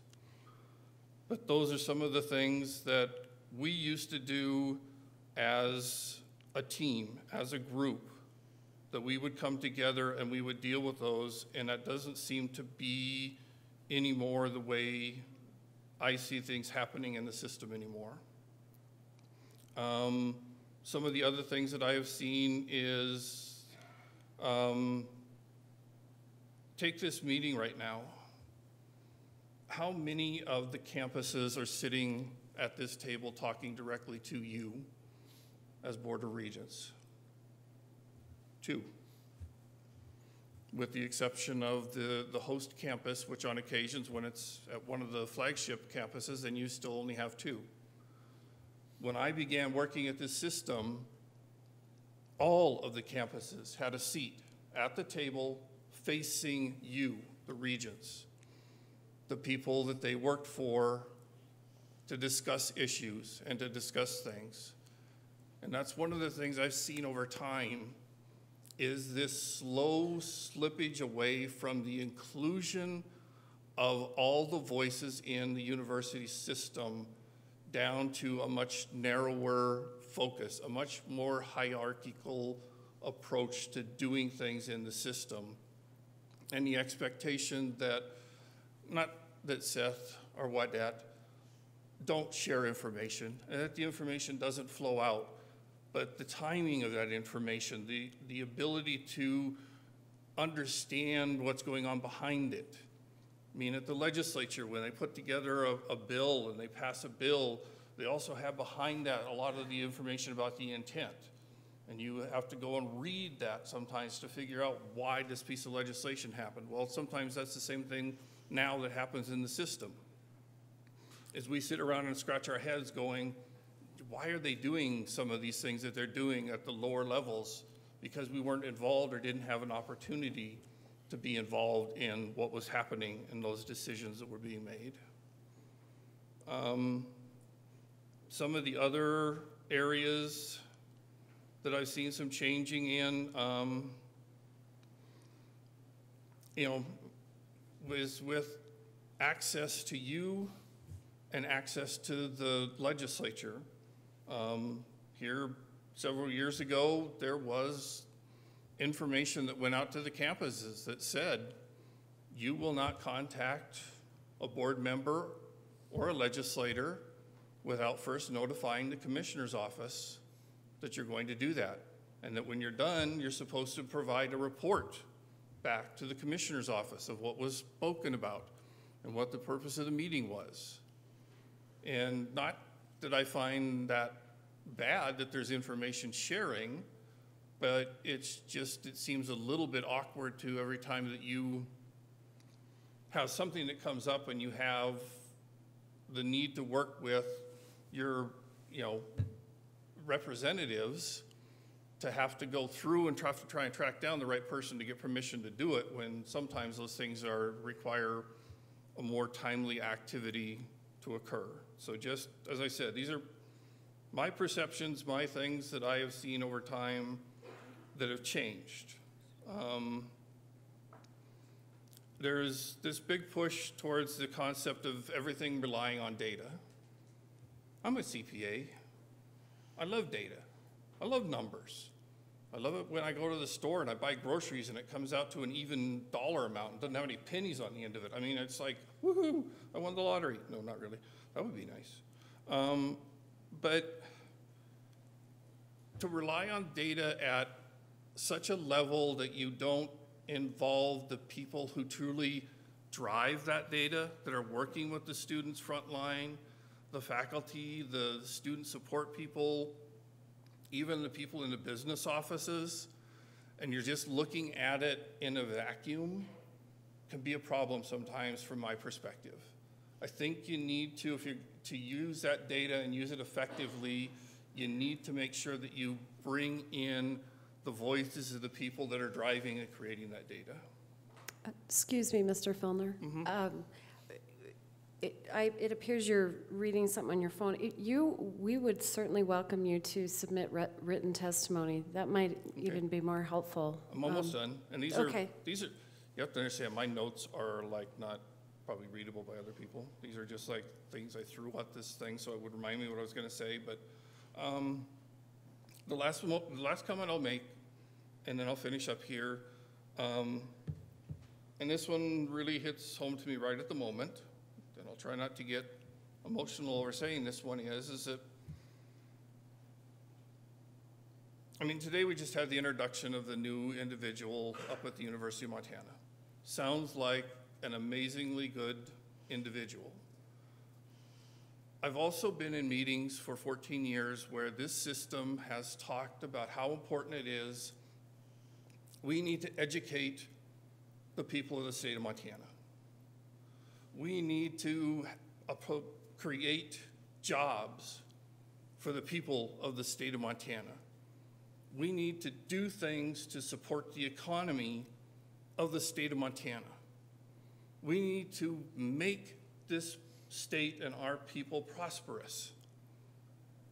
And yet, it's my perception again, which may be wrong, that more often than not, at the highest levels in our systems here, in state government and other places, when it comes down to filling those jobs, the people we hire aren't Montanans and weren't educated in Montana.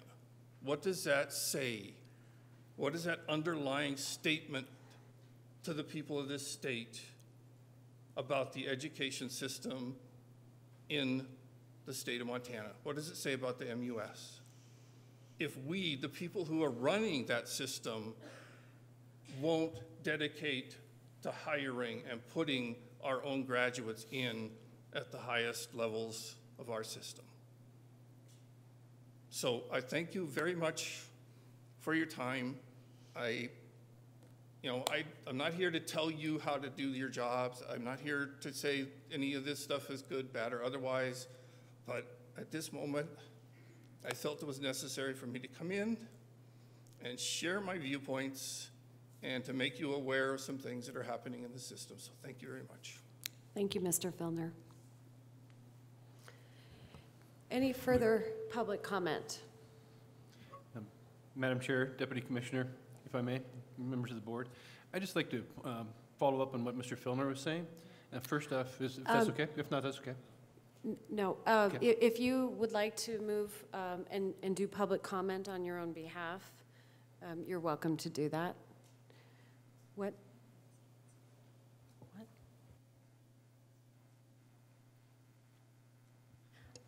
I think I will, if that's all right. Can you hold for one moment? Helen?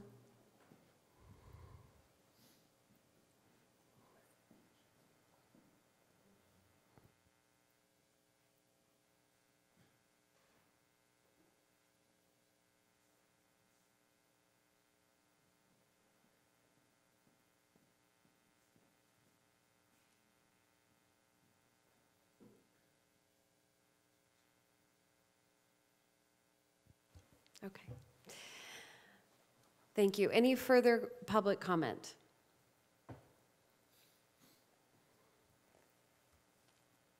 Any further public comment? Seeing none, we will move back to the ARSA committee. Unless you want the break. Yes, I see cupcakes.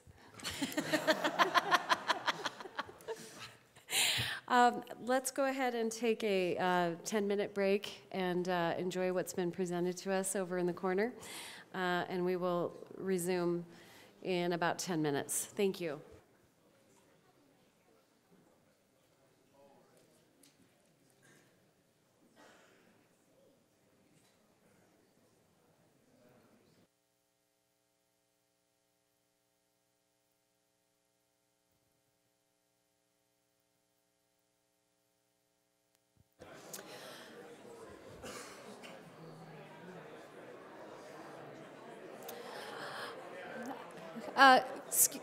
Good afternoon. Could we please have everyone return to their seats?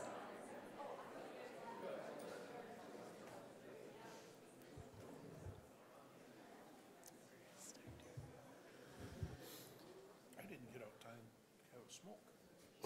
I think I'm taking it up. Let's see, do we have? Okay. Before we move back into the agenda with the ARSA committee, I would just like to take this point to make a point of clarification. By all appearances during public comment, Dr. Munn had indicated that he wanted to provide public comment, and I certainly would not want anyone to misinterpret that as suppression of his intentions. Dr. Munn, if you would like to provide public comment, you're welcome to. Yeah, Madam Chair, members of the board, thank you. I guess I would like to start off by saying I did not feel shut down, as I was told that, they shut him down. I did not feel that way. I'd rather give something in writing. And frankly, this is my first time in the rodeo here. So if any protocol, I would be happy to follow. So yeah, I feel I don't feel anything like being shut down, so it is fine. Thank you very much. Thank you, Dr. Munn, and we certainly welcome your written testimony of any kind. Okay, thank you. At this point, I would like to turn the meeting back over to Regent Sheehy, who is chairing our ARSA committee. Chair Sheehy. Thank you, Chair Albrecht. We are back to the level 2 action items. We are on University of Montana Research Centers or Institutes. There are 2 items here. Provost Harbor. Now I know which is on and which is off. That's good. I can hear you. So our first request is to establish the Montana Youth Sports Safety Institute. This institute aims to meet a need for research, advocacy, and training in sports safety for youth sports organizations in Montana.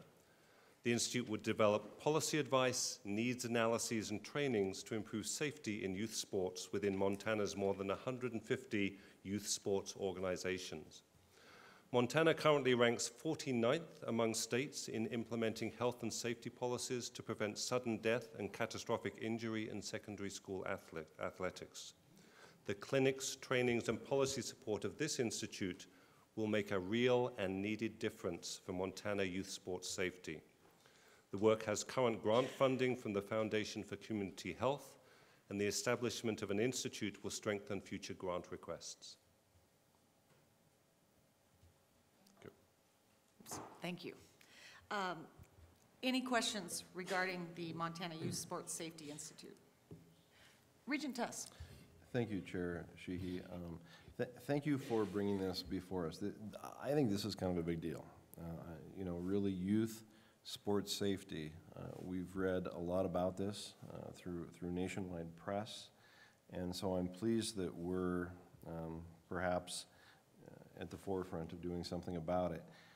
My question, which is a question that I also asked during our committee conference call, is will you be coordinating the efforts of this institute with the Montana High School Association, which is the sanctioning agency for high school youth sports in Montana? And could you talk a little bit about who these 150 youth sports organizations are? Yeah, that's a great question. I wasn't actually prepped for the 150 youth sports organizations, so I can't give you the detail on that, unfortunately, but I can follow up on that with you. In terms of coordinating with all the appropriate high school organizations, absolutely. The team that put this together has been working very hard to make sure that it is well coordinated with the appropriate organizations, because that's where the difference can be made. Any other questions or comments? Hearing none, let's talk about establishing the Center for Population Health Research. Yes, the Center for Population Health Research will support approaches for identifying, modifying, and testing interventions applicable to the health of children residing in rural communities, a context that is both understudied and distinct from traditional urban health. The center's goals are to support a critical mass of Montana researchers to address rural children's health issues and to establish research support corps that provide researchers with state-of-the-art technical tools. It will also support outreach and knowledge translation to expand opportunities for effective rural-oriented research. There are few federally funded research centers focused on rural health and none in the West region that focus on prevention research for rural children's health.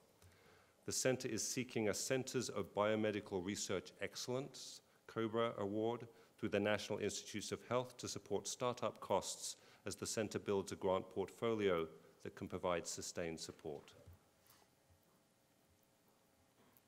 Any questions? Chair Albrecht. So Provost Harver, I can understand that you want this to be strategically focused. Is there an opportunity down the road within this where it could expand beyond children? I am completely supportive of this, but. Absolutely. The initial positioning is related to the opportunity to apply for this NIH funding, and so that's the starting point, but absolutely it's something that is positioned to expand over time. Okay. Population health is of critical importance, so I'm glad you're not limiting yourself in that regard down the road. Thank you. Any other questions?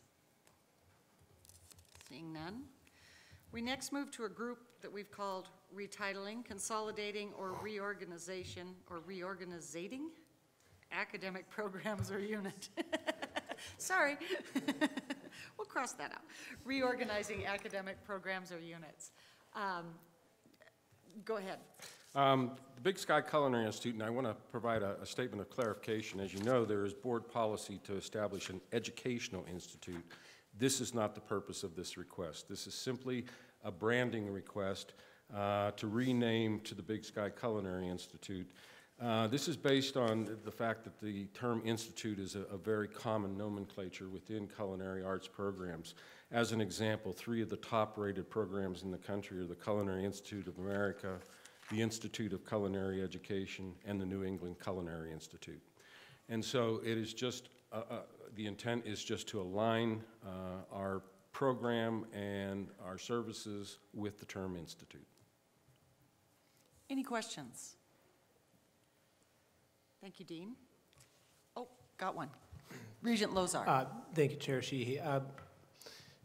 It seems very confusing to have the Culinary Institute of Montana, the Big Sky Culinary Institute, and I don't see President Karras here, but if you could maybe briefly just touch on sort of the conversation that you had. We had conversations with the leadership at Flathead Valley Community College, and they were understanding and supportive of our request.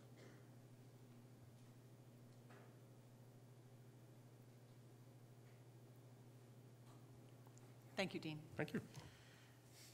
Next item is retitle the Department of Counselor Education to the Department of Counseling. Provost Harbour. So the University of Montana's Department of Counselor Education proposes to change its name to the Department of Counseling. This new name more accurately reflects the breadth of professionals the department trains. There is a large and growing unmet need for counseling both regionally and nationwide, and this is an area for investment for the University of Montana that will allow the department to expand its staffing. The adjusted name reflects a professional shift in the nomenclature of similar departments nationwide. Any questions? Another worthy clarification, I think. Our next item is to establish a Department of Public Administration and Policy. So with us today are Professor Sarah Renfrey, who would lead the Department of Public Administration and Policy, and Paul Kurgis, Dean of the Blewett School of Law, if there's need for additional questions. So the University of Montana proposes to establish a Department of Public Administration and Policy as a new unit within the Blewett School of Law. The new department will house faculty delivering UM's Master of Public Administration, the Public Administration Certificate, the Nonprofit Certificate, and the Nonprofit Minor. These faculty have previously been housed in the Department of Political Science.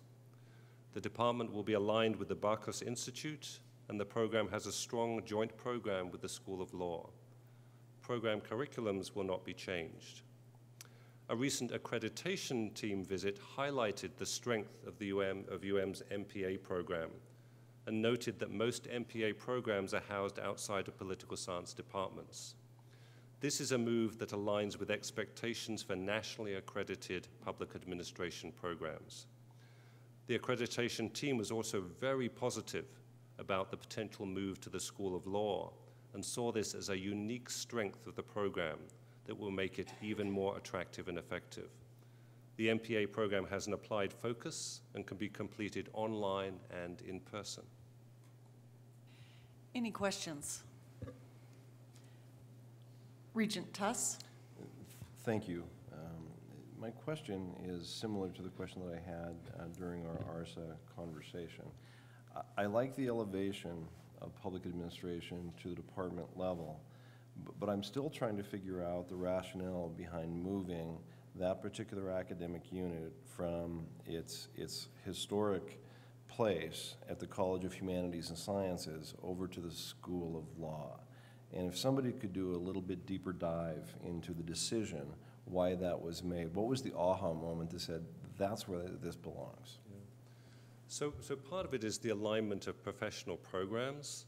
And so when you think of the various colleges and schools of the University of Montana, some of them are focused on undergraduate education and academic research. Others have more of a focus on professional training. The MPA program, like the School of Law, is more focused on providing a high-value professional training path. That's less typical in a College of Humanities and Sciences and the Department of Political Science. And Madam Chair, voters, if I could add to that, you know, we've also had the establishment of the Bacchus Institute with Ambassador and former Senator Bacchus, which is housed under the law school and is focused on public service, on diplomacy, and as we bring these programs together, we really are establishing the University of Montana as a unique center for the study of law, policy, and service. The fact that you have an MPA and a law school together with the Bacchus Institute, the Bacchus Leadership Program that we established last year with a donation to send some of our students, some of our MPA students, some of our undergrads on internships over the course of the summer to work at the highest level in Washington, D.C. You know, we have a unique combination of efforts there that really establishes this as a special program. And I will tell you, the accreditors that came to visit from around the country were very excited and said, you have something very special here with this combination. Any other questions? I have a question for Dean Kurgis. And so does Chair Albrecht. Paul, throughout this proposal, we've heard a lot about the housing of these programs, and based on a very dim memory of the space at the University of Montana School of Law, where are these things physically? I'm sure you remember Faculty Row. That's where they are. So with the construction of the new building completed in 2010, we moved all of the law faculty offices into the new building, and then that opened up space in what used to be the Faculty Row on the north side on Maurice Avenue. And so that whole wing of the law school, we are devoting to the Baucus Institute and related programming. So the MPA faculty are already in those offices. And will there be an increase in the number of students, non-law students, who are physically present in the law building? Yes. Now, most of the MPA students are taking classes online, so it's not as big as you might expect given the population of students in the MPA program. And because they need to work on flexible schedules with the professionals that they teach, their classes tend to be out of sequence with the other law school classes. So it's your opinion that this is all going to work out logistically? Yeah, we're already doing it. Okay. Yeah. Great. Chair Albrecht. Thanks, Dean Curtis. I was along a similar line, just understanding capacity to do this within, if you could speak to that. Yeah, we feel we have the capacity. And this is where the Baucus Institute's really been helpful. The MPA program has grown by about 300% in the last 5 years in terms of student population, from the low 20s to over 100 now. And so that created some resource needs for them. And through the Baucus Institute and the law school, we've been able to help them meet the needs they have to serve their students. So for example, we were just able to hire an administrative assistant, which the program had never had before, and we used private funding from the Baucus Institute to do that. And then a quick follow-up clarifier. When somebody receives a degree, it's housed under there, but they receive a Master of Public Administration. From the University of Montana. All of the degrees are University of Montana. Right, right. But, okay. Thank you. Thank you, Dean. Any other questions? Let's see, where are we? We are on the item, consolidate the School of Art and School of Media Arts into a merged School of Visual and Media Arts. So these two academic units propose to merge to form a single unit, the School of Visual and Media Arts. There has been exciting and rapid change in the fine arts because of advances in digital media, and the School of Art has updated many areas to incorporate digital technology and data arts into its traditional programs. At the same time, the School of Media Arts has been growing rapidly because of the interest and expansion of digital media. The two schools offer related coursework that, under the current arrangement, can be difficult to coordinate.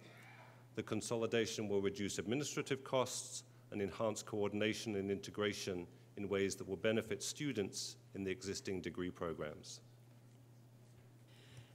Any questions? I have one. During our ARSA committee, I went off on a tangent about the journalism school because I thought that the media arts had to do with the press. This has nothing to do with the J School or media. No, it has nothing to do with the J School, although the J School and media arts obviously have a lot of overlap and enjoying doing things together as well. Okay, thank you. Any other questions? Next, consolidate the Department of Applied Computing and Engineering Technology into the Department of Business Technology. Dean McLean. Yes, this request has come about as a result of significant reductions in tenure-line faculty over the last several years in these two departments. And what that's done is that has created a challenging environment for both collaboration and, more importantly, for conducting duties related to the collective bargaining agreement, such as establishing faculty evaluation committees. So by merging the two departments, you'll have a large enough faculty contingent to be able to deal with collective bargaining agreement duties, as well as then by merging, we also eliminate one department chair, so there will also be fiscal savings as well. Any questions? Thank you, Dean. Provost Harbor, retitle the Rural Institute. So we request authorization to retitle the Rural Institute, a Center for Excellence in Developmental Disabilities, to the Rural Institute, a Center for Excellence on Disabilities. This change would better reflect the work of the Institute, which works on disabilities that occur across the lifespan, not only those that have their genesis during a person's developmental years, as the current title suggests. This revised title will make us consistent with many other centers in the 67-center network nationwide and will make the mission clearer to funding agencies. Any questions regarding the retitling? Next item, terminate the Institute for Educational Research and Service. Provost Harbour. So over the past 5 years, the Institute for Educational Research and Service within the College of Education and Human Sciences has experienced a decline in the number of funded projects. Several programs under the Institute have been completed and closed, and the National Native Children's Trauma Center and the Montana Safe Schools Center that were formerly housed within the Institute now operate successfully as fully independent centers. Thus, the need for the Institute has declined, and we are moving to sunset it. Thank you. Any questions? That brings us to the end of the Level 2 Thank you all items. very much. Thank you, Provost Harbour. Regents, do you have any questions or comments concerning the extensive Level 2 agenda that we had today? Regent Albrecht. I just want to commend Provost Harbour and the work that's been done. I know this has been a lot of work to really look at alignment and efficiencies and effectiveness and strengthening the core. So thank you for all of your work. It's impressive. Any other comments? Thank you so much, University of Montana and Provost Harbour and Dean McLean, for that presentation.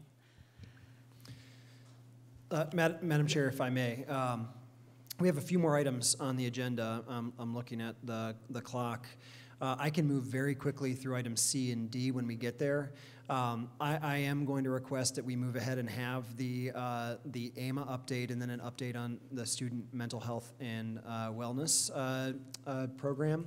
And I'll ask our presenters to adapt and to be crisp in their presentations, but I think this material's quite important, so hopefully we can just work to the end. Thank you, I agree. Deputy Commissioner McLean. Thank you, Madam Chair, members of the board. I appreciate this opportunity to join you today in celebrating the great work of the American Indian and Minority Achievement Council.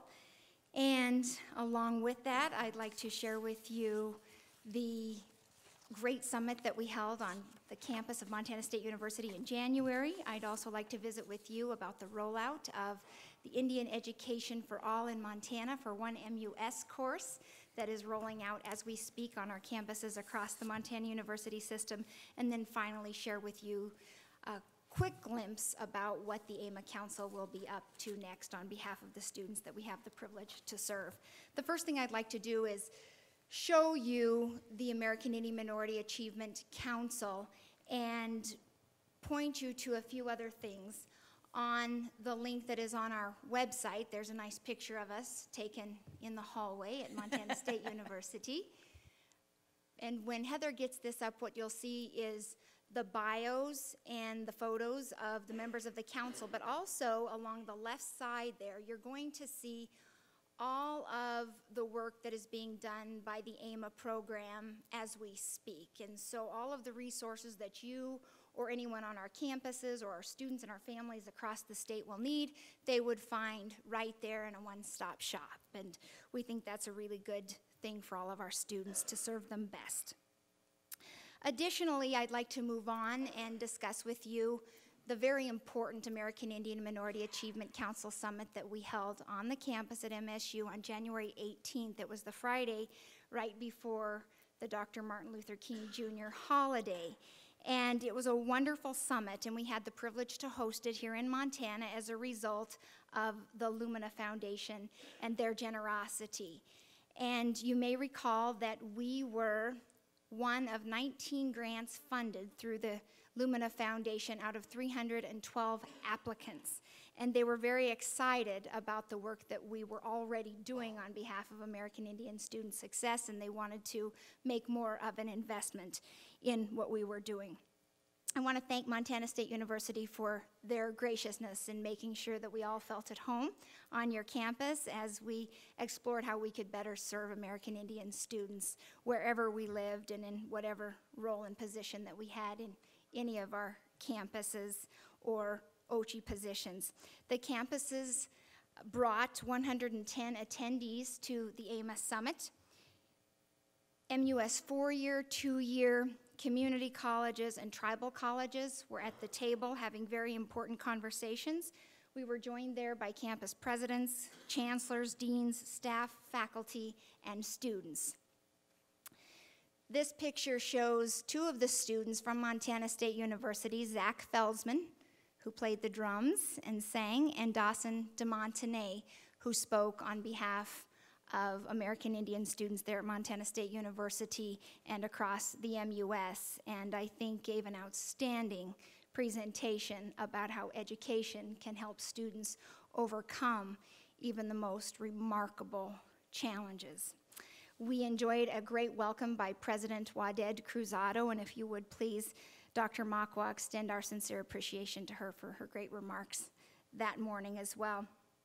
Throughout the day, we engaged in campus and departmental level conversations and work sessions, and there were takeaways from every single activity in which everyone would engage in throughout the day. And so it wasn't just a sit and get, it was a make sure you are participating, and even to get to have lunch, you had to present a lunch ticket, which indicated that you were paying attention and tell us what you had learned, and then we quickly put that up on the screen.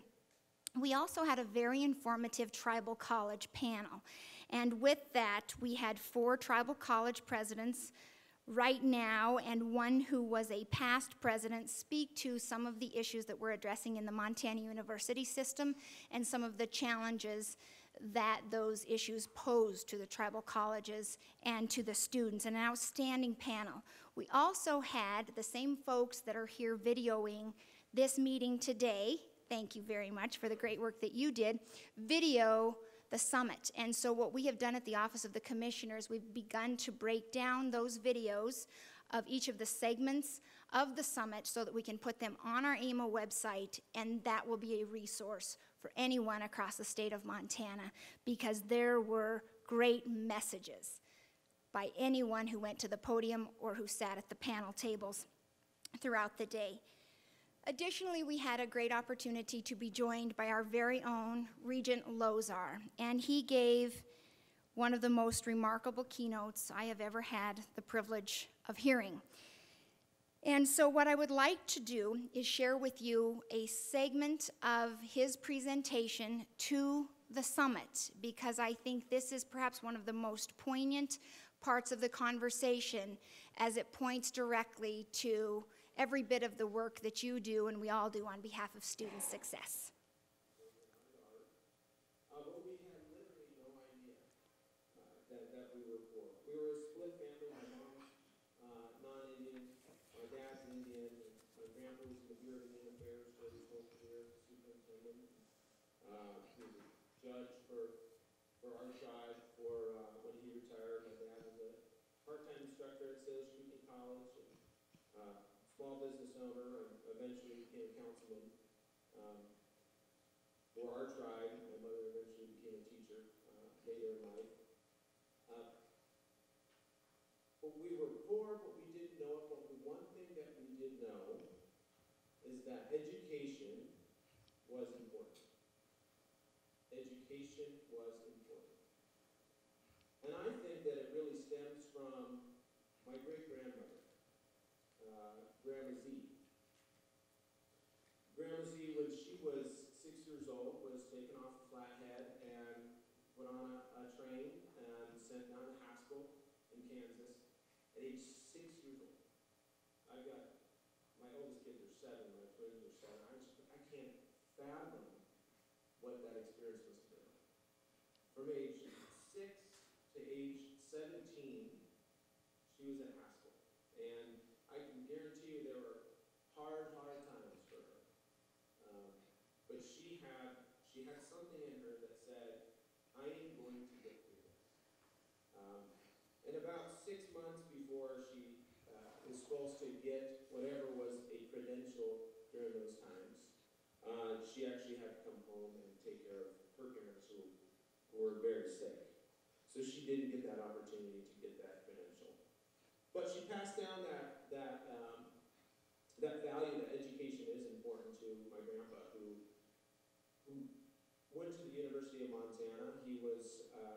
he may have been the first Native American, if not one of the first Native American basketball players to play at University of Montana.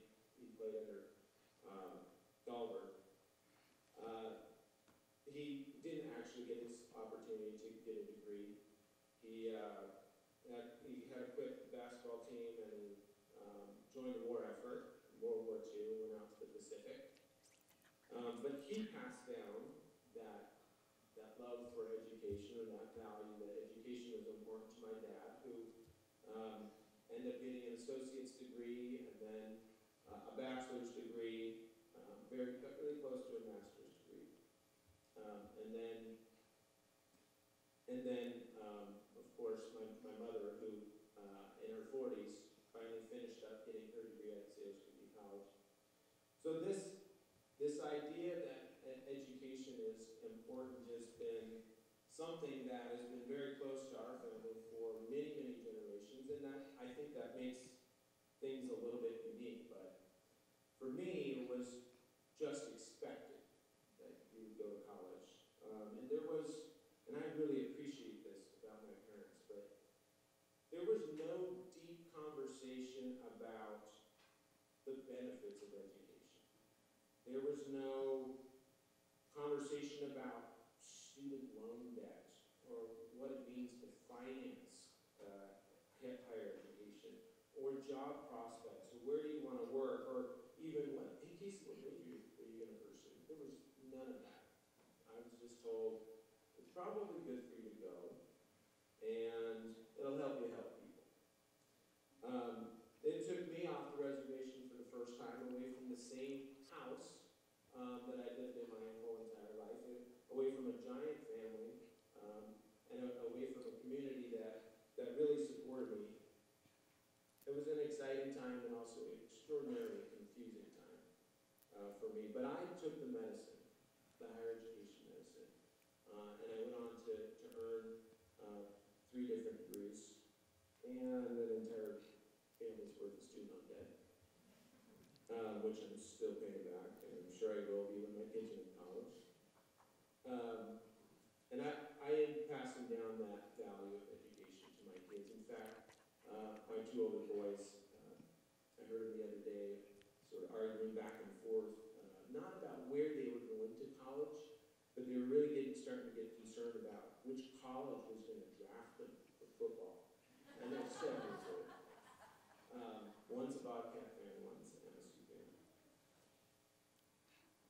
Higher education was absolutely worth it to me. And higher education is absolutely worth it to all our Native students in the university system and within our tribal colleges.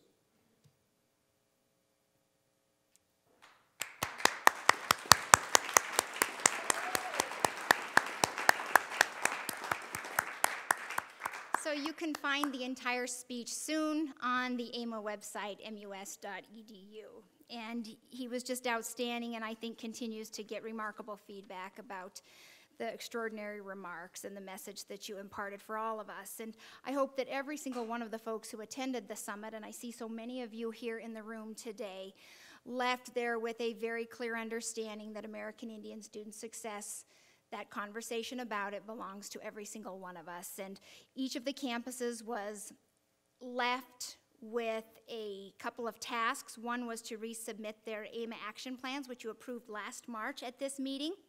And then the second request was that they would submit to our office a best practice, because that's part of where the AMA Council will go next. And before I get to that point in my remarks, I would like to introduce you to the Indian Education for All in Montana for One MUS course. And our campuses are rolling this out as we speak. We have it already existing on some of our campus portals, and it will continue to roll out as it is developed on other learning platforms across the Montana University system. We're working with the tech teams, we're working with the AMA Council members on this rollout. We're providing them guidance, a one-pager that they can use to introduce the course on their campuses. so that folks understand the why behind it. And just as a reminder, you may recall that you approved those 5 recommendations, and recommendations 4 and 5 of those 5 recommendations spoke exactly to the fact that every single campus had to do all they could to ensure professional development about Montana's First Peoples would happen for all of their faculty and staff, and then all of their incoming faculty and staff. And so right now we have the course, and it is ready to rock and roll all across the university system, and we look forward to that continuing to roll out. And what you see here is really just a quick overview of what that might look like as some of your campuses across the state begin to roll this out. There are videos, there's interactive activities, there's assessments in there, and we really tried as a council to make this very relevant and contemporary. And we worked with the Office of Public Instruction and Mike Jetty there. We worked with members of the council. And if I could quickly, I'd like to move to the next slide so that we could recognize some of the folks who played a real key role in getting this course to where it was. In addition to the council, we had Dr. Squires at the University of Montana, and Joe and Marlene Zentz. I'm not sure how many hours they put into this, but we moved the course from the Office of Public Instruction's hub, and we needed a place for it, and they took it, and they transformed the entire course. And we are continuing to work on everyday transformation, making it better, updating it so that it is the best course that it can possibly be. And if you would please express one more time our sincere appreciation to them. I'd also like to thank Mike Jetty, the AMA council members, and Tracy Ellig from Montana State University for his guidance and support in making sure that the rollout and the development is happening with the Montana State University campuses as well. He and I will continue to work with all of our teams to make sure that this is launched in a very seamless fashion. And then the last thing I would like to close with for all of you is that the work of the council has been considerable, and it has been very rich. And these are council members who come from our campuses. They come from the Office of Public Instruction. We have Voight St. Pierre, who comes from Rocky Boy, and they give of their time and their talents to make a difference in the lives of the students that we all have the very significant privilege of serving. And so our next steps, we laid the groundwork for this when we sent out all of the pre-summit work, will be to develop Indian education for all across our campuses so that it is happening in a strategic, by design way, and so that everybody from the math professor to the science professor to the custodian to the campus president understand that the conversation about Indian education for all is one that they own right along with their neighbors down the street. So with that, I'll conclude my remarks, and I will open it up for any questions that you might have. Thank you, Director McLean. Any questions or comments? Hearing none? Thank you so much. Information item B, student mental health and wellness update. Deputy Commissioner Tessman. Thank you, Madam Chair. And Angela, you mentioned the work of everyone else. Thank you for the work you've done on this effort. It's a big deal, so much appreciated. And just reminds us, in listening to Regent Lozar's remarks, regrounding ourselves in the impact that education has on individual students is such an important part of our work. And it was so rewarding to hear from our students Cheyenne and Wyatt earlier today. I think my boss is not here, but I'd love for us to maybe commit to having a student or two come up every board meeting and talk about the experience of MUS education. Our next presentation is actually from Christine Miller, who's our student success specialist in the Commissioner's Office. This is a new position, and one of the first things that I've asked Christine to look at is, I guess, a holistic approach to student success, and that involves building on some of the great work that's already been going on within the Montana University system and identifying new paths forward for student mental health and wellness. So, Christine. Thanks for the introduction, Deputy Commissioner Tessman. Madam Chair and members of the committee, I just want to say that the things that I'm going to talk to you about today, briefly to appreciate all of our time. But this is really building on the work of the previous iteration of the Suicide Prevention and Mental Health Task Force that members all across the Montana University system participated in, and that effort was led by Ron Muffick from our office. So I just want to acknowledge everybody's work in that. Can you go to the next slide, Heather? Thanks.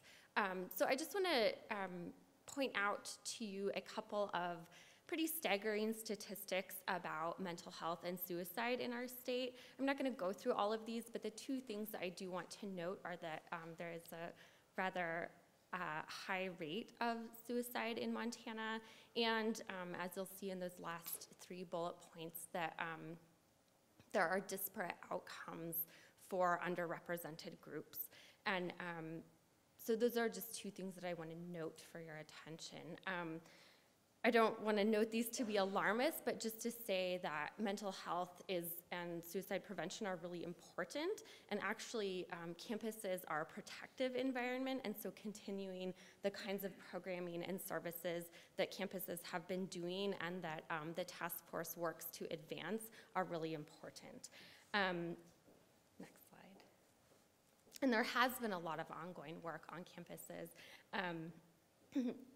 I will note that campuses across the system and in the state have been doing a lot, and that this has been an ongoing priority for them. But the Suicide Prevention and Mental Health Task Force came together at your recommendation and the recommendation of the commissioner in 2015. And you can see this timeline. It sort of briefly outlines a few of the things that you've heard about this already. You know, and when taken all together, it's pretty significant, but I also want to note that across that timeline and prior to that and since then, there's been so much work going on campuses. And in 2016, the Suicide Prevention and Mental Health Task Force made recommendations to the Montana University system, and campuses have been doing a lot, and you'll hear in just a second from 2 of our campus representatives on that, but I just want to point out a couple of things. One of the strongest recommendations was to have a licensed clinician at every campus, and even some of our smallest campuses have met that. FECC, Miles Community College, and Helena College have, in addition to other campuses, but have since recommendations increased or even added a clinician who was not prior to that present. You'll see around the campus here today that there's posters for Fresh Check Day, which is an event going on campus that supports student wellness, suicide prevention, and awareness. And there's a lot of events going on around campuses across the system. The system hosted and MSU put together a suicide prevention summit in 2016. A lot of campuses have been bringing, they've been integrating care, and so they've been bringing medical offices and mental health services together, often in one building, or they've been coordinating services better so that clinicians and providers can identify students better. So these are just a few of the highlights that campuses have responded to in the recommendations made.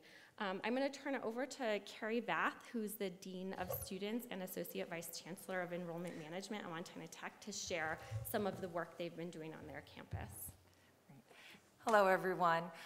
What I wanted to focus on is within those recommendations, I think what's key, and on our campus in particular, is highlighting how communicating these efforts and creating awareness can really translate to an increase in reporting. And so that's what I wanted this figure to really highlight, is that when we really started this work in 2015, there were fewer than 10 kind of incidences that were getting reported. And incidences can be anything from a faculty member reporting that they haven't seen a student in a class for 3 sessions, to a business office specialist reporting a student with erratic behavior or maybe some anger, to a friend reporting a peer that they're are concerned about. And so as we look at this year, I've already had 55 incidences that have come to my office, so I expect that number to go up in the next 2 months. But this is a positive thing because it means that we are actually able to create interventions so that we don't have crises on our hand. And that is really, again, that awareness is power, reporting it, and then the ability to look at our system where we can create change, how we can better message, but that this idea of a reporting culture takes time and it's being cultivated, and so it is taking, you don't just snap your fingers and send the email and people know to report. And so it's really exciting to see all of the hard work over the last 4 years paying off with this increase and us being able to help students. I'll ask Betsy Asterson, who's the Director of Counseling and Psychological Services at MSU, to share some of the good work that they've been doing. Thank you for having me back. And I had the privilege of being a part of this task force and reporting to you previously on these recommendations. And today I'm going to just talk a little bit about kind of the mental health perspective and the treatment perspective on this. One of the key takeaways I had from that effort back in 2016 is just the realization that this is all of our responsibility to work on this issue. And the commitment and leadership from all the way from you all to OCHI and on our campus, President Cruzado and Vice President Kearns have been amazing champions of this work and really supporting this. And I think that highlights the importance of the fact that it can't just be the clinicians doing this work. It really takes all of us to impact mental health on our campuses and suicide prevention. At MSU, we implemented all of the recommendations from the 2016 report. I just want to highlight a couple of those. One of them was beginning a universal screening for depression in both our acute care and primary care clinics within the health service. We established a campus-wide working group to assess and monitor access to lethal means on campus, including centralized weapon storage as one part of that effort. And then collaborative tracking and reporting of suicide attempts and completions to better inform interventions. And that's been huge for us to just continue that work together. Since our last update to the board, we've really continued to experience ongoing increases in demands for services. Nationally, there's been a 30 to 40% increase in the demand for counseling services at college counseling centers, that while enrollment is growing at about 5% nationally. At MSU, we've had a 36% increase over the last 5 years.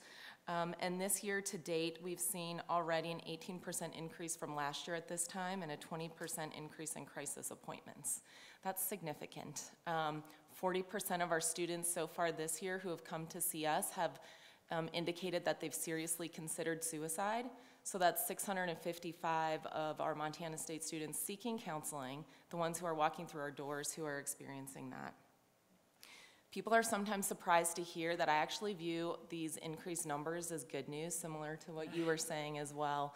But really on our campus, what I can say is people are doing exactly what we've asked them to do. We ask them to identify students who might be at risk. We ask them to help us decrease the stigma for seeking mental health treatment, and that's happening. And we ask them to encourage people to seek help. So they're doing exactly what we've asked them to do by coming to see us. At MSU, we're really working hard to continue to work across offices and departments to build a full culture of support on our campus, where supporting mental health really is everyone's business. Some key collaborations that we're continuing to work on are the integration, as Christine said, of mental health care and an integrated behavioral health approach within our medical setting, working with our Dean of Students office, as Carrie was speaking to, and the Campus Safety Welfare Program to reach those students who might not be presenting in our center. And then to sustain the work of our cross-campus mental health committee when we became a JED campus program about 4 years ago. Last year, we also increased our evidence-based suicide prevention program and trained over 1,000 people on our campus in suicide prevention. So I just want to say thank you at the end of the day to still make some time to hear about this. I know it's sometimes a sobering topic, but I really do value everyone's efforts on this, and I'm excited that we're continuing this work as a task force and working together with our colleagues across the system. Thank you.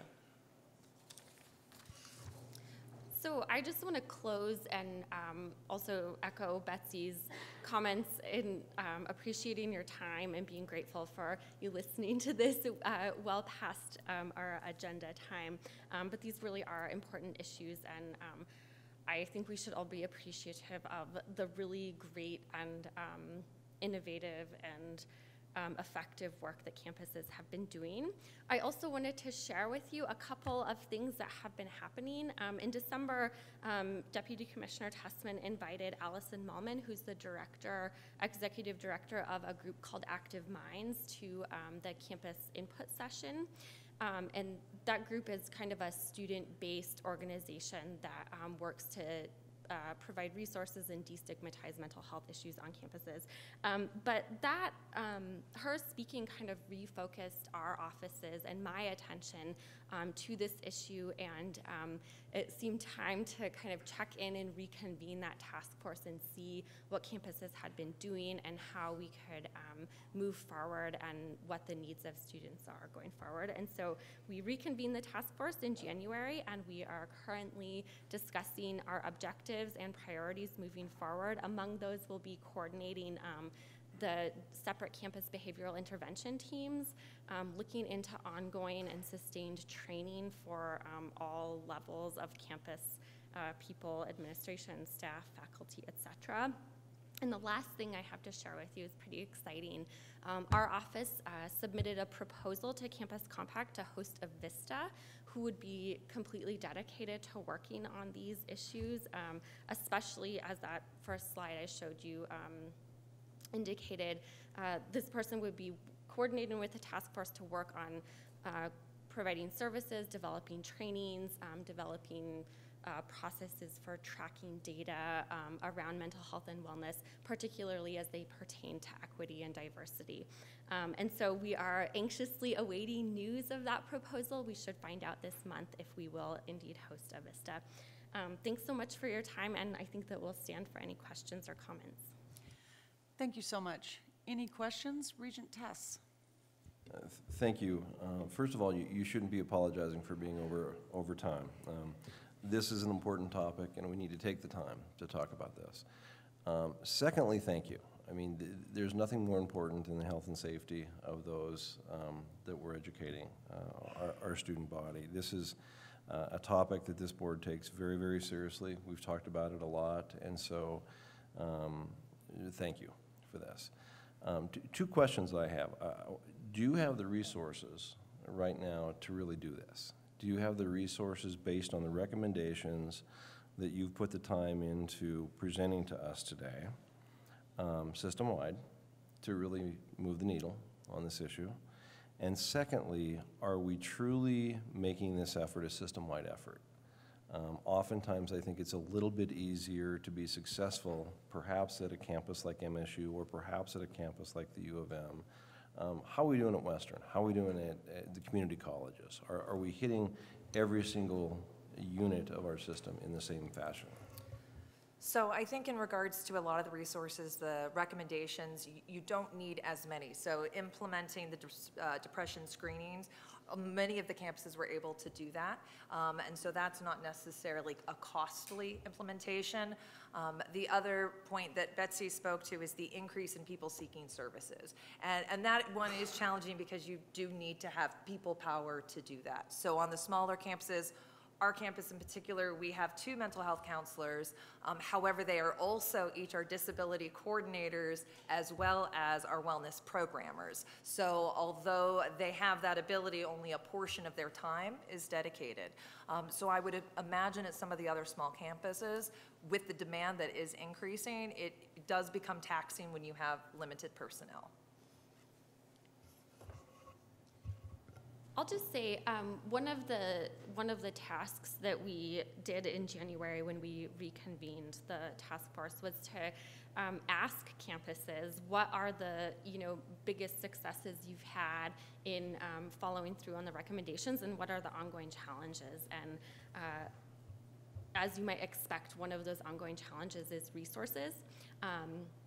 Personnel resources, and that a lot has to do with the increased use of services and programming, which, as these two pointed out, is a real positive thing. And so I'm certain that campuses would be able to use resources to support their ongoing activities. Thank you for the question, Regent Tuss, and I would be remiss to not speak to this, as I know all of my fellow mental health colleagues across the state are sort of counting on me to bring this message forward. And certainly I know Havre is a great example as a place where I've collaborated closely with that campus, and they do now have a licensed counselor on staff. And when you add treatment, and when you add screening, and when you add all these programs, again, what we get are more people coming in the door. And we have to have those resources to actually provide treatment. And I can speak to my campus where I feel like we have had that support in continuing to have resources to address that need, but I know that's something that's a struggle on a lot of campuses. And part of that is recognizing the complexity of treatment isn't just 1 or 2 sessions, and one size doesn't fit all for people. So someone might come in and they are, feeling better and have symptom reduction in 3 to 5 sessions. For someone else, that takes a lot longer. And in a rural state like Montana, where some of the resources are more limited, our college counseling centers are really the ones who are taking on more complex cases and really managing that increased demand in students who are presenting with suicidality. To your question about is it system-wide, I would say from the mental health side of things, and I think this was true, and when we were a part of the task force, it truly was system-wide. At the MSU side, we went and visited all of the, at least I can speak on the MSU side, all of the MSU campuses, and work together to come up with a plan for that. And at least the mental health professionals, we really do communicate regularly through the Montana Counseling Association and provide support and collaboration. So it's not uncommon for me to be in contact with Mike Frost at the U of M and talk about, here's what I'm doing, what are you doing? Amber Spring up at Havre working together on that. So from that side of things, I would say we have been working really well together. Thank you. Regent Albrecht. I would simply say that if we've been successful thus far, and the numbers indicate that more people are aware of this issue and more referrals are going to these centers, we need to take the next step in making sure that we have whatever resources from OCHI and from this board and from the entire system to make sure that we're truly making a dent in this very significant problem. Regent Albrecht. Thank you, Regent Tuss, for stating that, because as I walk out the door, I couldn't be more pleased to have this presentation. It's to me one of the most important presentations of the day, because what you've just told us through your work in changing a culture which has opened up communication, which has destigmatized and helped students to encourage each other to get the help they need, to have it as regular conversation. You have saved lives. You've saved lives of our own children who we have sent to school, and hoping that they'll make good decisions and that they'll be safe. And we want our campuses to be those places of safety where they can get the help they need. Thank you for being that resource, and I would just follow up by saying and challenging my colleagues here to continue to ask you what you need and to support you and to champion you in this effort. It is really the only way that we are going to make a dent in what we know is a problem across our state. But it's these kids in these places in our institutions who need that embrace. So thank you so much. Thank you for your support and ensuring that our students have safe and healthy and learning environments to grow and develop into the kind of people and citizens we ask them to be. So thank you. Thank you, and thanks for the whole task force for all of your work on this. Next is information item C, Level 1 Memorandum. This is Deputy Commissioner Tessman. Madam Chair, thank you. And thanks to Christine and Betsy and Carrie as well. I won't apologize for that extra time either. I mean, for every minute we spend on new programming on the academic side in budgets and whatnot, and we need a minute on this issue. It's not going anywhere. It's probably getting bigger. And what I'll do is make up for it by moving really quickly through this. And you, regents, have had the opportunity to look at our level 1 approvals, which are approvals that have been delegated either to the Office of the Commissioner of Higher Education or to the campuses themselves. These can be some more minor changes in terms of a kind of administrative organization within a program. Sometimes they involve moratoria or termination. If you can scroll down, Heather, if you can scroll down, the memorandum includes information on each one of the proposals over the last 4 months, and I don't need to go through them item by item. I'd be happy to answer any questions you have on any of those items. Any questions for Deputy Commissioner Tessman? None. Okay. Next item, item D, the intent to plan proposals. Thank you, Madam Chair. And somewhat similarly, I would say this is here for your reference. This is an information item. Earlier, when we were discussing the level 2 proposals, I mentioned that those proposals are really one moment in a much longer and quite rigorous process. And an earlier step in that level 2 proposal in the larger process, rather, is the submission of intent to plans for various programs. And so you can see programs that are simply moving forward in the planning process, and these programs will surface again as level 2 proposals most likely. It doesn't mean that there's not more work to be done on each one of the proposals, but I'm happy to answer any questions on the proposals listed here, which address, I think, some of the more pressing needs in the state. Any questions? Remind the regents that these are available at any time so that we can review the status of the plans of all of the system units. Hearing no questions, the ARSA committee is adjourned. Nice work. Thank you. We already completed public comment, and so at this point, we will recess the meeting and reconvene in the morning. I know the board will meet for breakfast with faculty representatives, and then the board will reconvene at 8:30 tomorrow morning. Thank you again for all of your kind words. Enjoy your evening.